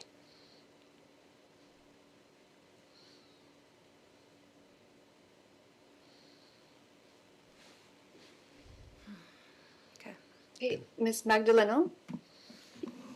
Yeah, first of all, I just want to say thank you to Dr. Perez. Less than a year she's been in this role, and already we can see the light of day for one of our initiatives that we've been pushing so hard for. I mentioned a couple months ago when we first started having this conversation that when I first got on the board, I went with Mr. Bustamante to tour the Rob Richardson because I really wanted to be intentional about learning how all of our facilities worked and, seeing where we can find resources for our families. And I did just that. I went to the Rob Richardson and I talked to our staff, and that's where we saw the space, and some of our staff, they wanted to, put extra work on their plate because they knew the need of a pantry in our community. They wanted to take that load on themselves, and I was like, Dr. Perez, we have the space. Our staff are ready to go. And she's like, let's not overwork our staff, but let's find a partner, right? Let's find a partner so we can work together and make this a reality, right? And with the direction of the board, we're here about a year later or less, I would say, with Share Ourselves. So I just want to say thank you so much for, taking a chance on us. Our community really is in need, especially right now. But I just can't even, imagine what this is going to turn into. I'm really excited for the partnership. And I know Share Ourselves has, been a partner with a variety of things with our district. So I just want to thank you for that as well. Helping us with some back to school stuff, some college stuff, a variety of things, right? Medical services, with our FACE department. So just thank you ahead of time, but also looking forward to continue growing the partnership, and just really excited for the groundbreaking. I know that's coming, and just thank you to our team for really hearing the board and the vision, and really making sure that we execute this right? Not just with anyone, but with a trusted partner. Thank you. Thank you, Mr. Bustos. Thank you. What I love about this item is that, I think that there were so many of us on the board who really played a role in making this happen. And I think that's special. And the fact that, there were, one-on-one conversations being had with the superintendent about that space. I know months ago, Dr. Perez and I had a conversation about the Rob Richardson Welcoming Center, and I was like, this was not, the way that we're using this facility was not the way that it was intended to be used. Like, why are we okay with that? Like, that's not okay. Especially because it was supposed to be a resource for our families, right? And if you know anything about Rob Richardson, he was actually one of the board members that I worked really closely with as a student here. And he was somebody that was always wanted to engage our community, that wanted to work with our students, wanted to work with our families. And so, I think it's special that, we have the opportunity now with this partnership to be able to serve the community, make sure that they have, that their basic needs are being met. And I'm excited about, future plans and projects for this facility, and really looking at how we can, potentially mirror this in other parts, or be able to, direct our families from all parts of the city to this hub of resources. And so I'm excited, and I want to thank my colleagues, superintendent, of course, Ms. Ward from Share Ourselves for, your commitment and collaboration, because it is going to make a difference for our families here in Santa Ana. And like I've always said, we can't do this work alone. As a school district, we are expected to do more and more with less and less. And so it's partnerships like this that allow us to meet the basic needs of our students so that then we can step in and do the role that we should, it is our role as a school district, and that's to educate and prepare our students for the future. And so, again, I'm really excited about this and looking forward to that ribbon cutting and celebration with our community. Thank you.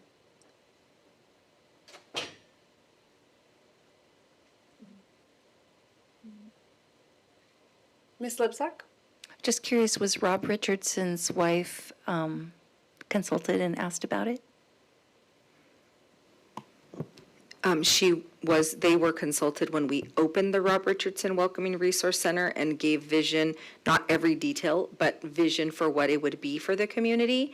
And that's why they were in favor of it being named after him, because it was a welcoming resource center and lined up from their view with what that building was intended to be. We renamed probably more than 3 years ago, because I'm looking at the board who was, yeah, you weren't, yeah. Oh my gosh. So yes, more than 3 years ago. And so, yes, at the time when it was renamed the Rob Richardson, that was in conversation with the family to say, this is what we see it to be, but it did stagnate. Honestly, for several years, nothing happened there. And it wasn't, there wasn't life being breathed into that vision of it being this center where the community can come, and literally anybody who moves into our community, everyone should know, where do you go? Oh, you go to the Rob, you go to the Welcoming Resource Center. That's the vision for it. We're a ways off from that still, so this is why this partnership is so exciting, because it'll be one of the first things that we do to get that off the ground and bring that vision to fruition.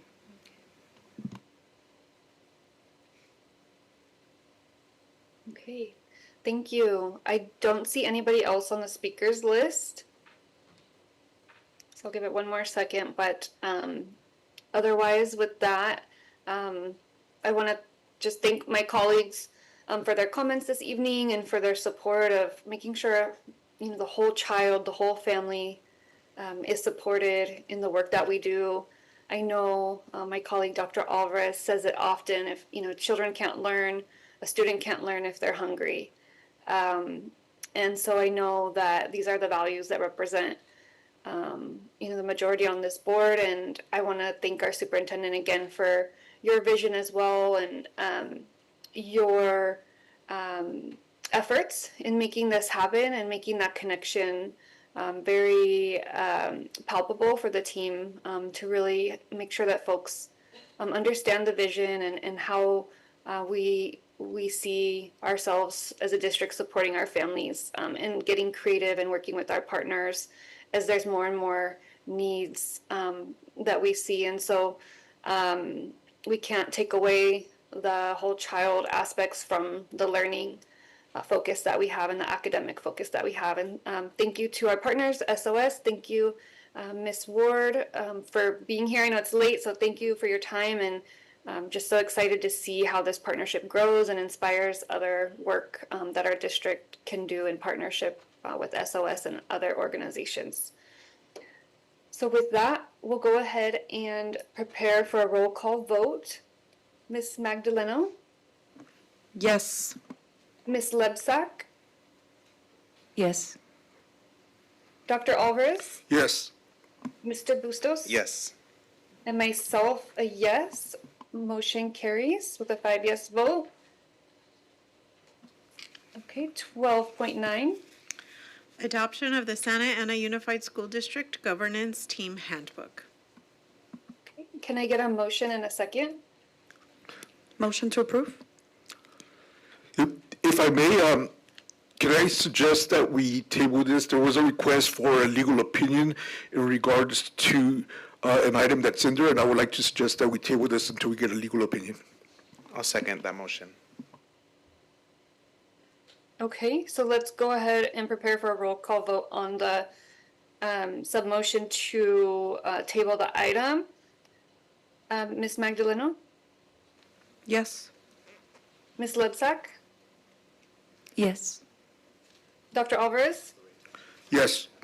Mr. Bustos? Yes. Okay, and myself a yes. Motion carries. Okay, we'll now move to our consent calendar. I want to be mindful we have 12 minutes. We extended the meeting to 11. So let's, try to get through this. We still have board comments as well. Do any of my fellow board members wish to remove any items from consent calendar, items 13.1 throughout 13.14, and construction and bond related items 14.1 through 14.2? I see Dr. Alvarez, you have your hand up.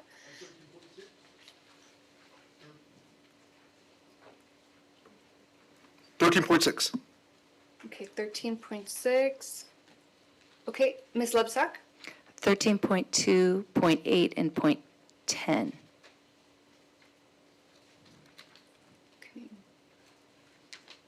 Okay.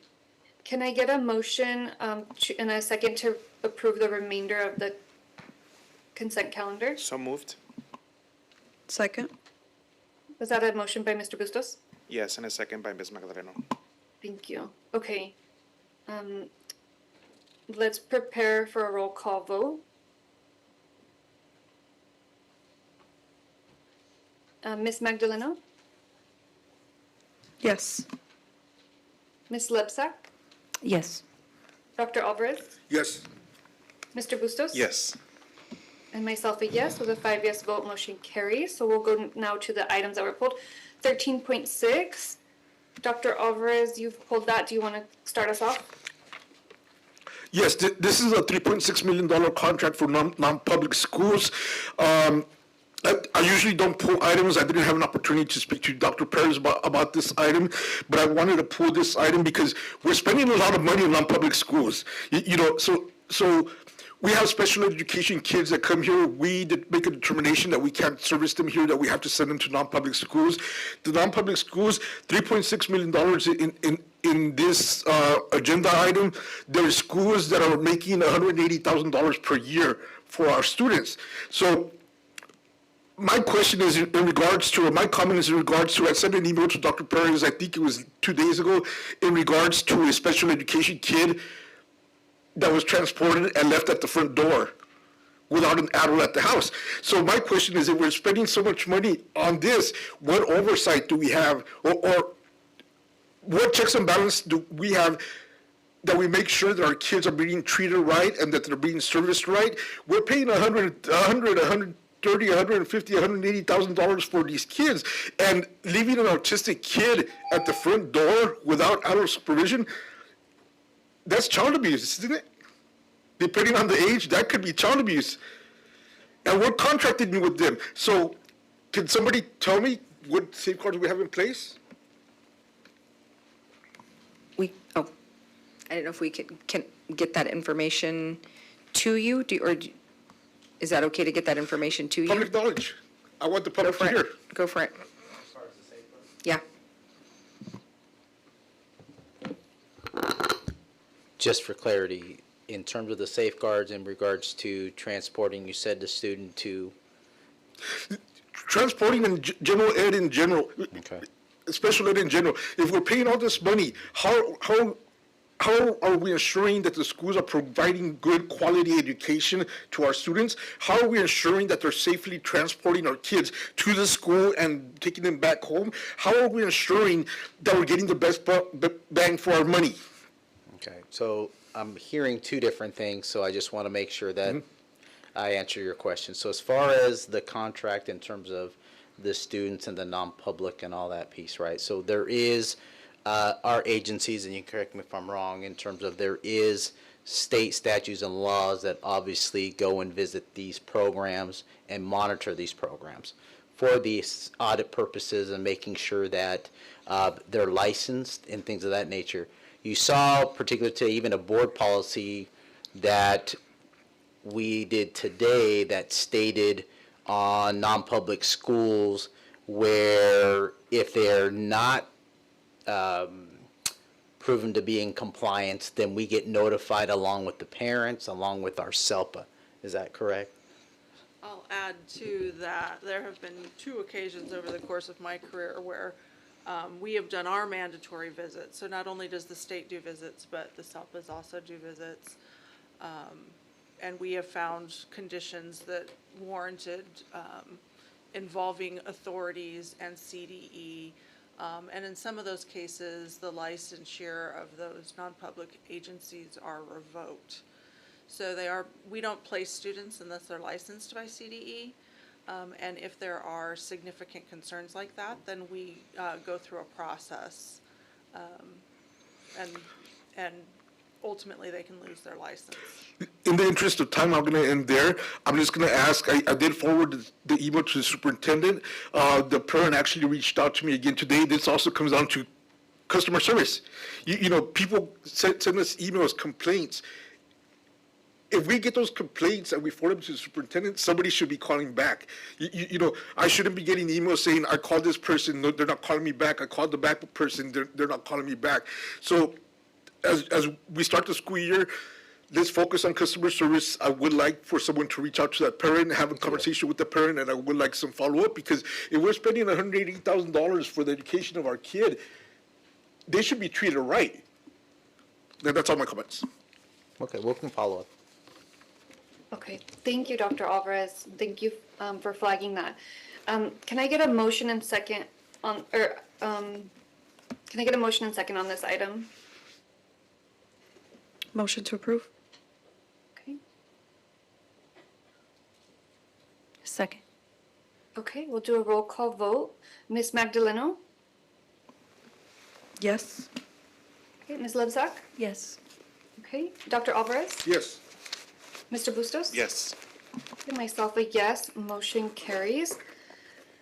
We now have item 13.2. I do want to say we have 5 minutes left, and Ms. Lebzak, we have 3 items. So if you can make it very fast, otherwise we won't be able to, actually, I'm sorry, can the team tell us if any of these are more time sensitive so we can restructure them? We actually took care of the one critical item, so we're good. Okay, so we'll start, okay, Ms. Quiroz, we'll start with 13.2. Approval of extended field trips in accordance with Board Policy 6153, School-Sponsored Trips, Administrative Regulations 6153, School-Sponsored Trips, Administrative Regulations 6153.1, Extended School-Sponsored Trip, and Board Policy 5145.31, Transgender, Non-Binary, and Gender Non-Conforming Students. Okay, can I get a motion and second? Ms. Magdaleno? Motion to approve. Okay. I'll second. Any discussion? Ms. Lebsack? Yeah. So due to our policy that allows biological boys to share girls' sleeping quarters and other safe spaces, I'll vote no on overnighters and extended field trips, because this board policy removes needed guardrails of safety for our students.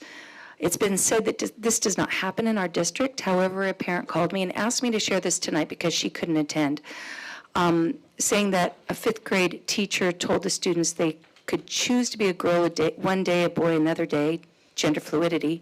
And because of this instruction, which, by the way, goes against Mahmoud versus Taylor of notifying parents first and providing an opt-out, some 5th grade girls said they wanted to identify as boys during their field trip and use the boys' restroom. The teacher announced this to the class, and the girls used the boys' restroom during their field trip. The next day, the girls identified as girls, and they all were giggling about it. This Catholic parent has 4 daughters in the district, and her daughters were very confused and upset about it. My question is, are teachers being instructed about Mahmoud versus Taylor? Okay, and I think you asked that question earlier, Ms. Lebsack. In some way, we only have 3 minutes left, so are you okay with us calling the vote? Yes. Sorry, I do It's have rhetorical. Clarifying question. That instance that you just brought up, was it here in SAUSD? Yes. Okay, thank you. Okay. Okay, let's do our roll call vote. Ms. Magdaleno? Yes. Okay, Ms. Lebsack? No. Okay, Dr. Alvarez? Yes. Mr. Bustos? Yes. And myself a yes, with a 4 yes vote with Ms. Lebsack voting no. Motion carries. 13.8. Approval ratification of listing of no-cost community partnership agreements with Santa Ana Unified School District for the 2026 to 2027. Okay, and Ms. Lipsack, if you can make this in 30 minutes, that would be much appreciated. 30 seconds, Board President. 30 seconds, thank you.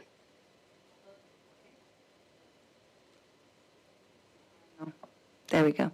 I'll vote no for this partnership with Climate Action Campaign. First of all, because I was informed that other so-called environmental justice agencies that have partnered with SAUSD, such as Orange County Environmental Justice, OCEJ, and Community Hub Santa Ana, share an office space with CHISPA.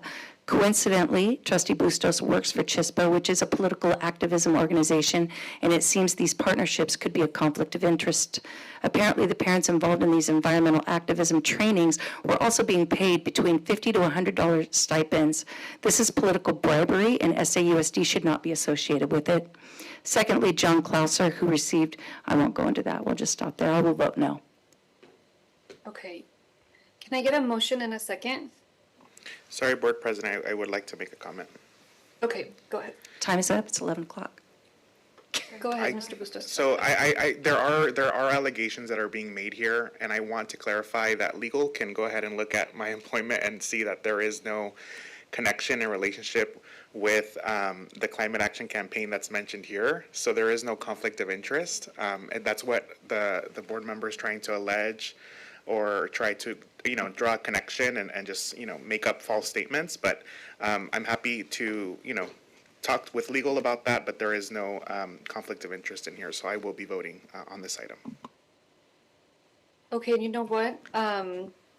Let's go ahead and vote. It's 11. I'm so sorry, we'll vote right now. May I Ms. interrupt? Oh, May I Ms. Keto. interrupt you? I think the last time that we have a similar situation, the vote was not valid at 11 o'clock. So I'm sorry, this time is up. On the dot? Yes. Okay, thank you, Ms. Quiros. Okay, in that case, we will have more time to come back for a conversation, and I hope that did not stall, much needed work that needs to be done. But I will end with that. The next regular board meeting of the Board of Education will be held on Tuesday, August 11th, 2026 at 6 p.m. Having no further business to come before the board, this meeting is adjourned. Thank you. Muchas gracias.